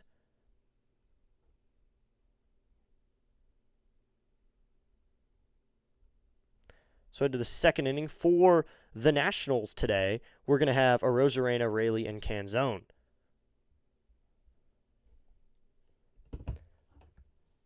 But it shows us that Mitch should be DFA'd. Yep, Good points. Good points. Yep. Thanks to everyone who's tuning in here. Oh, we'll be there. Let's go. Thank you, Mr. and Mrs. C, for tuning in, listening. I mean, thank you so much, Mr. and Mrs. C. We will be back Sunday. So we head to the second. Randy Arozarena will lead it off for the Nationals. Looks like the one thing that Littell has done in his last 7 games, different from his first 6, is he's throwing the fastball more and the sinker less. Well, he's really using the fastball more than the slider, and he was in his first 6. So Arozarena, swing and a miss there at an 88-mile-an-hour slider in its 0-1 as Littell goes to the pitch tom to call his own pitch. Thank you, Mr. and Mrs. C, for even tuning in tonight. Hope to see you soon. And thanks for tuning in always. The 0-1.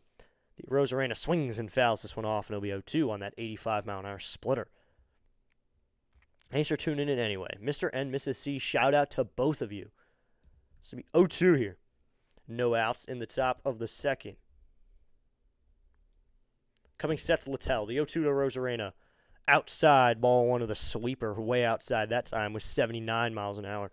Well, if there's a Mariners fan here, or Mariners fans in general, this is early for you because you're probably in Seattle. So this is early. This is an early start for you. This is 6. Has to be a 1-2 here. Here's the pitch, and Arozarena swings and lines this one down the right field line and foul to 1-2 again. So is this game on national television? Because Marlins man is here. Marlins man is at the game. Marlins man wearing orange Marlins gear is at the game. Marlins man's at the game. Wow. This would be a 1-2. Here's the pitch, and Arozarena swings and lines this one again down the right field line and foul to 1-2 again. 290 average for Arozarena. Hasn't hit too many home runs, but that average is up high. I could see him being an all-star again. He obviously had that 2023 season where he was one of the best all-stars. Career, he's hitting 254 with 125 bombs. So it would be a 1-2. Arozarena swings and fouls this one off. We'll do 1-2 again. Maybe Marlins man just got offered some last-minute plug-and-play Littell. Being a journeyman, you plug him into the lineup. That is perfect. Plug-and-play Littell. FBU Littell. Fungible baseball unit. That's a good one. Here's the pitch, and Arozarena swings and grounds this one foul. So we have 2 FBU Littell, and we have plug-and-play Littell. So we have plug-and-play and FBU. We have 2 different nicknames for him. So plug-and-play, working on the mound. Plug-and-play's been plugging and chugging, though. He's been plugging and chugging through his last few outings as Littell sets. The 1-2. Swinging a line drive into right center field. That's a base hit. Second baseman Vivas kind of ranged over to get it, but he couldn't even get a glove on it. So Arozarena has himself a knock here to start the second inning. So he just kind of ropes that one into right center. So Arozarena has himself a knock to the opposite field, too. He's a righty, so he went Oppo Taco there. So now that'll bring up Luke Raley, the right fielder, to hit from the left side as Littell sets. He's a more heavy-set right fielder than you'll see, but he's got a good arm as he sets. Littell goes to the plate. First pitch to Raley. That's going to be a slider just outside, ball 1 and a little high as well. So it'll be a 1-0 count. Plug and play rolls off the tongue better, I think. Yeah, and we can say plugging and chugging when he does well. Littell is plugging and chugging in D.C. as Littell sets. Here comes the 1-0. That is outside, ball 2.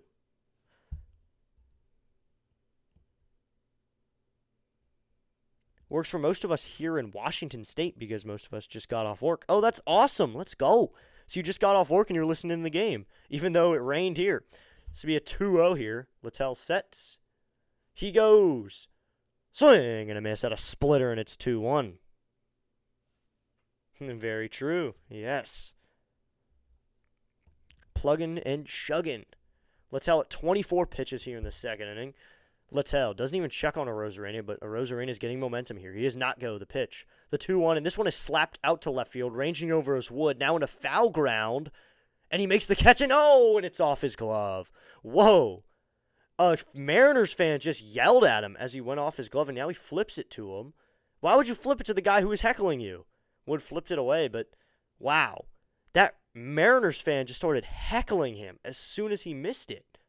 He almost had it, and it just goes off his glove. And a Mariners fan just starts yelling at him. 2 Mariners fans. Come on. That is a guy out there who's trying his hardest here and just got to hit off your starting pitcher. So, don't do that, man. So to be 2-2 here. Littell comes set. He waits. Now the 2-2. He goes over to first, back in safely to Rosarena. So that's the first disengagement.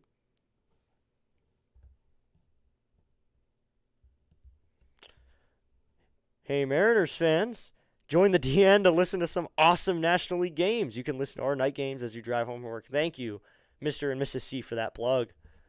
Please do as you go from work. And now a second throw over. No tag from Garcia. Just checks on a Rosarena. No, I'm not a lucky one that gets off at 5. Oh. So you got a little bit later. But you can hang out here, listen to the game while you do whatever you may be doing. You can listen in. Yep, thank you so much for that plug, Mr. and Mrs. C. Do listen to the game as you drive home from work. Littell waits. Now the 2-2 coming to Rayleigh. Swinging a fly ball, foul again. Left field side, so we do 2-2 again. Rosarena was on the move. He gives Abrams a high five. Rosarena seems like a likable guy. But he's also the guy who went for a high five with Cal Raleigh, and he didn't get it. Because Cal Raleigh just didn't said something to him that was bad. That's not right. Yeah, with the Mariners fans, you shouldn't do that. You should not do that. That is not good sportsmanship, especially as fans. You can't just start heckling him after he missed a fly ball, clearly. It would have been a good play, too, the 2-2. Low ball 3, Rosarena on the move. The throw down is not in time. Rosarena swipes the bag here with no outs. In the top of the second, Rosarena swipes second easily. He was on the move because you'd already used both your disengagements. He can get a nice big lead and just go. He didn't even need too much speed on that time. He was able to dive in a second smoothly. Running there like Smoonez would. Abrams laid a decent tag, but can't get him out. Ruiz didn't make a really quick throw there. So it'd be 3-2 here from Littell. He waits. Now the pitch. Swinging a fly ball. This one left field side again. This time Mead's going to check on it. Mead in a foul ground, but this one is just going to get out of play. And now some kids are going to chase after it, but looks like a Nats fan's going to get it. Let's go. USA takes the lead in their World Cup game 1-0 due to a Paraguay own goal. Wow. They scored on their own goal. Wow. So it'll be 3-2 here.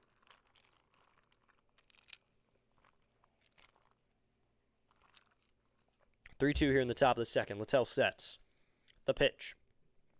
High ball 4. So Littell walks Rayleigh after giving up a single to a Rosarena, and a Rosarena steals second. Now Rayleigh's able to draw the walk, and that'll bring up Dominic Canzone.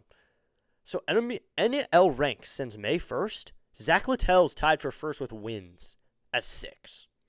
And he's 7th in ERA, though, at a 2.27 and a whip of 0.95. He's been pretty good now. Now he has to battle with some runners on base and now faces Canzone.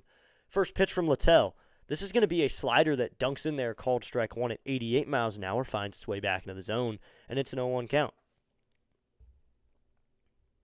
Oh, what's up? PNW's here. PNW Maria's here. Believe me, all Mariners fans aren't jerks. I love a fair, clean game. Oh, thank you. Here's the 0-1. Swinging a foul down the line, and we'll do 0-2. So you are a Mariners fan as well. Let's go. It's nice to have Mariners fans here that don't really just yell at people when mistakes are made. So it'll be 0-2 here. We just hit 375 subscribers. Let's go. We just gained another. Thanks to everyone who subscribed tonight. We've gained quite a few today. As Littell sets. He waits. Now the 0-2. Swinging a foul on that fastball upstairs, and we'll do 0-2 again. Seems like these guys are really getting to Littell, getting in his head. I'm wondering, is this game really on national television? I'm confused because the camera angle is lower like it would be. Unlike an actual Nationals game, they have the camera angle lower. I think this could be a nationally televised game. And that it's changed now, as it'll be an 0-2 here. Here's the pitch. Canzone swings and grounds this one foul, and would 0-2 again. You know, nationally televised games are usually more zoomed in, and the quality's a little more clear, so this might be a game that's on maybe Fox or something because of the fact that it's so late. 6 balls and 27 strikes for Littell in this game, but that begs the question, should he throw a little more balls? Because they're fouling off a lot. Try to get him to chase. The 0-2, swinging a fly ball, hit well out to center, going back is Young to the track, and that one's off the wall. Young can't play it off the wall, gets away from him. Rosarena's around third, he's going to score. Young finally gets to the ball, being sent home is the runner from first, and he will score. And the Mariners take an early 2-0 lead here in the second, and Dominic Canzone into third with a triple. here in the top of the second, and the Mariners take a 2-0 lead. Arozarena scores and Rayleigh score. It's 2-0. Rayleigh scores him first. So that was a fly ball. That was hit well out to center. Almost got out of here. Someone's hit well. Arozarena was kind of on the move, had a good secondary. Young goes back, but he can't play it off the wall. He misplayed it off the wall. They are going to give him credit for a triple. So Young didn't play it that well off the wall, though. The first pitch to Mastrobuoni's in there, called strike one on a fastball that clips the outside part of the zone. I think part of that is Young's fault for how he played it. So that's a 2-0 game. Mariners have the lead. Here's the pitch from Littell, and this is going to be high and out, ball one, and it's a 1-1 count. So that walk does prove to be very effective, as there's 2 runs instead of 1, and the Mariners have a 2-0 lead with a runner at third, threatening to try to score. Let's go. We got people in the chat. Let's go. Here's the pitch. Swinging a fly ball, hit well to right. Ranging over, though. This is going to be in a foul ground. Dylan Cruz makes a sliding catch. What a play by Dylan Cruz in foul territory, but coming in to score is Dominic Canzone, and it's 3-0. Dylan Cruz had to get dirty for that one. Dylan Cruz makes a nice sliding catch out there in foul territory, but he had to fall down to a knee and catch it just in foul ground. So he caught it, he had to slide and just kind of lobbed it back in, had no chance of getting the runner. So that's a sac fly here, and the Mariners get another run. It's now 3-0. Getting plenty of people in the chat. What's up, everybody? Here's the pitch, and that's going to be fouled off, and it's 0-1.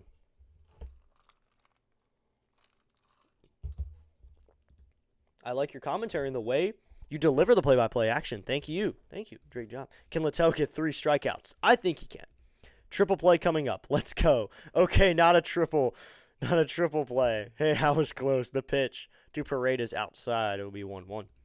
Let's go. All right. They got a 3-0 lead. Thanks for subscribing. Thank you so much. Pacific Northwest Marina. Soccer is on Fox here in Washington. Okay. So it may not be something. It may just be something with me. Here's the 0-1. Paredes swings and fouls off this sweeper, and it'll be 1-2. It's a 3-0 game here in the top of the second. Mariners have the lead. Paredes up to the plate with 1 out. He'll be up to the plate with 1 out in the top of the second. Here's the 1-2. Low ball to the splitter, and that evens up the count at 2-2. Just checked, and it's not a national game. Yeah. That might just be me, though, with the camera angle. I apologize, everybody, for that, for convincing you it was a nationally televised game. The 2-2. Swinging a foul off, and we'll do 2-2 again. I was just confused because the camera angle was low. Maybe that's just something with the cameras tonight due to the fact that it rained. They're changing the angle a little bit. So we'll be 2-2 here with 1 out. 13 pitches in the first for Littell. 29 here in the second after giving up 3 runs. Time called here by the umpire.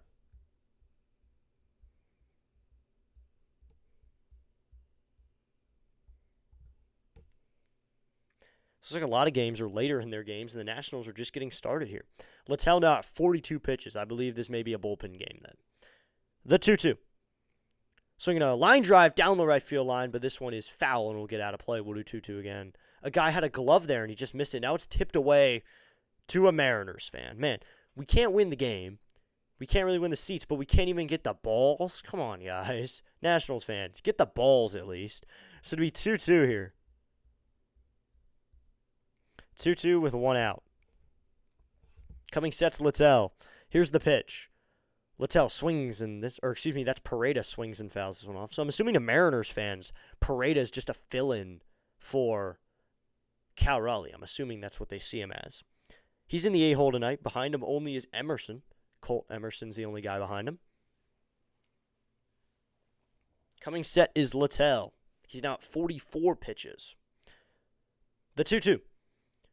Inside, ball 3 with that sinker, and it's 3-2.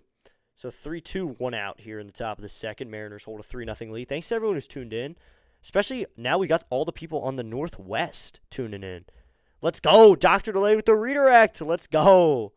Let's go. Here's the pitch, and Paredes swings and lines this one into center field. That's a base hit. Jacob Young fields that one and fires it in. Paredes has a base hit here in the top of the second. No worries, we get a nationally televised game next Friday. All right, that's cool. Let's go. Dr. Delay with the redirect. Thank you so much. Guys, be sure to check out Dr. Delay. He does a great job with every team. So now the Nationals are winning in the poll. Let's go. Now Simon Matthews will pay a visit out to Zach Littell and talk to him, pitching coach for the Nationals.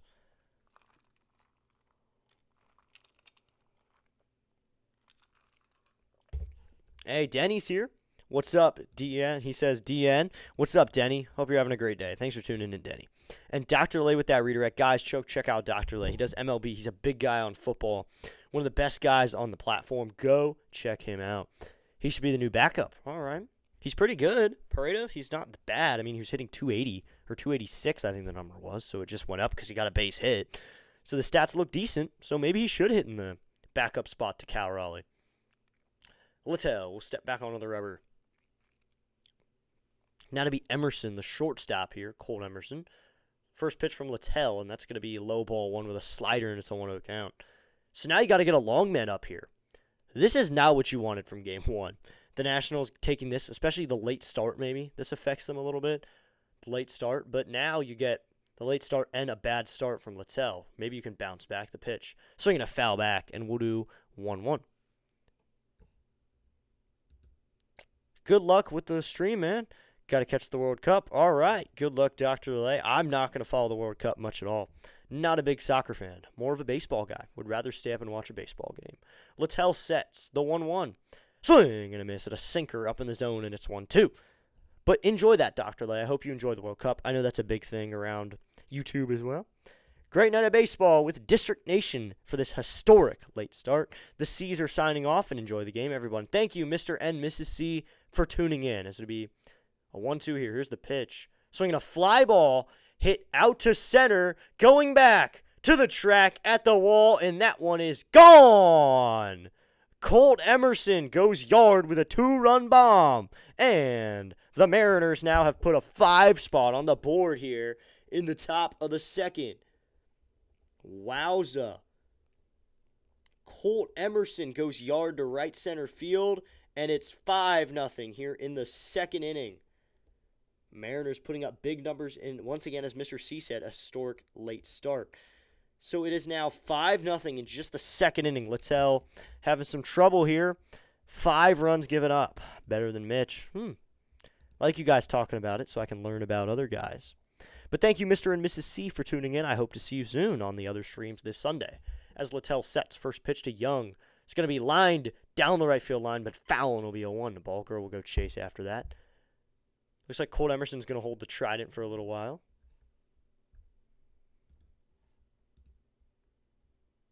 Yeah. Littell has no strikeouts right now. I know that's what you're looking for. Littell has no strikeouts. As he sets, he'll have an 0-1 to Young, and that's inside with a fastball, and that evens up the count. Whoa, yep, that is gone. 2-run home run. So Cole Young hitting .254. He's 0 for 1 with a flyout. The 1-1. This one is swung on and fouled off, and it'll be a 1-2 count. Mariners putting up a lot of runs here in the second. Now the Nationals are really going to have to work on a bounce-back effort to try to put this one into at least a close game. I'm shocked. We suck with rain delays. Yeah. I don't think the Nationals are great with them either, man. The 1-2. Swinging a line drive down the right field line and foul. The Nationals couldn't explode like this in their game, and now they're paying the price a little bit. Nationals couldn't do this in the first. And then the Mariners come out and do this in the second. They're feeling good, and the Nationals aren't. It probably depends on what they were doing during the rain delay as Littell comes set. The 1-2. Check swing, did he go? And that no on that splitter, and that makes it a 2-2 count on that ball. Littell's now at 55 pitches. It's because I'm wearing this hat. We're losing because of this hat. I need to put on a different hat. Is this one even going to show? As it'll be a 2-2, the pitch. And that one is lined into left field. James Wood will make the catch for out number 2. So they like when I wear this hat. The Nationals just like when I wear this hat. So that's another retired batter now. So I have to wear this hat for the Nationals to do well. So it looks like I'm wearing this. Oh, boy. The C's left just in time. Riley Cornelio's up in the pen. So Butera's already going to the pen here. Wow. The sign has been made. Can of Cornelio's coming into the game. So that's the end of the day for Zach Littell. Wow, not a good outing. I'm going to say that. I'm just going to say that to start. Not a good outing. So Riley Cornelio is going to come into the game for the Nationals. So I don't think this is going to be a tarps off game then.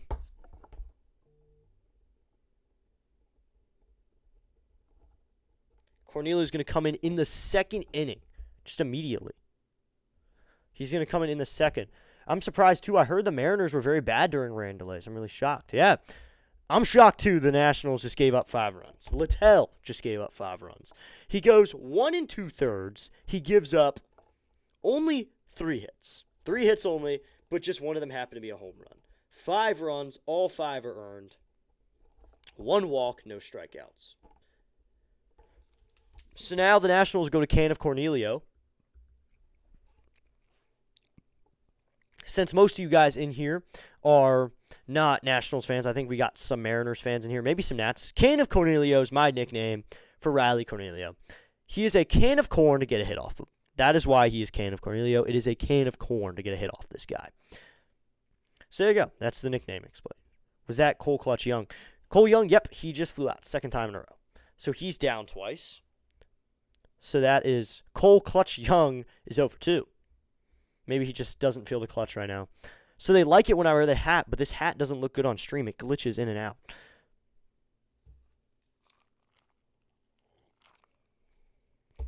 So now that'll bring up Julio Rodriguez. Thanks to all the Mariners fans who tuned in today. Thank you so much for tuning in.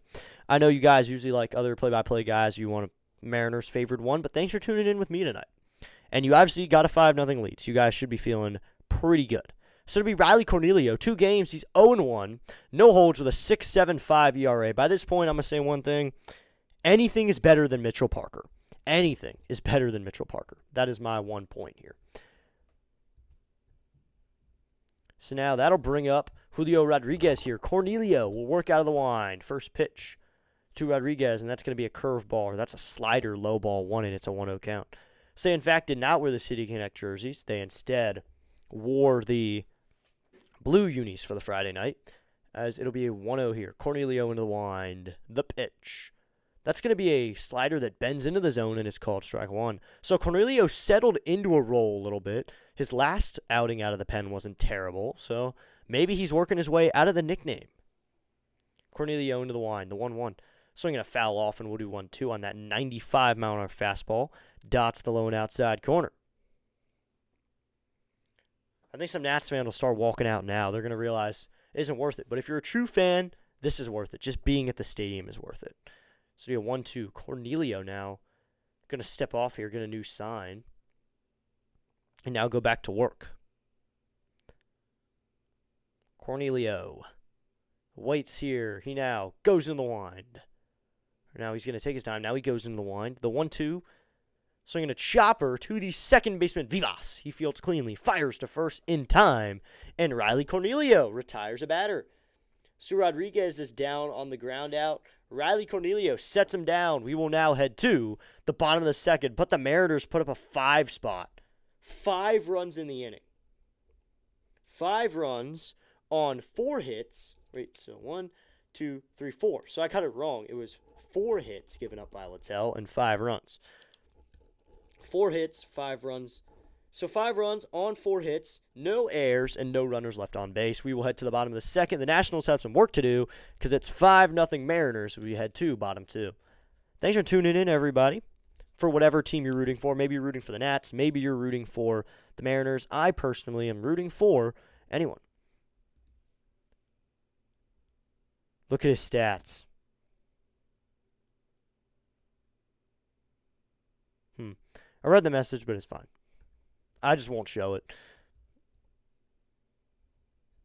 But thanks for tuning in, everybody. Even if you are a Mariners fan, you're hanging out with me for Nationals baseball. So Cade Smith just earned a save. He was on my fantasy team. Let's go. I might have to put this hat back on. This glitching is really annoying me, so I'm going to have to throw this hat back on. This is not the rally hat, but maybe I'll have to throw a different one on by the time we get to the third or the second inning. Maybe I'll throw on a different hat. But thanks to the Mariners fans for coming in here. So it'll be Abrams, Cruz, and Lyle for the Nationals in the bottom of the second. I just won't show your message, Night Owl. I won't delete it or anything. It is fine. Looks like the Nationals are now winning the poll, so we had more Nats fans in here, but the Nationals just couldn't put it away here unless they get up 5 runs. We have put up 5 runs before. I'm not saying, ooh, I'm rooting against you guys. I am a Nats fan, so I'm rooting for the Nats here, but I'll give you play-by-play. I will give you home. It'll be cool if the Nats hit a home run because you'll hear all the sound effects I've added, but we'll see if CJ wants to do that for me. So CJ will face Miller in his second inning of work.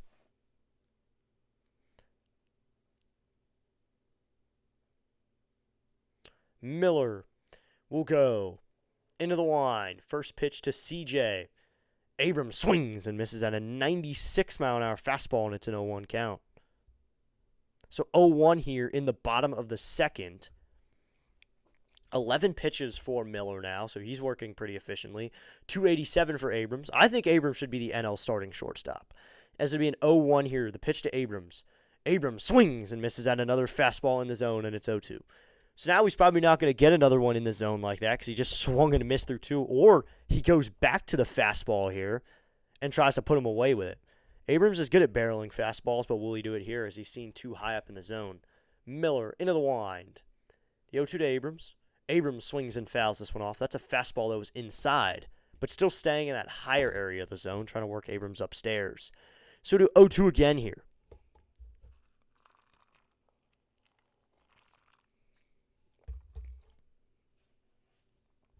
So to be 0-2, no outs. Miller will go into the wind. The pitch to Abrams. Abrams takes in the dirt with that splitter, and it's a 1-2. Baseball is baseball unless it's the cheating Astros. Wow. Good take. Good take. You know, the Nationals beat the cheating Astros. That is one thing I say about that. It's the Nationals were able to defeat them. Miller into the wind. 1-2 coming to Abrams. The pitch. And Abrams swing and a miss. So that is a swing and a miss through a breaking ball there, low and inside. That's strikeout number 1 for Abrams here in the bottom of the second. That'll bring up Dylan Cruz, the right fielder. Dylan Cruz trying to get something going here in the bottom of the second. Thanks to everyone for tuning in already. Thanks for helping out the chat. Here we go to be Dylan Cruz. Miller will go into the wind. First pitch to Cruz, the righty. He swings and fouls this one straight back, and it's 0-1. That same guy flinched. There is still a hole in the net. You said exactly what I was thinking. That's exactly why I'm here. This guy's awesome. Thank you, PNW Maria. That is so nice of you to say. Thank you so much for those kind words. Thank you so much. And thanks for letting me call this game for you. As we being 0-1 here. Here's the pitch to Cruz. Cruz takes a fastball, low ball 1, and that evens up the count at 1-1 at 93 miles an hour on that fastball. So Nationals really need to get something going if they want to try to get on the board here. This guy looks like he is not going to let up. 17 pitches in the second inning. He's working well. Good. Everyone should beat the cheating Astros. Yep.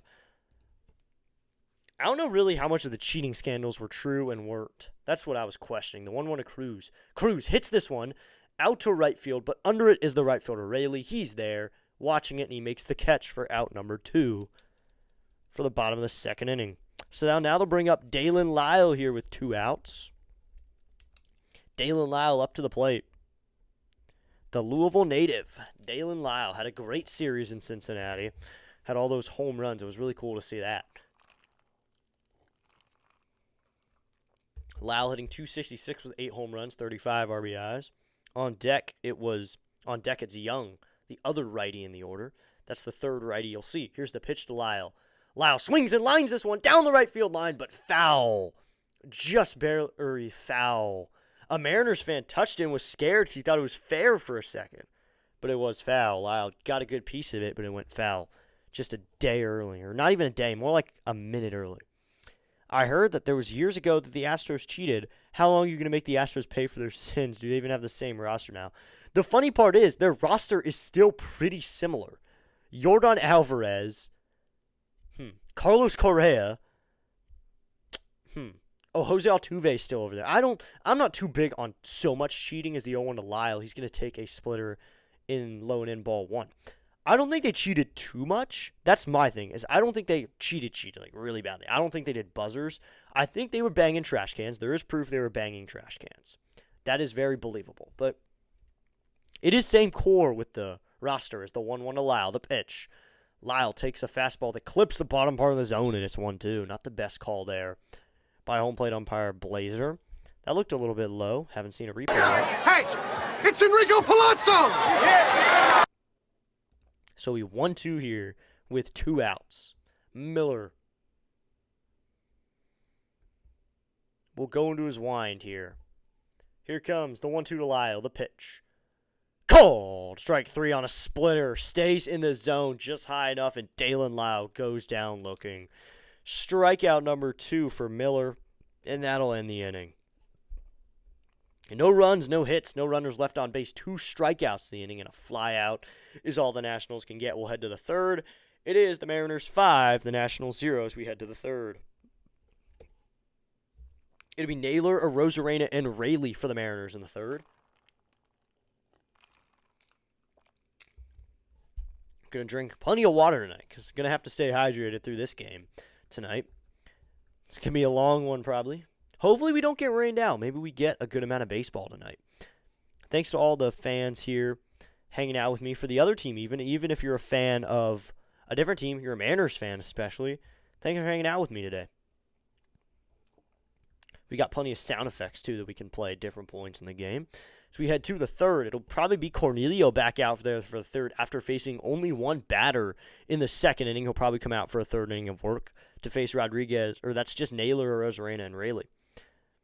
So he's got the heart of the lineup to face for their second time through.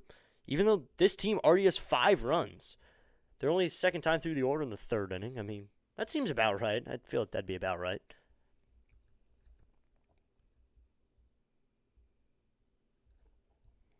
Thanks to everyone who's come through. We're just hitting 3 hours on stream time.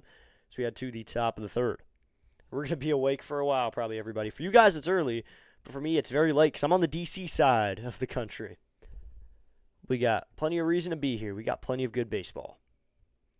Maybe the Nationals can make this a good game, get runs back slowly and surely.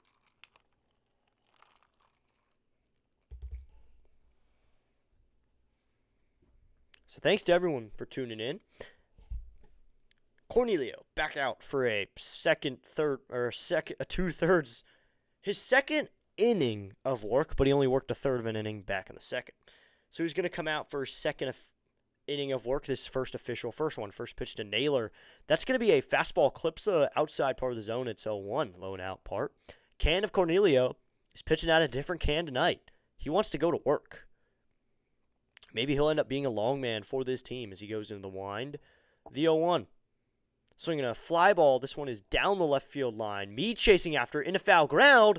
Curtis Meade makes a basket catch. It bounces out of his glove, and then he makes the catch. What a play by Curtis Meade over there in foul ground.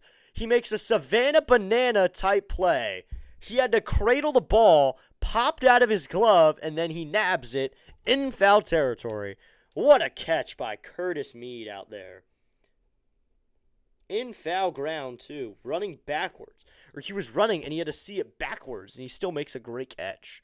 First pitch to Arozarena is low ball 1. Arozarena had stepped out there, out of the zone, and he still gets a slider low ball 1. So Arozarena took the right pitch there. 292, 7 home runs for him with 33 ribbies as Cornelio into the wind. Here's the 1-0 to Arozarena. Swing and a miss at a fastball high, and that evens up the count at 1-1. Well, coaches and office staff got suspended for the cheating. Yeah, they did. That's what I heard as well. As Cornelio into the wind. Here's the 1-1 to Arozarena. Just outside ball 2, that fastball. Almost painted the zone, but missed out. So that'll be a 2-1 count. We saw Cornelio's debut. It was not great. I'm not going to judge him as much because he's not doing terribly now. That's the thing. He's settling in here. As here comes a 2-1 from Cornelio, the pitch, and that's going to be swung on and missed on a slider. Gets him to swing through that one, and I'll make it 2-2. So 2-2 here. 10 pitches for Cornelio now.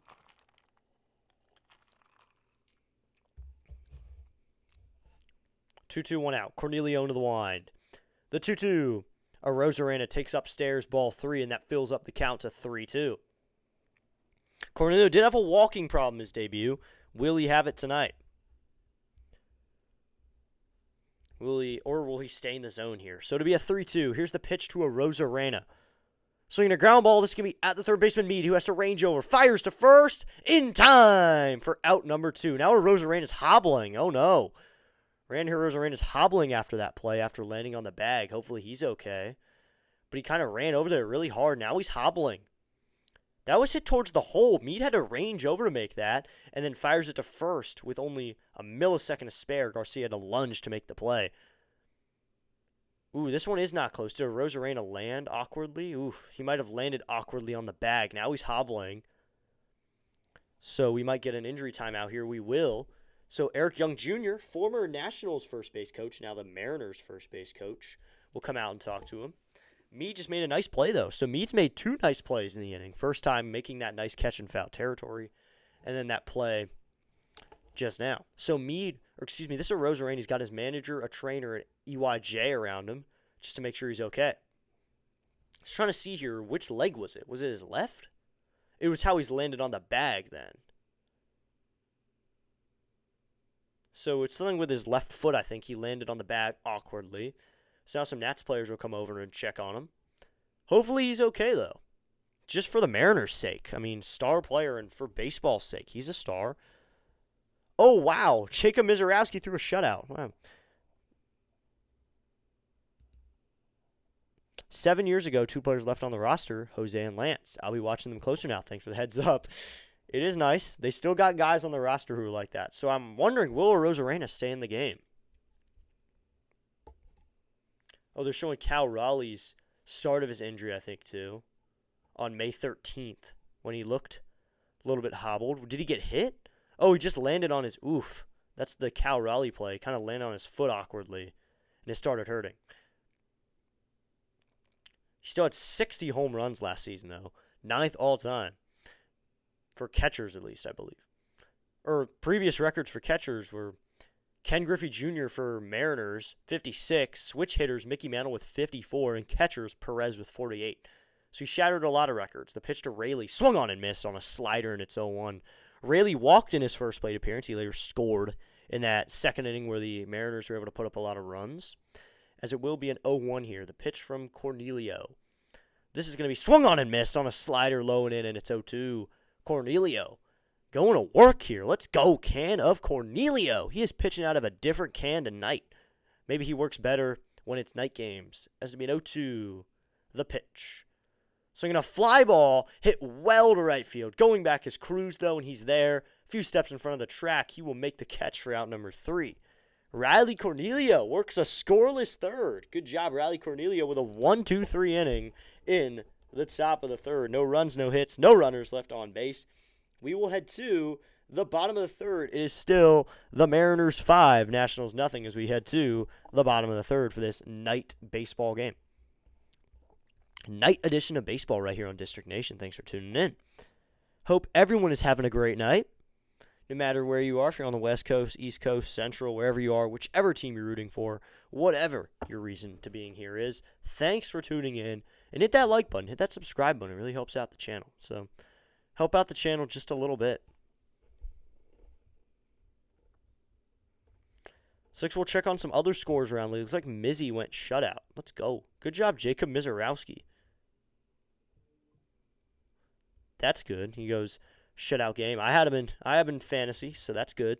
I think there should be some final scores by now. It's 9:48. And all the game, I think not all the games should be underway, but Orioles still beating the Pirates 7-3. Red Sox beating the Rangers 9-1. Mets have a 6-2 lead over the Braves. Reds and D-backs tied all at 2. Yankees are losing to the Blue Jays. Blue Jays have the 7-5 lead. You got the White Sox beating the Dodgers 8-2. Wow. Cardinals beating the Twins 3-1.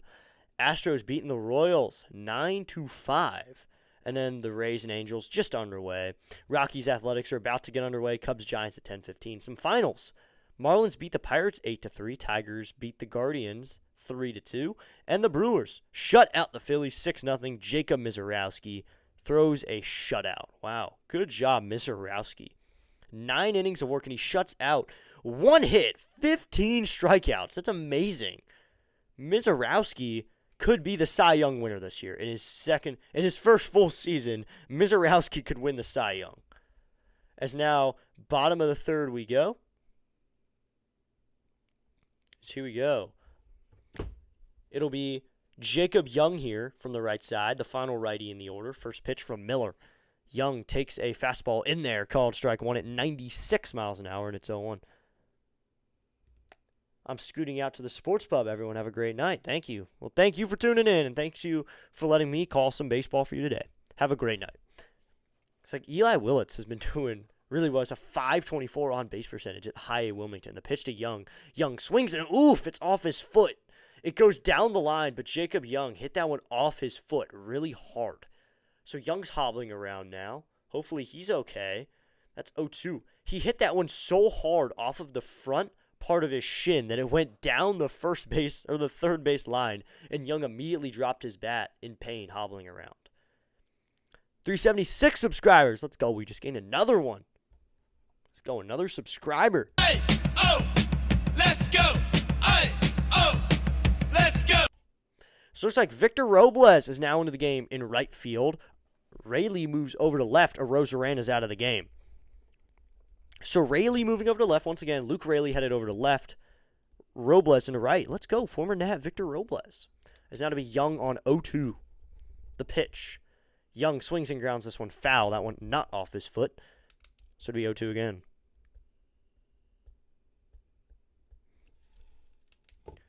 First time for catcher, switch hitter, Mariners, and 9th player to ever hit 60 home runs in the season. Yeah, good for Cal Raleigh. He's a very good hitter. I saw that numbers too. I saw those numbers too. So to be an 0-2 here. The pitch to Young. Young called. Strike 3. Looks at a splitter right at the bottom part of the zone. He is window shopping there. Miller puts it right in the zone, and Young doesn't swing. Good paint there from Miller. That's strikeout number 3, second one looking of the night. So now that'll bring up Jorbit Vivas here with no runners on in and out. 238, 1 home run, 9 RBIs for 637 for Vivas. Even when we're losing by 5, you still got to say his name as Vivas. You got to say it dramatically. Can't say it just Vivas or something. Here's the pitch to Jorbit Vivas. That's low ball, one with a fastball at 96. He's the lefty option for second and third, but he also hits against some lefties as well, but usually just during righties he gets a lot of more at-bats. So to be a 1-0 here with 1 out. Miller into the wind. The pitch to Vivas. That's low ball too. I've been following the Mariners much this season as Cal Raleigh come out of his slump. Raleigh's been injured. Raleigh's been injured for a little while. He's been injured. He's been rehabbing. So, yeah, he's kind of out of the slump. So Miller will go into the wind here as he faces Jorbit Vivas here with a 2-0 1 out. Here's the pitch to Vivas. That's high ball 3 and inside and on the hand, so it'll be a 3-0 count to Vivas. Miller has 29 pitches, so barely any pitches still. It's a late night game now. It is black outside, pitch black outside, everybody. It's late night baseball, at least where I am. So Miller into the wind. The 3-0 to Vivas. Called. Strike 1. That low fastball clips the bottom part of the zone. Thought that one might be called ball 4. It is not. So Miller just hits 30 pitches, but he gets a strike in there. So it'll be a 3-1 to Vivas. Maybe he can hit with no runners on base, not in a clutch situation. The 3-1 to Vivas. Vivas swinging a drive down the right field line, and that one is that one gone? Is it foul or is it gone? It is foul. Wow. So as I said it, that Vivas can only hit in non-clutch situations, he hits a third deck foul ball down the right field line. My Lord, that was hit hard. Be 3-2-1 out. Once again, in a non-clutch situation, no runners on base, losing by 5, that's when he decides to crush a ball. So be 3-2 here, but now I bet he doesn't hit it, but it'd be cool if he hit it again. And I said it as the pitch was going in too. It'd be a 3-2 to Vivas, the pitch. Vivas swings and lines this one, caught by the second baseman Young. A soft liner, he just makes the catch out there for out number 2. Vivas crushed that one before, though, so that's out number 2. Oh, dang, he was in a slump, then he got hurt. Yeah, that just stinks, for any player. Oh, and he also holds the record for most games with multi-home runs. That's awesome. Cal Raleigh's just a really good player. I think he was robbed of MVP. I think he deserved it.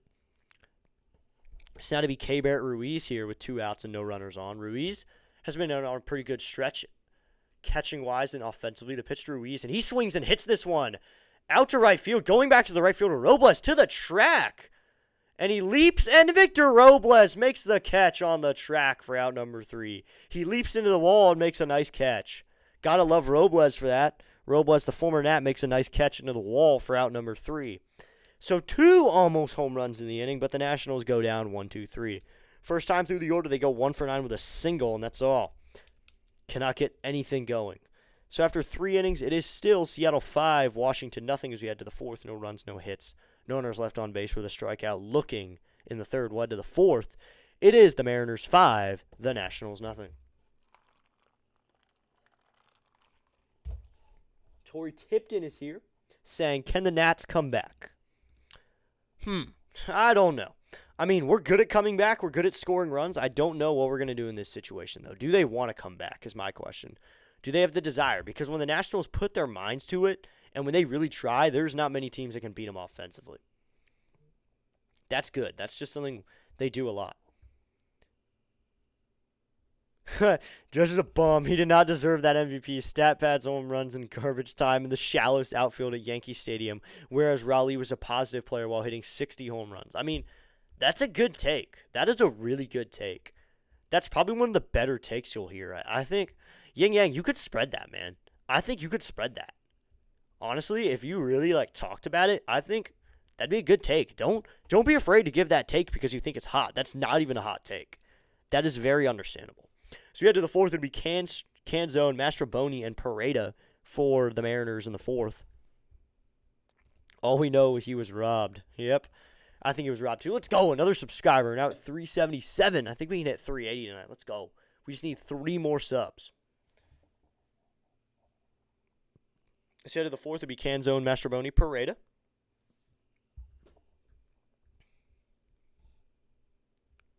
Greg Brown TV's here. What's up, Greg Brown? He said James Wood needs a home run. Yeah, he could use a home run. That would be very good. Here we go. Dominic Canzone will lead it off for the Mariners. He had a triple back in the 2nd inning. Here's the first pitch from Cornelius. He swings and threw a slow slider there at 81, and it's an 0-1 count. Cornelius is really settled in here. Cornelius is doing really well. I think let him do his thing. Cornelius is doing amazingly here. So it'll be 0-1. Here's the pitch. And this one is going to be a slider. They're going to peel on the swing. No, he did not, says third base umpire Traynor. So that evens up the count at 1-1. Canzone hitting .281 with 9 home runs, 28 RBIs. Cornelius into the line. The 1-1. Swing and a miss at a slider, and it's 1-2. Excuse me a moment here.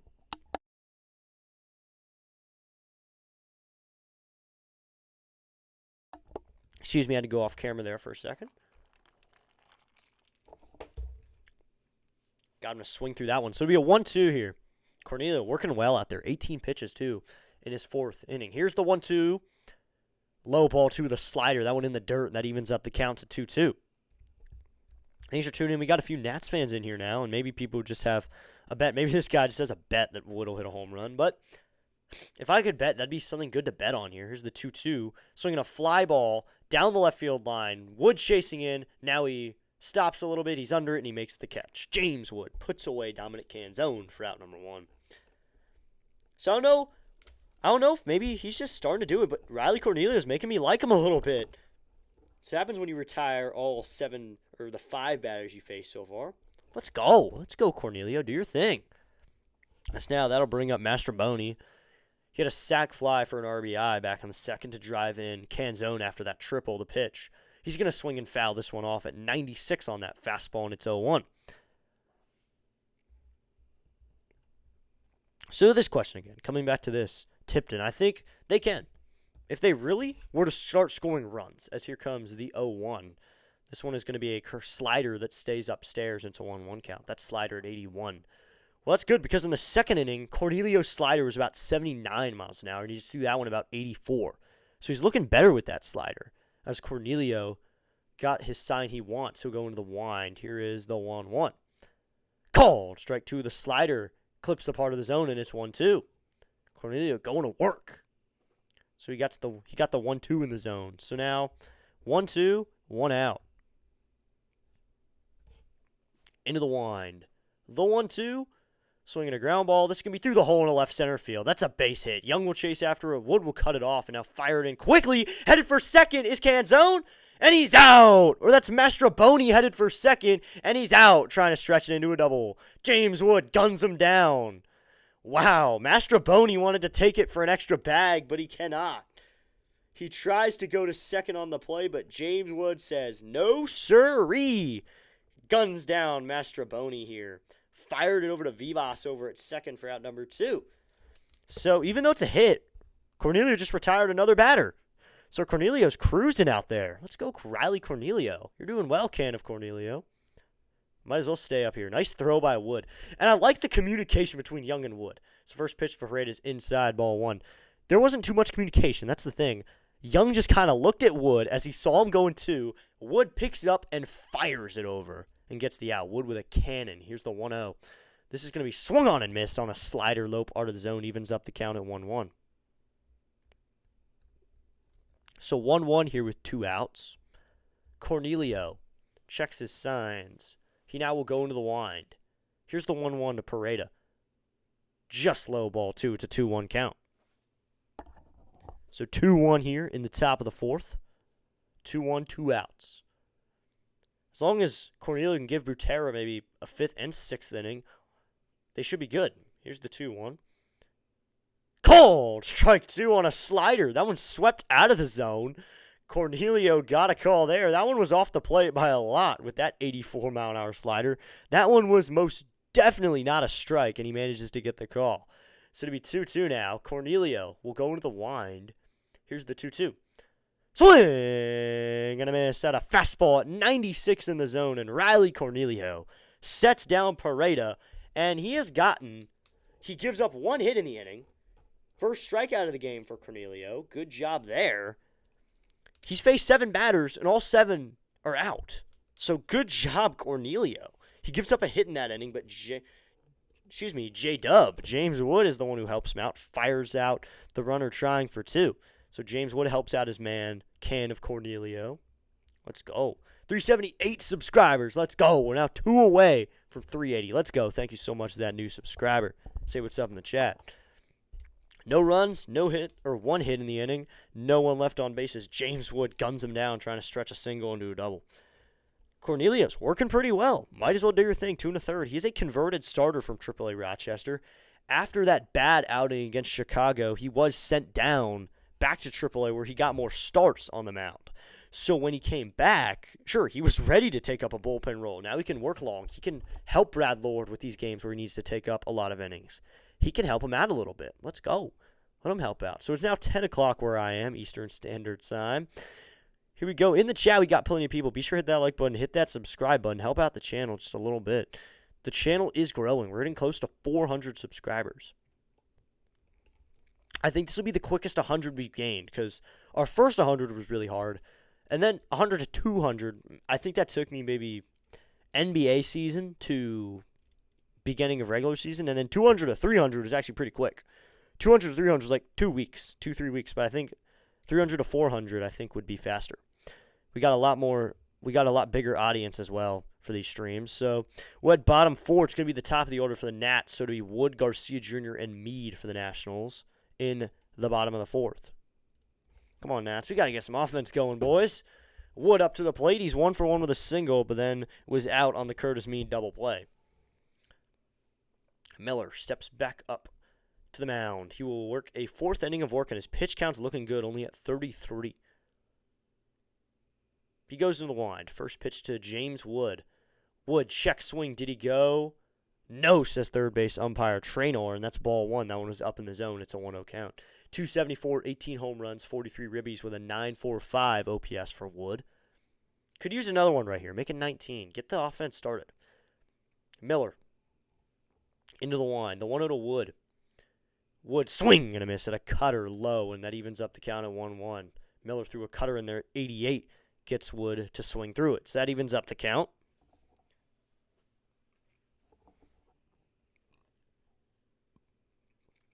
So we have 1-1 here.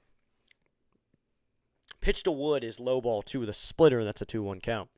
86 miles an hour that time. Garcia Jr. on deck. Louis in San Francisco was doing well, and of course he carried it over from Arizona to San Francisco. Had a good road trip there. Wood got on base a lot during that road trip, and he did it this game as well. The 2-1. Wood takes a slider inside ball 3 and low, so it'll be a 3-1 count. Garcia was just really good during that stretch. Same with, I think Cruz had a bomb too. Checking on the replay there, that pitch was low and in, so it will be a 3-1. They didn't ABS it, they just showed a replay. I would get very excited if there was an ABS. The 3-1 to Wood. Wood swings and hits this one out to deep right field, and that one is gone. Second deck, and a fan makes a catch. Watch it fly, James Wood here in the bottom of the 4th inning, and the Nationals are on the board. It is now 5-1. The Nationals find their way on. Home run number 19 for James Wood, and the Nationals are on the board here in the bottom of the 4th inning. There's the home run horn. Let's go. Go, home run horn. Gotta get the home run horn going.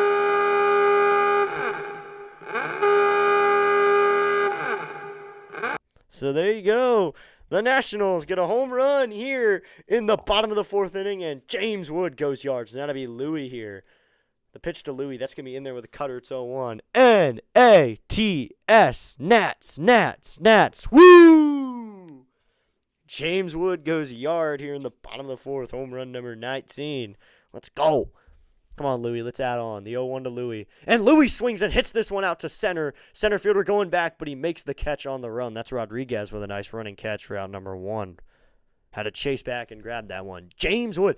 The funny part is the Terror Club right behind the plate practically exploded when James Wood hit that. They all stood up. And they all went crazy, and a fan made a nice catch. Watch it fly, James Wood. If I didn't say it earlier, I think I did. So Wood goes yard, home run number 19. So now that'll bring up Curtis Mead here. Nationals get on the board. It's 5-1. You got to get on the board. That's the most important thing. Just get going. Mead swings and hits this one down the right field line. It's foul. It'll get out of play. Robles will chase over, but it will get out of play. So it's 0-1. Mead hitting .241, 10 home runs, 29 ribbies. Nationals getting going. Getting a run. You got to get a run on the board. That's all you can do sometimes. So to be a 0-1. Here's the pitch to Mead. Mead takes a sinker in the zone, called strike 2. That one was chest high. I mean, he probably just saw the sinker movement and didn't really want to hit. So Mead now is 0-2 on him. So Miller can do anything right here. It'd be an 0-2 here. Miller into the wind. Here's the pitch to Mead. Mead, check swing. Did he go? No, says first base umpire Visconti on the appeal. So that makes it a 1-2 count on that pitch low and outside in the dirt. So it'll be a 1-2 count. So as I said, the Mariners wear the Nintendo stitch on their uniform. The Nationals wear a AARP one. So usually, I think all the teams have one now. I think the Nats are one of the last remaining who didn't. As Miller in the wind. The 1-2 to Mead. Mead's going to take a fastball upstairs. That makes it a 2-2 count. Yeah, that Terror Club right behind home plate exploded when Wood hit that. Everyone stood up. Everyone went crazy. That's awesome. You got to have some spirit. Let's go, boys. So the 2-2 here. Let's explode. Let's get some more runs. The 2 to Mead. And Mead swings and grounds this one foul. Let's get some runs, everybody. Get hype.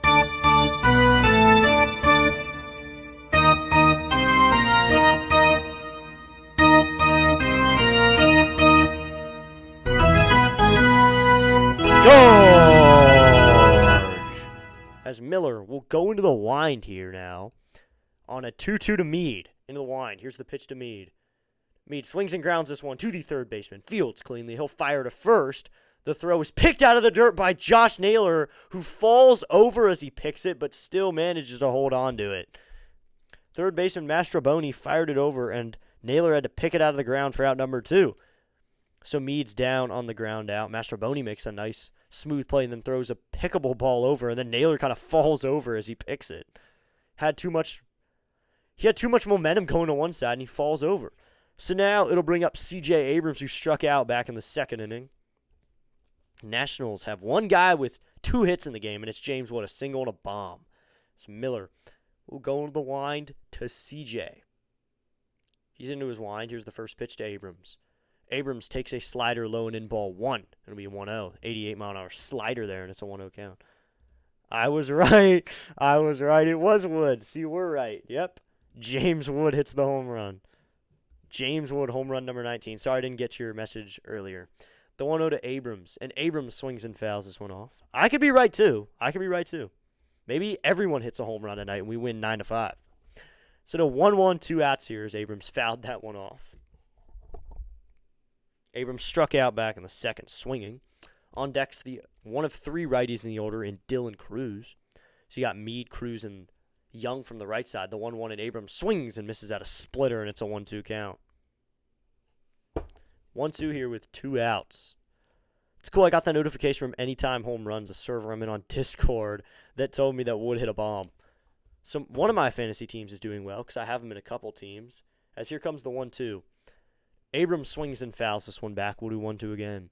This time he goes out towards right center, too. He pulled it a little bit. Didn't go oppo. Didn't get the classic James Wood oppo home run. So he 1-2, 2 outs.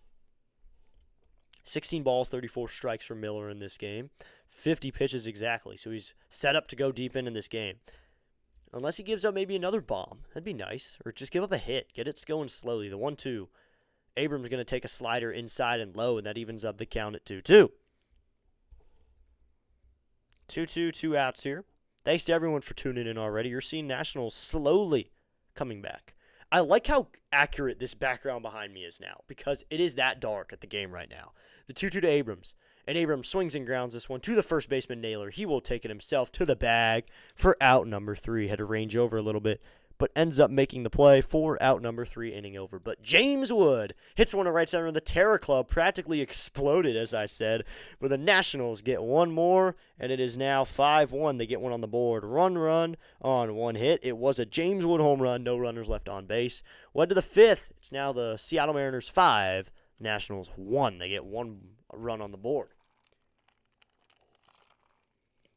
So really, all your offense is James Wood today. You got a single and a bomb. That's all you really got today. It'll be Emerson in the top of the order for the Mariners, so Young and Rodriguez. Cornelio probably will be set up to go back out in the 5th. I mean, why not send him back out? He's doing well. Why not send him out? So for me time, it's now 10:12 p.m. They're showing the DirecTV ad with the big leagues. Welcome to the big leagues, kid. How old are you? 11.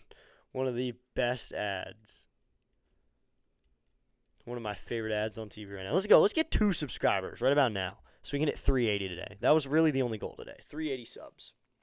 So thanks to everyone who subscribed already. Just trying to comb my hair back here. Make sure it looks good. We will not be streaming the Nats game tomorrow, but we'll be back on Sunday for all the Mariners fans. If you want to come back this Sunday, we'll be back on the mic. And then you can watch Sunday Night Baseball directly after because it's right here. It's right on this channel. We're going to be streaming Sunday Night Baseball. So I'm excited to call that as well. I'm filling in for Fitzy, who did have a collapsed left lung. So keep Fitzy in your mind. Just pray for a better thing for him. Anything. Just hope he feels better. I don't know. I don't know what to say in that situation. Just hope Fitzy feels better. So it will be Emerson, Young, and Rodriguez for the Mariners in the 5th. Top of the 5th we go. Will Cornelio stay out there? Pareda struck out back in the 4th to end the inning. Now to be Emerson to hit. James Wood has a bomb to make it 5-1. Here's the pitch, and that's going to be in there. Called strike 1 with a breaking ball. It's 0-1. So this is behind me. ESPN's behind me now. I apologize, everybody. I didn't realize that. So that's behind me. I want it to be always uploaded and updated. So here comes the 0-1 to Emerson. The pitch. Swing and a miss at a slider, and it's 0-2. Cornelio going to work here. He set 7 guys down in a row so far. No one has been on base and stayed on base against him. So he has an 0-2 on Emerson. The 0-2, No, he did not go on a slider low and in. That makes it a 1-2 count. Cornelio wanted him to chase a slider inside to be 1-2. Cornelio's at 32 pitches, but once again, he's a converted starter from AAA Rochester. So how many innings will he really give you? Maybe give him another inning. The 1-2 from Cornelio, the pitch. Swing the ground ball. This is going to be down the first base line. First baseman Garcia can take it himself, or he can flip it right up to Cornelio, and that's what he does. Garcia fields it, kind of bobbled it a little bit, so he just flipped it up to Cornelio for out number 1. So I'll bring up the top of the order. The direct top of the order, Young has not seen Cornelio yet. He's the only guy not to see him so far. Every other guy in the order has seen him, except for Young. So like Matt Olson just had a bomb for the Braves. As Cornelio will now go into the wind. First pitch to Young, and this one's going to be swung on, hit into left field, down the line for a base hit. Young fields it, or that's Wood out there in left, and will fire it in quickly, hold Young to a base hit. So he has only a single here with 1 out. He was 0 for 2. Now he's got himself a knock. He goes to the left field for a base hit. Looks like they're showing off the Woody t-shirts for Toy Story 5 Day. Apparently that's coming up. And they have James Woody written on it. That's cool. So Colt Young has a base hit. Now they'll bring up Julio Rodriguez. He's 0 for 2 on the day. Cornelio sets. Pitch to Rodriguez. Rodriguez takes a fastball high, ball 1. It'll be a 1-0 count. Cornelio now at 34 pitches. So how long, once again, how long will he give us? How long is Can of Cornelio going to last? He now has to hold on a runner here who is a threat to go. He sets. Cornelio waits. Now he goes to the plate. Rodriguez swings and misses on a low and outside slider. Cornelio got him to chase it. That crap off the plate. Wow. Good job by Cornelio there. Getting him to swing at a pitch outside the zone. So it's 1-1 here with a 1 out. Top 5. Cornelio checks on the runner. He comes set. Here's the pitch. Swinging a foul off, and we'll do 1-2 now. Honestly, dude, if you keep up the amazing work, I could see you getting 100 subs a stream. Thank you so much, Night Owl. That's so nice of you to say. Thank you so much for saying those kind words. That'd be really cool, though, if we got 100 in a stream once. So it'd be 1-2 here with 1 out. But thanks for tuning in. Thanks for listening. For me, for Mariners baseball tonight. So it'd be 1-2 with 1 out. I'll be back on Sunday for the game as well. Coming set is Cornelio. The 1-2 to Rodriguez, the pitch. Swinging a ground ball, foul. He tried to pull that slider that was away, pulled it down the line, so we 1-2 again. A double play here would be nice. Give Cornelio a double play right here. Help him out. He only has 1 strikeout in the game as well. So 1-2 here with 1 out. Cornelio steps back onto the rubber. He waits on his sign. He's got it. Excuse me, he doesn't. Clock winding down. He hasn't even come set. Clock's at 2 when he just came set. 1, now he's going to step off, take his disengagement. So that is a disengagement that counts toward the count for Young over at first. That's the first one he's used, so it is used up now. So he 1-2 with a 1 out. Cornelio swinging his arm. He comes set. He waits. Now the 1-2 coming to Rodriguez, the pitch. Low and out ball to the slider, and that evens up the count at 2-2. So it seems that the pitch that Cornelio loses control of is the slider. He has decent control at the fastball. His other pitches are good. But the slider is the one that, when he loses control, he really loses control. In his debut in Chicago, that happened. There was trouble with the slider. So if he finds control of that, he will be a decent arm in the big leagues. The 2-2. Just inside, ball 3 at 96 mile an hour with that fastball. That makes it a 3-2 count. So 3-2 here with 1 out. 40 pitches now for Cornelio.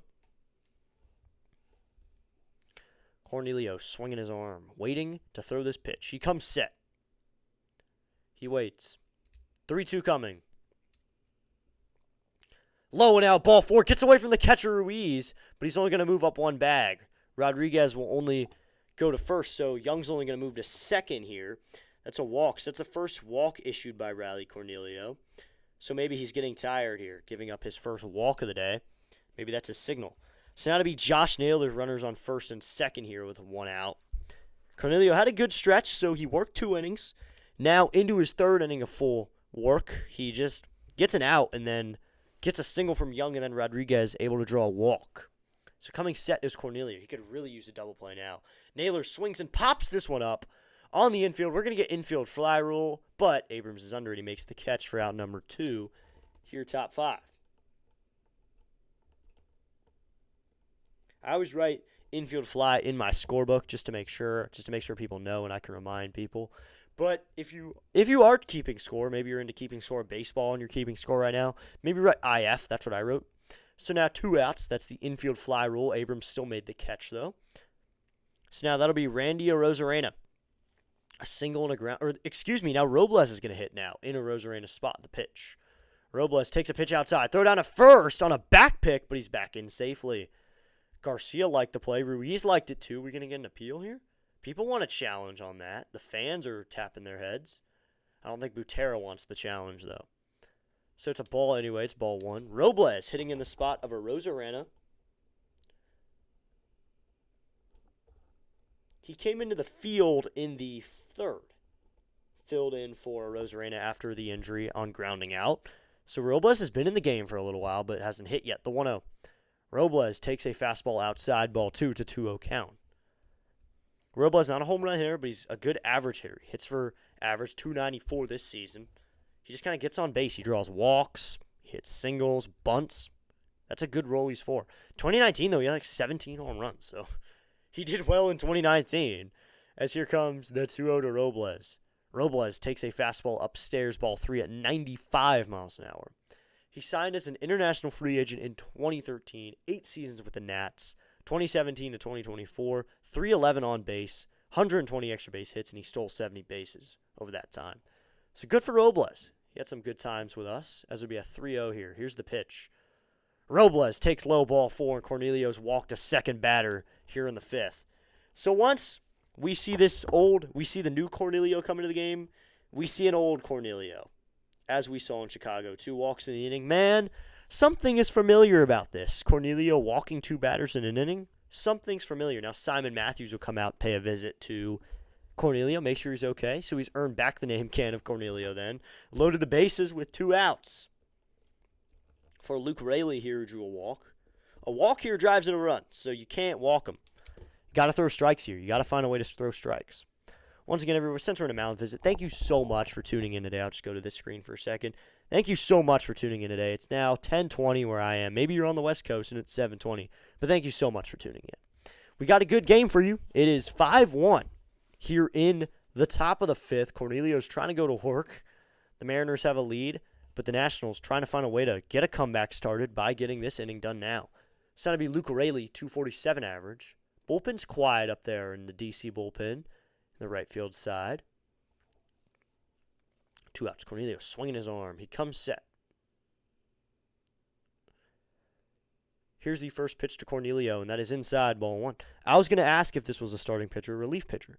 He is a relief pitcher right now. He came out of the pen. He started games in AAA Rochester, but he hasn't started a game at the big league level yet. So probably a relief pitcher. But he started in his time in AAA, AA, High A. As will be a 1-0 here from Cornelio, the pitch. Swing and a miss, and a fastball at 95 miles an hour. Cornelio fans him that time. That evens up the count at 1-1. So 1-1 here with 2 outs. Come on, Cornelio, you got it. Get out of it, buddy. He comes set. He waits. Now he delivers the 1-1. Low ball 2. Ruiz blocks it. Coming home is the runner. The throw is not in time. And now sliding in a home is Young, and that'll score a run, and it's 6-1. So wild pitch ends up scoring one of the runs. Does that make it an earned run? I don't know if that's an earned run because it's a wild pitch. But that was a wild pitch. Got away from Ruiz. Scores a run. It's 6-1 now. So wild pitch. I don't know if they give him an earned run now. Do they give him an earned run? Young got a good jump and then just ran home. So it is an earned run because it's a wild pitch. Runners all move up a bag. So now runners at 2nd and 3rd, the pitch, and that is going to be upstairs. So to be another ball, and it's 3-1. This game, he's pitching like a starter. Yep, exactly. Came in the 2nd inning after Littell gives up 5 runs in the 2nd inning. They go to Cornelio during that inning. The 3-1. Swinging a line drive down the right field line. That's a base hit. Chasing after is Cruz. This will score a couple. Rodriguez scores. The throw is into second, but 2 runs are going to score. Robles and Rodriguez score. Rodriguez from third, and then Robles from second. So now it's the Mariners 8, the Nationals 1. Cornelio gives up 3 runs. I think it's safe to say we left him in a little too long. I think the fatigue might have got to him, and the fact they're facing him for a second time now, they figured him out. It is an earned run. Thank you, Night Owl. So it is an earned run. I checked. So 3 earned runs now. It's 8-1 for the Mariners. Have a lead. 8-1 lead for them. A single for Luke Raley, and that'll bring up Dominic Canzone. And he swings and hits this one out to center. Coming in is Cruz. Coming in is Young. It's going to be Young to make the catch out there in the gap for out number 3, inning over. So the Nationals give up more runs. I think that's really just the only way to put it. They give up 3 runs in the inning. They give up, with that, 2 hits, no errors, and a man left on base. We will head to the bottom of the 5th. It is now the Mariners 8, the Nationals 1. They get 3, and we'll head to the bottom of the 5th. Just as we thought the comeback was going to start, the Mariners just throw another 2 on the board. So just anything's working for them right now. You'll have Cruz, Lyle, and Young up for the Nationals in the 5th inning. 8-1. Wow. Mariners really jumping the Nats tonight. They want to put away a win. Or the Nationals have another 7-run comeback like they did in 2019. Robles was a part of that comeback. He was the first run of that comeback in 2019. It's now 10:26. Wow. We're getting late, but I have nothing to do. I am on summer break, so I'm officially on summer break for the next few weeks. So I'm going to be streaming games, calling a lot of late nighters, Sunday night baseball, all that. Probably just going to follow the Nats. Maybe we hit Sunday night baseball at some point. I think all the teams will probably be on it at some point. So it'll be Cruz, Lyle, and Young. Do y'all think we can come back in this one? I don't know, man. It's going to have to be tough, but I think if one team can pull it off, it'll be the Nats. If one team can do it, it'll be a team like the Nationals, because we got fight and we're the best offense in the league. With the runs we score, I think we could do it. If we just put up runs slowly and surely, it could happen. So like the giveaway is James Woody bobblehead, or James Woody t-shirt is on Sunday for Woody from Toy Story 5. That's a cool giveaway. I'm going to the Saturday game to get the Dalen Lau bobblehead. I just think that's interesting. So to be Dylan Cruz here, the right fielder, to lead it off in the bottom of the 5th.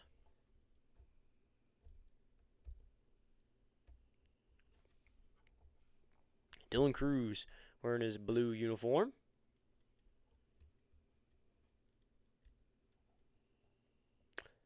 Miller into the line. First pitch to Dylan Cruz. Swinging a fly ball foul, and we'll do 0-1 on that 96-mile-an-hour fastball in the zone. It's an 0-1 count.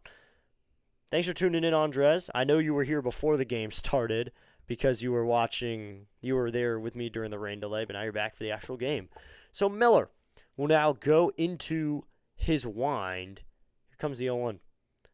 Cruz is going to take a cutter upstairs, ball 1, and that evens up the count to 1-1. Here we go. Maybe if the Nats can score 7, they could come back in this one. 1-1 with no outs here in the bottom of the 5th.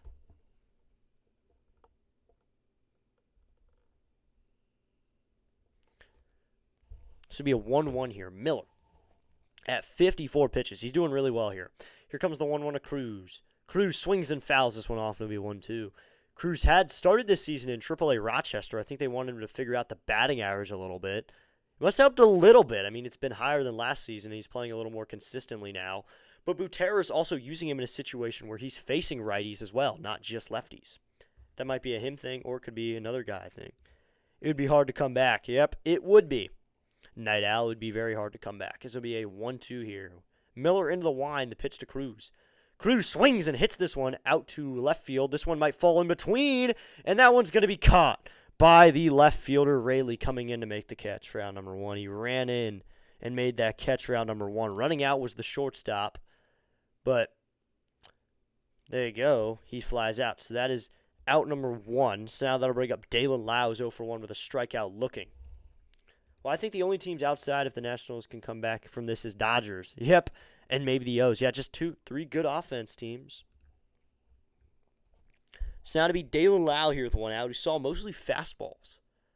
back in his first AB, the pitch, and Lau swings and pops this one up on the infield. Under it is the shortstop, Emerson. He's calling everybody off, and he will make the catch for out number 2.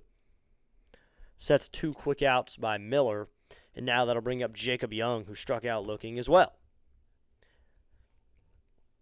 I could use a JY with a big fly right about now. JY with a big fly could really help. So 2 outs here, and that'll bring up Jacob Young with 2 outs. 235 average, 8 home runs, 27 RBIs, a 679 OPS. Miller. Into the line. First pitch to JY is going to be in there. Called strike 1 at 96, and it's an 0-1 count. 0-1 here with 2 outs. 8-1 lead for the Mariners. They got a 7-run lead on our Nats here in the bottom of the 5th. Or if you're... So there's a lot of guys in the Terror Club have already gotten up and left. Wow. Man, no hope in the comeback. The 0-1 to Young. That's going to be low with a sinker and inside, and that evens up the count to 1-1. No faith in the boys to come back from 7 down. The Mariners get to an early lead. So it'll be 1-1 here with 2 outs. Miller will go into the wind. Here's the pitch to Young. Young takes a fastball low and out, and it's a 2-1 count. So I'll make it 2-1. Or a triple. Yep. JY with a big fly or JY with a 3-bag. That'd be really nice. I think JY with a 3-bag was one of my most recent short posted. Was me calling one of his triples. So it'll be a 2-1 here. The pitch to Young. Young swings and hits this one down the right field line. It is foul, and we'll do 2-2 now. Some guy put his arms up thinking it was gone, but didn't get a home run. Just didn't get enough of it. I think he was a little late as well. So it'll be 2-2 here with 2 outs. For Jacob Young, yes. JY with the big fly. Or JY with the 3-bag. Young struck out looking his first time. Now he's at a 2-2 count. Here's the pitch. Young takes a fastball. That's a splitter on the low and outside corner. Miller gets him looking again. Strikeout number 4, once again looking. Wow. Man, the Nationals can't get any offense going besides James Wood. So that's the end of 5 innings. 1, 2, 3, go the Nationals. So 1, 2, 3 inning. 1 strikeout in the inning looking. We're going to take a quick break. No runs, no hits, no runners left on base. We'll be back for the top of the 6th inning in just a moment. Don't go anywhere. Don't touch that channel. Don't touch that dial. We'll be back in just a moment.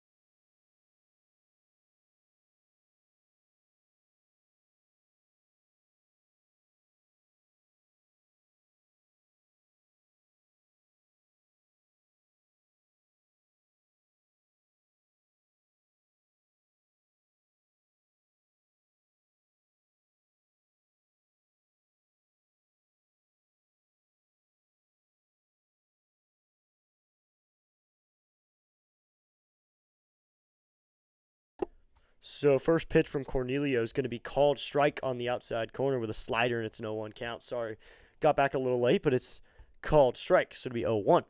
Thanks to everyone for waiting out that little break. Here's the pitch, and that's going to be inside, and that'll even up the count to 1-1. So Cornelio's back out there for a 6th inning of work after having a rocky 5th. They're just going to leave him out there, see how long he can last. Might as well. I mean, Why not? As it'll be a 1-1. Here's the pitch from Cornelio. That's going to be low with a slider. Appeal on the swing. No, says third base umpire Traynor. So it'll be a 2-1 count.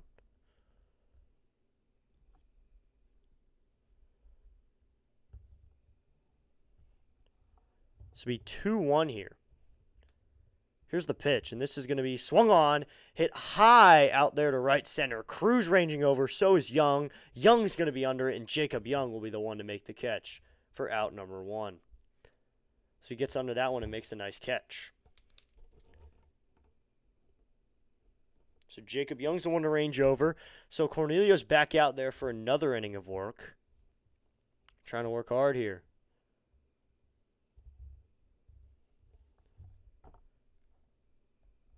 Here's the pitch, and that's going to be in there. Called strike 1 with a slider to Pareda. It's 0-1. Sorry for the dead air time there. Just had to check something. Here we go. We're back. So Yanni Pareda, the catcher, 293 average, 2 home runs, 4 ribbies. There's the numbers on him. Here comes the 0-1 from Cornelio. Swing and a miss at a slider low, and it's 0-2. Got him swinging at something out of the zone there. So it'll be 0-2 here with 1 out. 58 pitches for Cornelio. I believe this could be his last inning. Then you just turn to the bullpen from here. Some other arms. Here comes the 0-2. Swinging a ground ball fouled on the third base line. We'll do 0-2 again. 0-2, 1 out.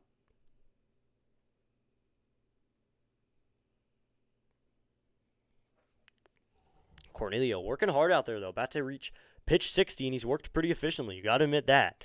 He's working hard, even though he gave up the runs. I mean, his field couldn't really back him up. I mean, they tried hard, but he's a new pitcher, too. The 0-2, swinging a foul off again. This is a newer guy. Can of Cornelio is not an experienced arm. He's new. He's fresh to the MLB. Let him settle in a little bit. This is his third outing so far. I mean, this is pretty decent for his third outing. Only 3 runs given up in his... Now he's into a 4th inning of full work. Come on, Cornelio. You got it. Here comes the 0-2. High ball 1 with a slider, and that'll make it a 1-2 count.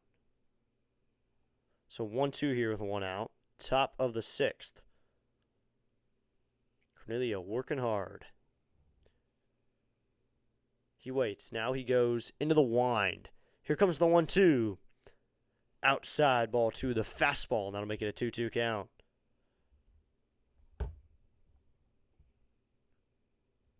So it'll be 2-2 with 1 out. Here we go. On Nationals. Try to find your way onto the board. So it'll be 2-2. Cornelio. Here's the pitch. Swinging a foul ball again. So we'll do 2-2. Nationals need to get some runs up on the board in the bottom of the 6th. It's getting into crunch time now. You got 4 innings to go. Looks like the fans are starting to leave the ballpark. I mean, it is almost 11. So no rain's coming, though. Mother Nature wants them to play a baseball game. Cornelio into the wind. The 2-2. Swinging a ground ball down the line and foul. We'll do 2-2 again. Well, the Pirates and the Padres just lost, so I hope we come back just to help us in the NL wildcard race. Yeah, I think we can start worrying about games like that in August. I think we can start worrying about those standings in July and August. I think June, it's just starting. The 2-2, swinging a fly ball. This is on the infield. Now in a foul ground goes Meade, and Meade will let this one go out of play. So that one is out of play. So we'll do 2-2 again. I think July is when the wild card race really starts because then every game counts. You got to start winning. You can't really lose the easy games.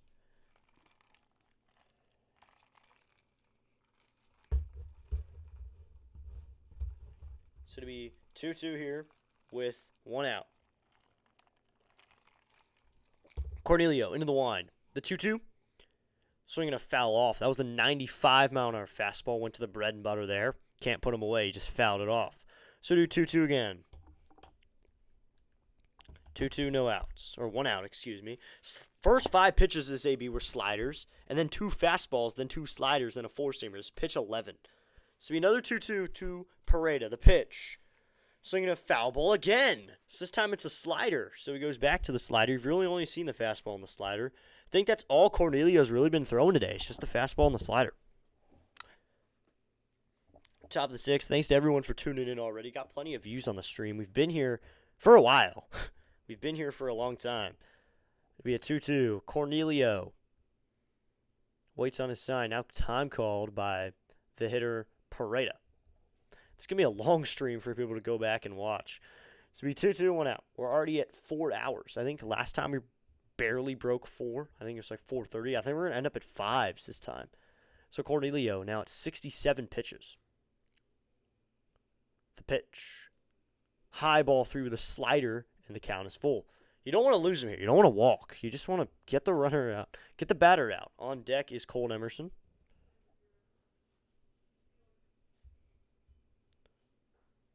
Here's the pitch. Swinging a ground ball. This can be Vivas. Ranges over. Fields. Fires to first in time for the out. So Pareda is retired. So after that long battle, he manages to retire him. So Riley Cornelio is really settling in now. Cornelio needs to. That's something he needs to do. Settle in here, relax, find the zone. He's only going to probably go a couple more batters probably. This could be his last batter even in Colt Emerson. So Colt Emerson is his name. So here's the pitch, and that is swung on and fouled off. Or that's swung on and missed, just dropped by Ruiz. Forgot he had a nickname for Young. Here comes the 0-1 from Cornelio, and that's outside with a slider, and that evens up the count at 1-1. So Cornelio, though, if they come back, Cornelio needs a credit for a win. Get the man a win. He doesn't have a win yet. He just has major league losses and no holds. It'll be a 1-1 here. Here's the pitch. Showing bunt here. He's going to get it down the third base line, but it's foul, and that'll be 1-2. Emerson trying to get a base on a bunt there, so it'll be 1-2 with 2 outs. Now, the Nationals are very shifted on him here. They're playing very up the middle. Meade is shifted to the shortstop position. Abrams playing up the middle. Vivas in a normal position. And, yeah, just really shifted. The 1-2. Swing! And a sword swing. Yes, he did. Now the runner going to first. Ruiz is going to fire it down there. In time, Garcia tags the bag. So Emerson is down swinging. Riley Cornelio, his first outing with multiple strikeouts. Let's go. Cornelio grabs 2 strikeouts. In the inning, he gets a 1-2-3, and we'll head to the bottom of the 6th. No runs, no hits, no runners left on base. Colt Clutch Young. All right. Colt Clutch Young. So there's 2 Colts. There's Colt Emerson and Colt Young. All right. I was confused, but thank you for the reminder, Night Owl. So we'll head to the bottom of the 6th. It'll be Vivas, Ruiz, and Wood. Wood's the only offense going on for this team. Everyone else can't get anything going, so get this guy back up. Just bring Wood up, try to get the offense going. Maybe Wood can set another spark. 1 run so far, and it's a Wood bomb. There are 2 hits. It's a Wood single and a Wood bomb. So that's just the name of our offense right now is James Wood. Can someone else get the offense going? Maybe give Vivas cuts Miller. I bet Vivas could get a hold of a pitch. If Vivas were to just time one up, he could get one. But I don't know if he will. Thanks to everyone sitting through this stream. We're having a fun stream, though. So thanks for tuning in with me.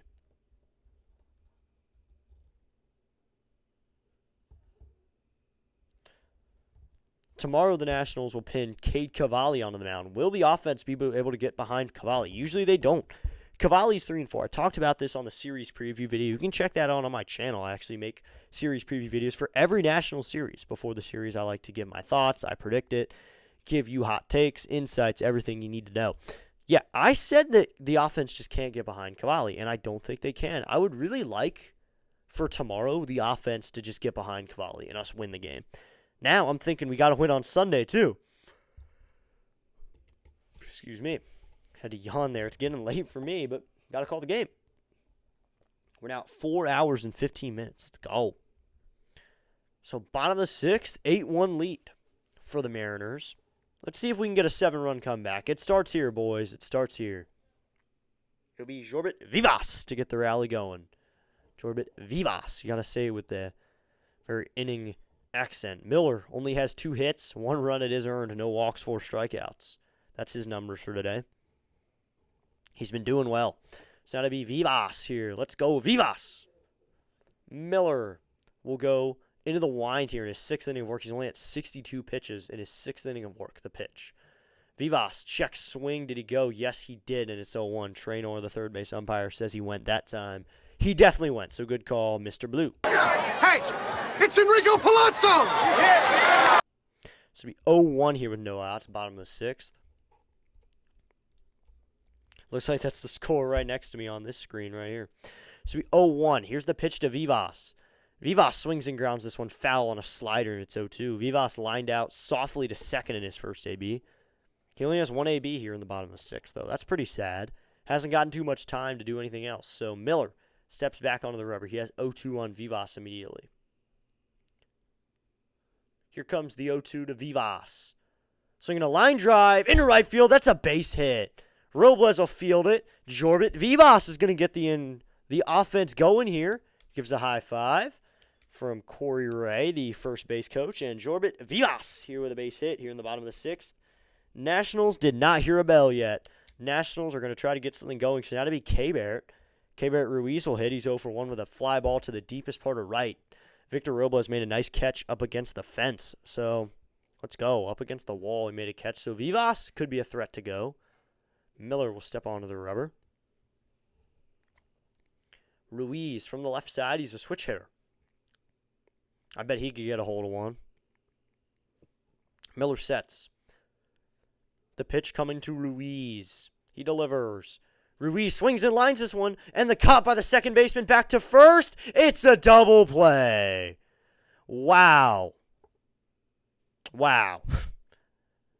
Soft liner to Young. He makes the catch and then throws it to, he threw it to Naylor.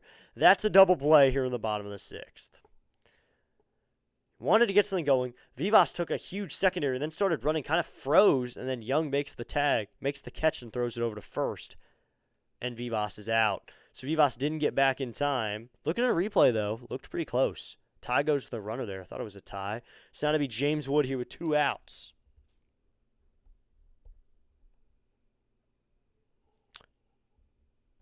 Here's the pitch to Wood.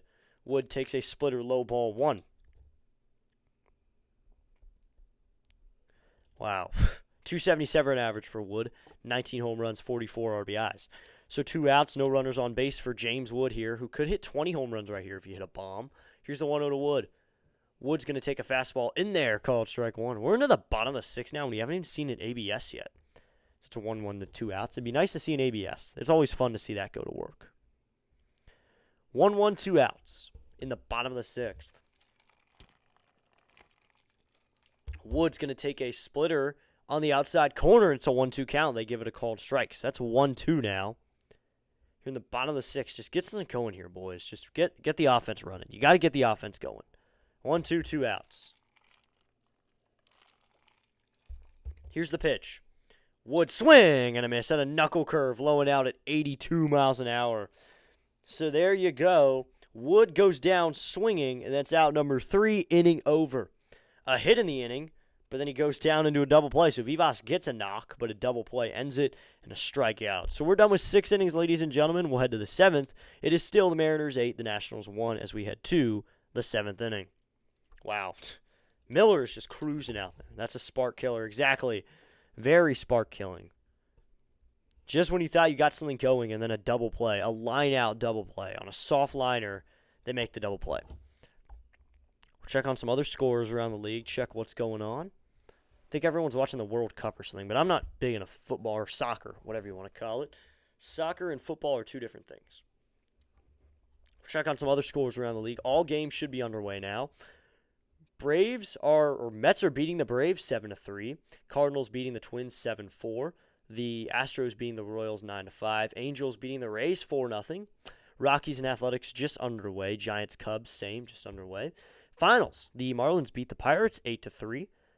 Orioles beat the Padres 7-3. The Guardians beat the Tigers 3-2. The Red Sox beat the Rangers 10-1. We saw that game unfold as it happened. The D-backs beat the Reds 5-2. The Blue Jays beat the Yankees 8-5. Of course, Brewers shut out the Phillies 6-0. We heard about that. And, of course, we heard about the Dodgers-White Sox game. White Sox get the win. So they're beating the overdog there. The underdog going to get the win. Let's go. You got to root for the underdog in that situation. So we head to the top of the 7th.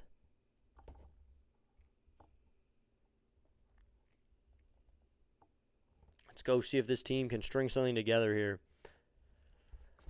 Top of the 7th we go. We'll have the 7th inning stretch in a moment. But we got a new pitcher on the mound. It's Paxton Schultz into the game now.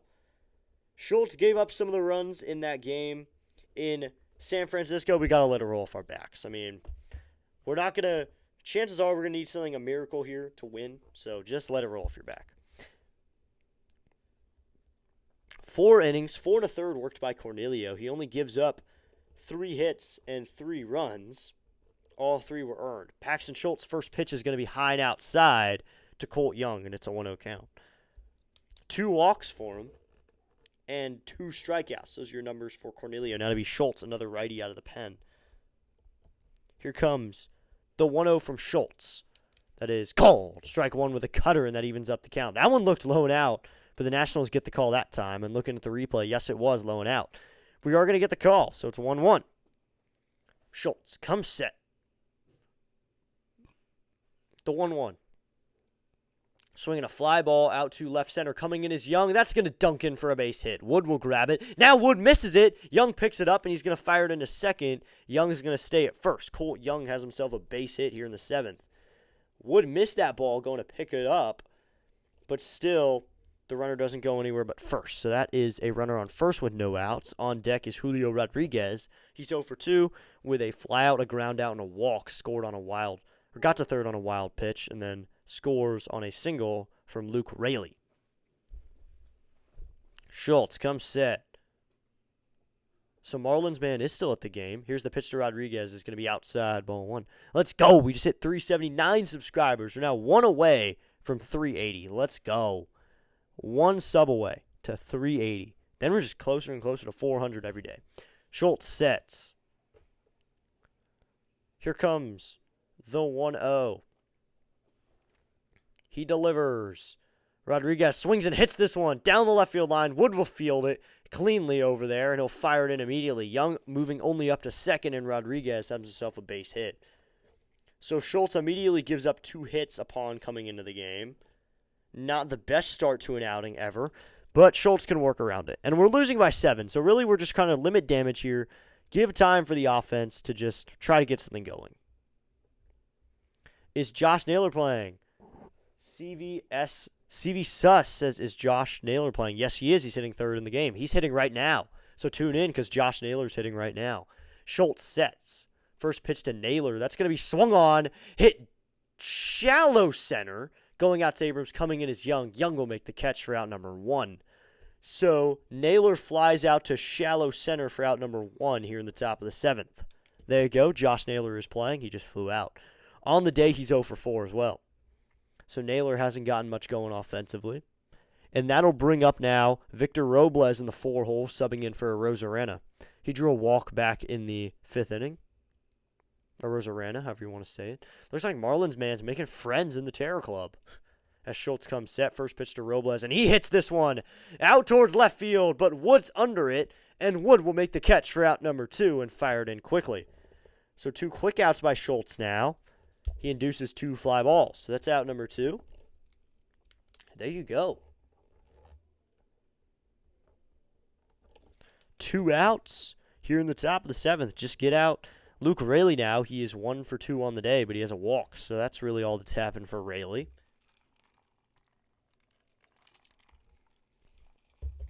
Schultz sets. Now he just has to get out Raley. He waits. First pitch to Raley. And this one's hit out there towards right field, but Dylan Cruz moving back. Couple steps in front of the track. Dylan Cruz makes the catch. So Paxton Schultz turns to pitch to contact there, and it works. He gives up 2 hits and then gets 3 flyouts. That works. 2 hits in the inning, but no runs and 2 men left on base. That's a good box score right there. Led to the bottom of the 7th. Time to stretch, everybody. Time to stretch for the 7th inning stretch. We'll be right back for the rest of this game right here on District Nation. We'll be back in just a moment. Don't touch that dial. Don't touch that channel. We'll be right back.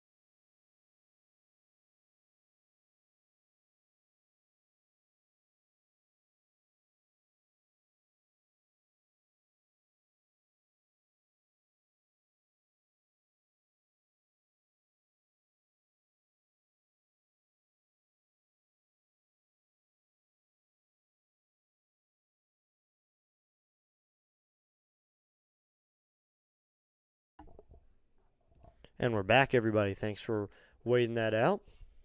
We'll head to the bottom of the 7th. Thanks for stretching for the 7th inning stretch. Thanks for subscribing. CVSVS, let's go. Thank you so much for subscribing. So now to be Louie to face Miller in his 7th inning of work. He's at 70 pitches. He's averaging 10 pitches an inning. He's doing great here as he goes in the line, or a little bit more than that. The pitch to Louie. In there, called strike 1. That was high in the zone. That's 0-1, though. Garcia doesn't want to challenge it. I think it might have been touching. So looks like Robles is now in center field. Is Rodriguez out of the game? Oh, we got a lot of changes here. Mastroboni's in left field now. Here's the first pitch to Garcia. Garcia fouls this one off. So we got a lot of defensive substitutions here. We'll update you on them in a second here. But a lot of changes is all you really need to know. So Patrick Wisdom is going to be in for Rodriguez in center field. Here's the pitch, and Garcia swings and fouls this one off on a splitter. So Wisdom heads over to third. He's in for Rodriguez. So they're probably just subbing him in because of the lead. Patrick Wisdom into the game, into Rodriguez's spot in the lineup. He comes in the bottom of the 7th. So probably just giving Rodriguez the rest of the night off. So to be an 0-2 here. Miller into the wind. Here's the pitch to Garcia. And Garcia swings and grounds this one down the first base line in fair territory. Naylor's going to flip it up to the pitcher covering, and Miller is there to make the play. So that's a 3-1 ground out. Miller made a nice play running up the line and made the play. So that's out number 1 here in the bottom of the 7th. So now Wisdom is at third, and Miles Mastroboni's in left now. So the entire outfield has really changed. Mastroboni in left, Robles now in center, and Rayleigh in right. So I feel like Rayleigh's been in a couple spots now. I think Rayleigh's been in a couple offensive spots or defensive spots. But Robles in center now. We know Victor Robles well in the center field position. His first pitch to Curtis Mead is going to be in there, called strike 1. That's an 0-1 count.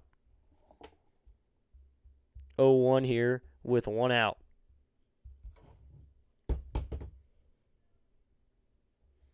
Here comes the 0-1 coming to Mead. Miller now at 75 pitches into the line. Here's the pitch to Curtis Mead.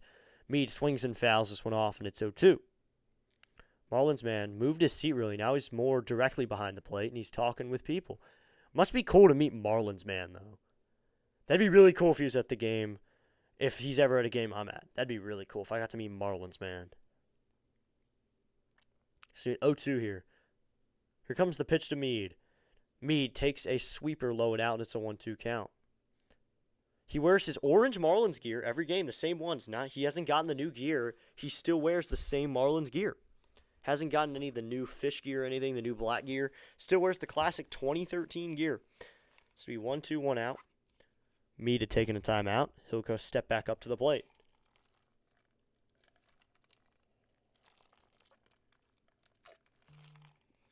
One, two, 1 out. Yeah, they got updated on the defensive substitutions, but I already did. As I filled them into the scorebook, I updated you guys. Here's the pitch to Mead. Check swing. Did he go? Yes, says first base umpire Visconti, but Mead knew it. He was walking away as soon as he did that check swing. Strikeout. Here we go. I'm going to take one moment here.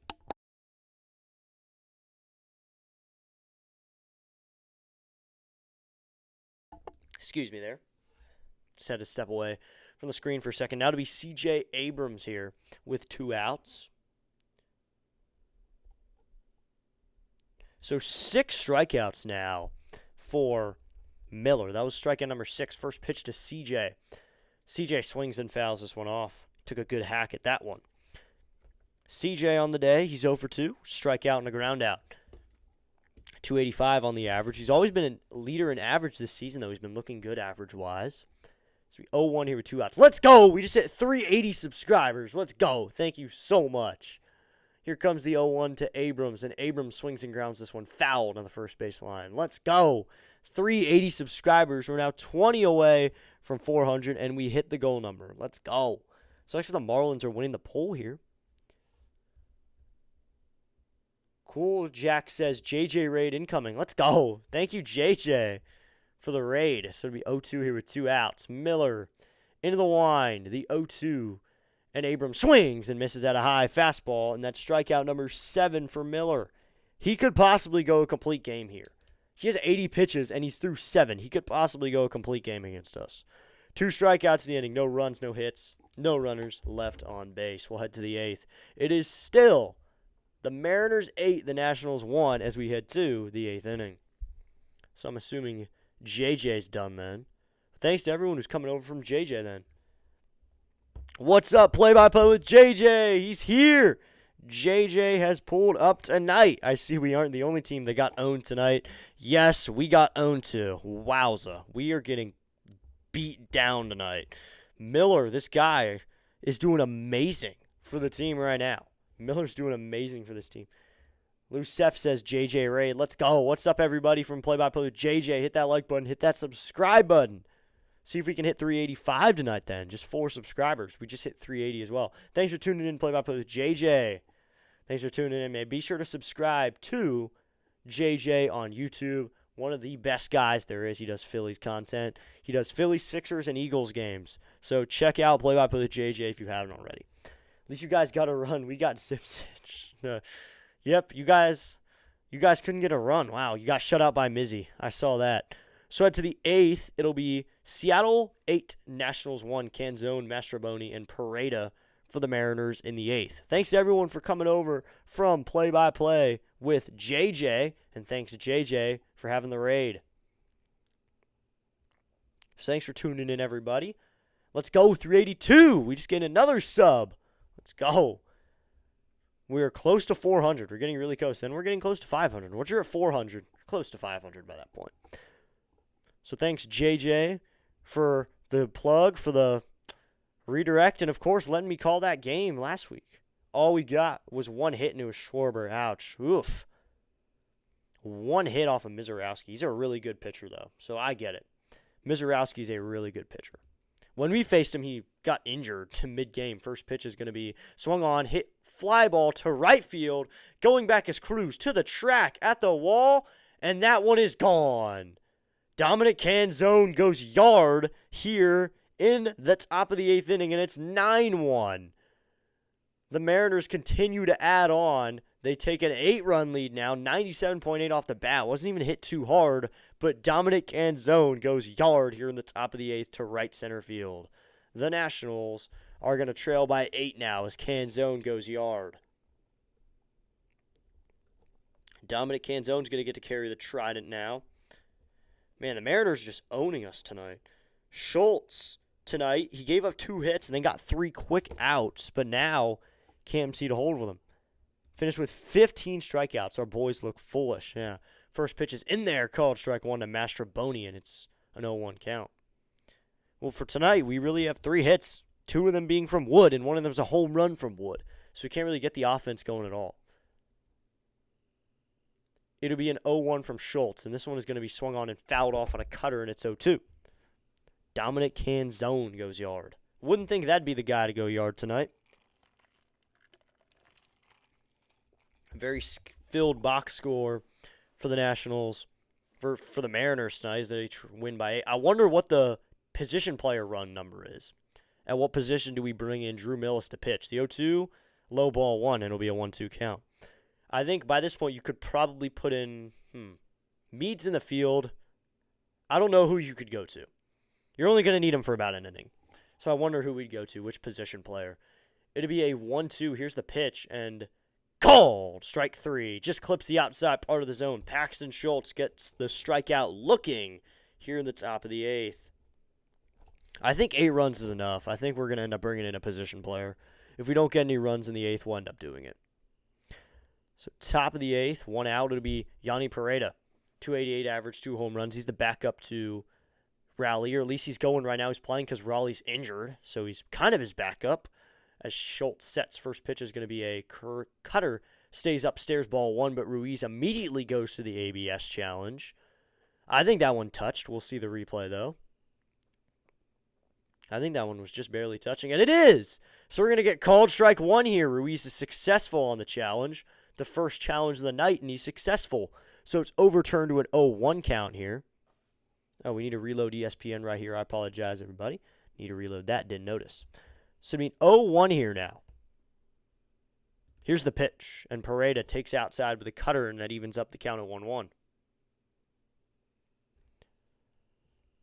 Let's go. We're 3 subscribers away from 385, everybody. Be sure to hit that like button, hit that subscribe button, help out the channel. Schultz sets. Here comes the 1-1. And this is going to be low and out, ball 2. It's a 2-1 count. So I wonder if we're going to end up breaking 5 hours in this stream. Eric Young Jr. is the first base coach for this Mariners team. He was the first base coach for the Nationals in 2023. But that was the only stint he had because they brought on Gerardo Parra after that to be the first base coach. I liked EYJ, though. Called. Strike 2 on that fastball. Clips the low and out part. And that evens up the count at 2-2. Eric Young Sr. was a guy for the Braves, I think, in 2023. And then EYJ was the first base coach for the Nationals. So they had a good meet-up there. Just a fun little Nats fact. And if you are a fan of baseball and just little nuggets like that, check out my channel and go to the shorts. I've been doing a series, Random Nationals players you don't remember.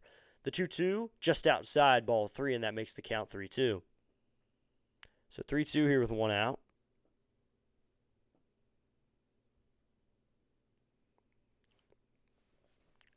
Come on, Schultz, put him away. 383 subscribers. Let's go. As Schultz comes set. The 3-2. Swinging a foul off, and we'll do 3-2 again. Yeah, Marlins Man is at the game. It's really cool that Marlins Man is here, though. Marlins Man just casually at a locally broadcasted game, not nationally televised, not any big playoff game. He's at a Nats-Mariners game. Maybe he has some sort of connection to it. The 3-2. Swinging a ground ball. This is going to be at the second baseman, Vivas. Fields cleanly. Fires to first in time for out number 2. So after the home run, Schultz gets 2 quick outs there, a strikeout and a ground out. Working pretty efficiently now in his second inning of work. Yeah, I don't think they'd want to waste an arm for the 9th. They're probably just going to end up going to a position player, trailing by 8.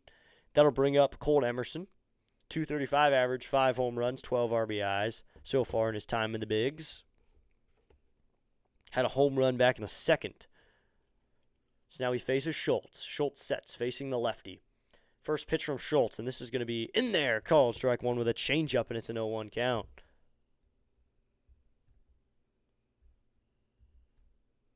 So to be 0-1 here with 2 outs. Schultz gets his sign. He comes out. Let's go. 384 subscribers. Let's go. The 0-1. Outside, ball 1 with a cutter, and that evens up the count at 1-1. Let's go. We're getting closer and closer to 500. It'll be really cool if we can hit 1K before the football season. That's really the goal here. 1K before NFL. Remember last year my goal was 30 subscribers by preseason. The 1-1. Swinging a fly ball, center field, Jacob Young coming in, and Young will make a running catch there for out number 3 to end the inning.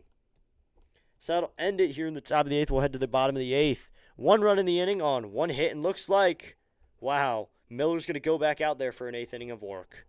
1 run on 1 hit, no runners left on base. We'll head to the bottom of the 8th. It's now the Mariners 9 and the Nationals 1 as we head to the bottom of the 8th. We are absolutely getting owned right now by the Mariners. They have figured out our number, and they are running with it. We are 1 subscriber away from 385, everybody. Just 1 person hit that subscribe button. You think Naylor's going to hit at least 1 more time? Let's do the math right here. Yes, he will, because he's hitting 3rd next inning in the 9th. So Naylor will hit 1 more time. Naylor's 0 for 4, though. Maybe a bad night to place a bet on Naylor. 0 for 4 on the day. He will hit in the top of the 9th. But thank you for asking. I can help you out with that anytime.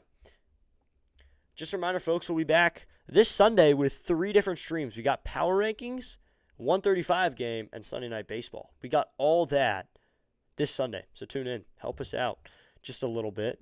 Let's go. We got 33 likes. Let's go. The math does not check out, though. We have more people in the chat than likes, so be sure to hit that subscribe button, everybody, and be sure to hit that like button. We just need 1 more subscriber to hit 385, though. Cannot be that hard to hit the subscribe button, everybody. It is free, and you're helping me out a lot because the number climbs. We get closer to bigger and better things. So it's like PS's game is about to be over. He's covering the Mets. Man, he needs to lock in everything is perfect. He's the only person I need to get a hit, and I'm up $370. Wow. $370 on Josh Naylor get a hit. Let's go. We just hit 385 and more. We're at 386 subscribers. Let's go. It'd be really cool now if we hit 390. That'd be awesome. Maybe even tonight. So now that'll bring up DC Cruz here. DC is 0 for 2 with a couple flyouts. This stadium is really emptied here in the 8th. So it looks like there is someone warming up in the pen. Varland's warming up, it looks like. As Miller into the wind. First pitch to Dylan Cruz. Cruz going to take a fastball upstairs, ball 1. It's a 1-0 count. 178 average for him. 2 home runs, 7 RBIs. He's looking like a Joey Gallo. He's got a lot of power, but he just can't do it that much. This will be a 1-0 here. Miller into the wind. The pitch to Cruz. Cruz takes a cutter outside and is a 2-0 count. Missed the spot there. So it looks like the Idkins and Marlins man really hitting it off. Well, it's really just one Idkin and then a friend probably. I don't think both the brothers are there. It's just one of them and then a friend probably. But Marlins man's talking to him. Here's the 2-0 to Cruz. Cruz going to take a sinker inside, ball 3. I think if Miller walks this guy, I think they're going to probably take him out. If he lets him on base, they're probably going to take him out. He's probably on a short lease. Michael Rucker is in the pen for the Mariners. He's getting warmed up. He just started getting off the mound, though. Here's the 3-0. Cruz swings and blasts this one to left center field. That one is going to leave the ballpark 2 rows above the red seats. And the Nationals will have another home run. Dylan Cruz goes yard, and that one's gone. Watch it fly, Dylan Cruz, and it's 9-2 here in the bottom of the 8th.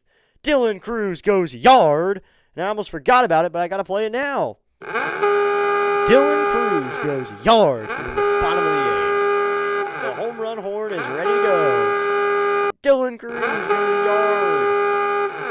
Dylan Cruz. Nice swing goes out to left center. We were just talking about how he's something like Joey Gallo. That's some Joey Gallo type of play, just hitting a home run. So now it'll be Dalen Lau, first pitch. That hit him. That hit him or was it foul? They're going to call it foul, and it's 0-1. Here we go. Hey, we're losing, but we can still go. N-A-T-S. Nats, Nats, Nats. Woo! 9-2. Dylan Cruz gets Nationals another run, so a home run does it. 86 pitches now for Miller. Here's the pitch to Lyle, and Lyle grounds this one fouled on the first base line. Dylan Cruz going yard. Here in the bottom of the 8th, trying to get another run on the board, so it's a 7-run deficit now. Both runs coming off of solo home runs. One from Wood, one from Cruz. So Miller will now work out of the wind on 0-2 to Lyle after that check swing foul ball. The pitch to Lyle. Swinging a fly ball. This one's hit well to right, but this one's going to just be caught by the right fielder, Rayleigh, over there for out number 1. That one wasn't hit well enough. Was hit actually kind of in. Right fielder had to come in to make that catch. Thought that one was out. It was not, in fact. Thanks to everyone who's tuned in, everybody. We got a good baseball game here, though. Now the Nats start the comeback. 7 runs. Not that much. It's going to be JY here. He's struck out twice looking. 234 average with 8 bombs. He's found some pop lately, though. Into the wind. First pitch to Young. Young takes a sinker upstairs, ball 1. No challenge from catcher Pareda that time. I thought he challenged that. That one looked just a bit high. So we 1-0 here with 1 out. Miller. Looking here. He's got his sign. Goes into the line. The pitch to Young. Young swings and chops this one to the shortstop. He fields cleanly. Emerson fires to first in time. Over to his first baseman, Naylor, for out number 2. So that'll bring up Jorbit Vivas. Here's 1 for 2. Excuse me. That was embarrassing. Dinner coming back up a little bit. It'll be Vivas. He's 1 for 2 on the day. A line out and a single. 242 average with a home run and 9 RBIs for Vivas. 90 pitches for Miller now. So I'm assuming this is his last inning of work. Vivas here. No clutch situation. Might as well hit. He always hits in situation with no clutch, and Vivas swings and grounds this one down the line, but Naylor's able to make the play, and he makes the throw he tags the bag just in time. Vivas tried to slide to first, but Naylor gets there in time. So the 3 unassisted ends the inning, but a home run for the Nationals comes from Dylan Cruz. 1 run on 1 hit. No runners left on base. It's now the Mariners 9, the Nationals 2, as we head to the 9th inning. Excuse me, you're going to take off the headphones here for a second here. Just take them off. Take off the hat for you for a second. But thank you so much to everyone who has tuned in to today's broadcast. It's been fun hanging out with everybody. Just taking off the hat and the headphones for a second here. So we're getting going here to the top of the ninth.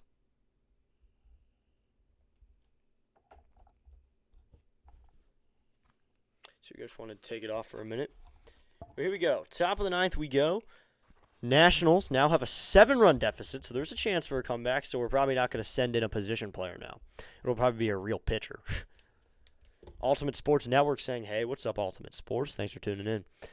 Thanks for tuning in, Ultimate Sports. He's a football fan. Ultimate Sports, more of a football guy. He came for a lot of my football streams last year, but thanks for tuning in for the limited baseball streams that you do. I think he's a Guardians fan, so he'll be rooting for the Guards. I don't think I've called the Guardians this year yet because they haven't played the Nationals. I haven't called them anyway. So reminder, I will not be on the mic tomorrow for Saturday's baseball game. So it looks like Gus Varland's going to come in the game for the Nationals here after 2 good innings of work from Schultz. I mean, he gives up a run, but still 2 good innings. I feel like 1 run is not that bad, especially for a guy like Paxton Schultz. 2 runs isn't the end of the world. 1 run on 3 hits, actually, because he gave up the 2 hits in the 7th inning, so 3 hits and a run.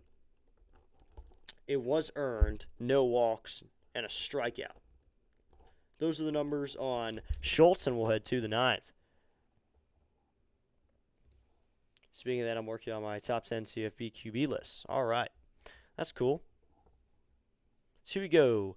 Top of the 9th we go. Looks like I'm really loving watching this James Wood home run. Just how much the Terror Club right behind just explodes. Everyone who's sitting behind the plate just gets up and screams. So here we go, top of the 9th. Varland will pitch now. First pitch going to be a curveball in there, called strike 1 with a slider, actually. And it's 0-1. So it's 0-1 here with no outs in the top of the 9th. Varland comes set. It'll be an 0-1. Here's the pitch. Swinging a fly ball foul, and it'll be 0-2 now. 96 on that fastball, and it's 0-2. Varland's been the 9th inning guy sometimes. We also see beater in that 9th inning role. 27 games for Varland, 1-1 record, 6 holds with a 5.11 ERA, 20% K rate, and 11.3 walk rate. So it'll be 0-2 here. The pitch. Swinging a fly ball foul again, third base side will do 0-2. So I won't be able to be on the mic for baseball tomorrow, but there's a small chance, if I feel so inclined, that I'll do Game 5 between the Knicks and the Spurs. I'm not too invested in it, but if people want me to, I will. The 0-2, swinging a fly ball hit well out to right field. Going back is Cruz to the track, but he's under it on the track, and Dylan Cruz makes the catch out there in the gap for out number 1. Colt Young flies out. Oof. Oh. Almost out of the park again. They were hitting a lot of bombs, so I wouldn't be surprised they got a hold of another one, but this time they can't. Sets out number 1. So now it'll be Patrick Wisdom to hit here with 1 out. Hitting 128. He's getting to play in the game. Here's the pitch, and that's in there, called strike 1 on the high and inside corner. It's 0-1. Wisdom subbed into the game in the 7th into the field for Julio Rodriguez a spot, but he went over to go play 3rd. So that's why they had to shift the field so much as Mastroboni went out to left. The pitch. Wisdom takes a fastball high, and it evens up the count at 1-1. 1-1 here with 1 out. I'll be at the game tomorrow, the Nationals game, so you can check me out on Instagram, see what's going on over there. You can check out information there. The 1-1. Swinging a fly ball foul down the right field line. We'll do 1-2 now. You can check out my story. I'll be probably making a post for the actual trip to the ballpark. I've been enjoying making posts like that where you can see the entire experience, where I sat and such. So it'll be 1-2 with 1 out. Varland comes set. He waits. Now the 1-2, and this is going to be just high, and it'll be 2-2 now. 2-2, 1 out. Chom's in here saying hello again. What's up, Choms? Thanks for tuning in. Choms, how you doing? Ying Yang says, I hope you have fun at the game tomorrow. What a great game to go to. Thank you. Here's the 2-2. Swing and a miss at a fastball high. Gus Varland sits him down. Sit down, Wisdom.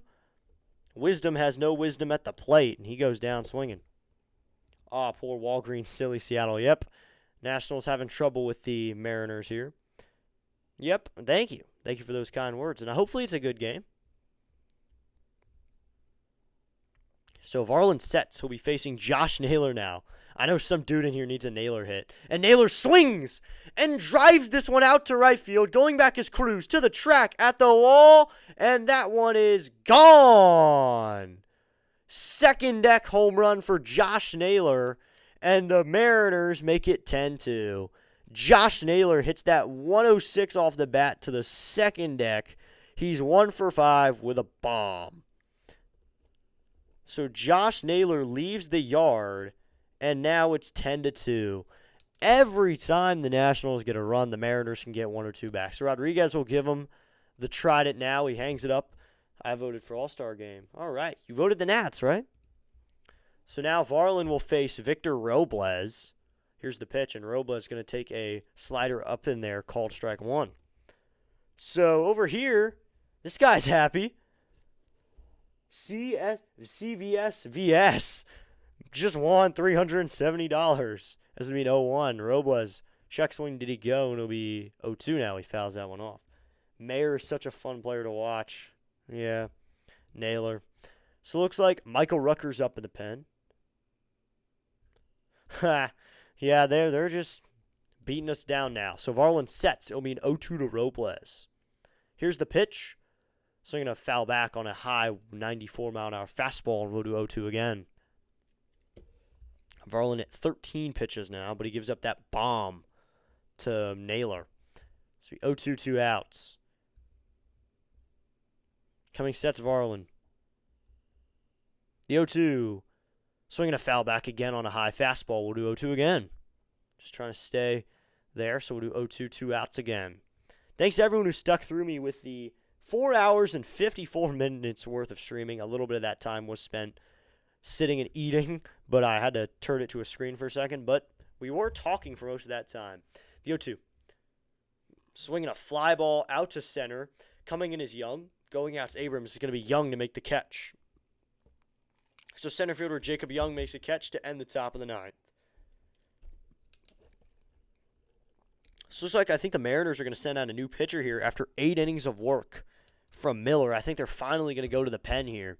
But here we go. We'll head to the bottom of the 9th. Can the Nationals even try to get a comeback? We will see. So we'll see if there's any hope for the Nationals here in the bottom of the 9th. Those are the gamblers who post about their pets in YouTube chats. Yep.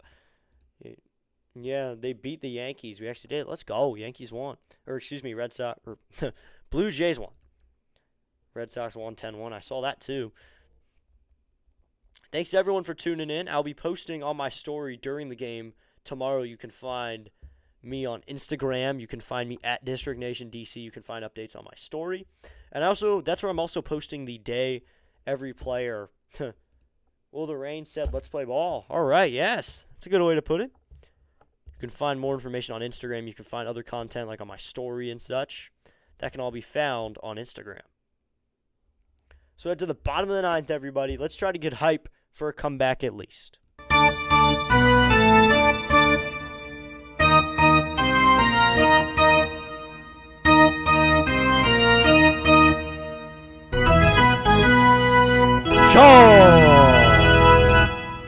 All right, everybody. Time for a comeback. I think they can do it. Let's go, everybody. Get hype. We're trying to get just something here. Anything for the boys. Just any runs. Any runs at all would be very helpful.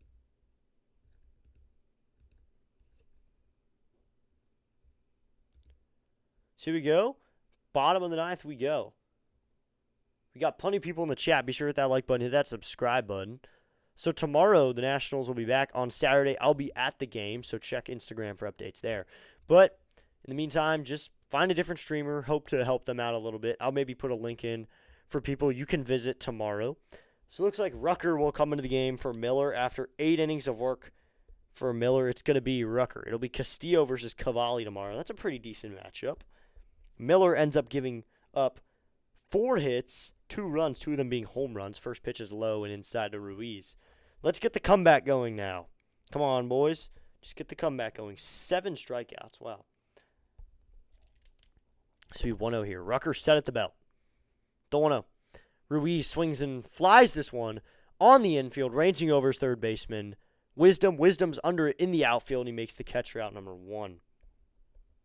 How'd your finals go? They went well. I mean, I feel like I did pretty well. I studied hard the entire week. I feel like I did pretty well. Michael Rucker, career 96 games, a 5-2 record with a 4.96. Once again, that's career. So he hasn't had too many outings, but for a career. It's not to be James Wood with 1 out. He's 2 for 3 on the day. Yeah, I feel pretty good about the finals, but at least Summers here. The pitch to Woods outside, ball 1. Catcher tried to frame it, but he can't. So it's 1-0 here with 1 out. 10-2 lead for the Mariners. The stadium's practically empty now. No one stayed for the rest of the game. You got to stay, though. The 1-0. Wood's going to take a cutter in there, called strike 1. It's a 1-1 count. Now it'd be really nice for them just to take game 2. Get some runs on the board. Be the top scoring offense in the league that they are. Get runs on the board. As a Rucker comes set. Here's the pitch to Wood. Wood's going to take a curveball in there, called strike 2, and it's a 1-2 count. So it's like the Nationals still winning the poll, or we're tied 50-50 in the poll. All right, let's go. We're tied 50-50. That is better than the Mariners winning the pitch, and Wood's just going to poke this one, but right at the third baseman, Wisdom, who has shifted on him. The throw is in time for the out, and James Wood is down for out number 2 on the ground out. So it's out number 2, and that'll bring up Luis Garcia Jr. He's 0 for 3. Wood hustled down the line, though, as he poked out one to the shortstop, or the third baseman. He still hustled down the line, but just can't beat it out for out number 2 now. So now to be Louie here with 2 outs. Still one last chance for the Nationals here with 2 outs. Rucker sets. Garcia, get the 2-out rally going. Garcia going to take a cutter right in there, called strike 1. Looked a little bit low, but it was in the zone, so it's an 0-1 count. It's like Nick Kirch just homered for the Athletics. Just got the notification there as Rucker comes set. Here comes the 0-1 to Garcia. Garcia swings and misses at a cutter in the dirt, and it's 0-2. And the Nationals are down to their last strike. Wow. Really bad game, honestly. That was not a good game. Just in general. Unless we get 8 runs right now. I mean, we got some runs, but we gave up 10 runs, too. And 5 of them from Littell, who was on a good streak, and he just can't get it done today. So it'll be 0-2, 2 outs here. Rucker sets. The 0-2 to Garcia. Swing and a miss at a curveball. And Rucker puts it away for the Mariners, and the Nationals are going to lose game 1 of this series at a score of 10-2. They cannot take in. They get 1-2-3 inning in the 9th. No runs, no hits, no runners left on base. So that ends the game. The Washington Nationals lose 10-2. They get 4 hits, no errors. 10 runs, 11 hits, no errors, to 2 runs, 4 hits, and no errors.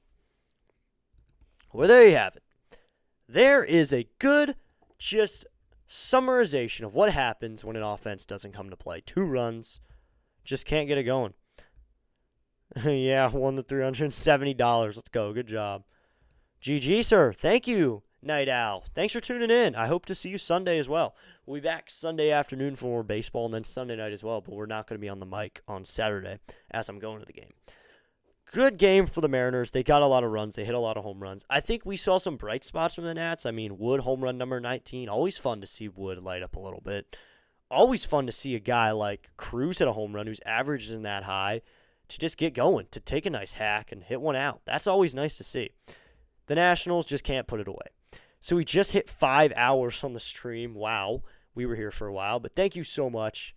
It's now 11:30 where I am. So I'm going to finish up, and we'll talk a little about this game. 10-2 loss. The Nationals can't get it done. I don't think anyone else is streaming right now, so I don't really want to redirect you. But thanks to JJ for the redirect today. Thanks to JJ for the redirect. I want to see his PAS still live right now. So he's still live, but he's about to end. So I have no idea where I'm going to put you guys. Maybe. Let's just send you over there. Let's send you over there for the time you have. Pure Gentleman Sports, check him out. He's in the top of the 9th right now, but he's still got some time to go. So check out Pure Gentleman Sports, everybody. He's a good streamer as well. He calls the Mets. So here you go. Oh, thank you, Night Owl. He says, I will be here this Sunday. Let's go. Thank you, Night Owl. I hope to see you then. Thank you so much. Thanks for tuning in. I'll see you later. So everybody who wants to head over to Pierre Adrenaline Sports, there's your redirect link. Click on that link. You can head over to Pierre Adrenaline Sports. He's covering the Mets right now. But the Nationals can't get the win. Congrats to the Mariners. You win 10-2. Thank you so much for tuning in today. I appreciate each and every single one of you. I hope everyone has a great rest of your night. I hope everyone enjoys the start of your weekend. For me, maybe for some people it's summer, so enjoy the start to summer. Thank you so much, everybody. I will see you soon. Have a good night, everybody.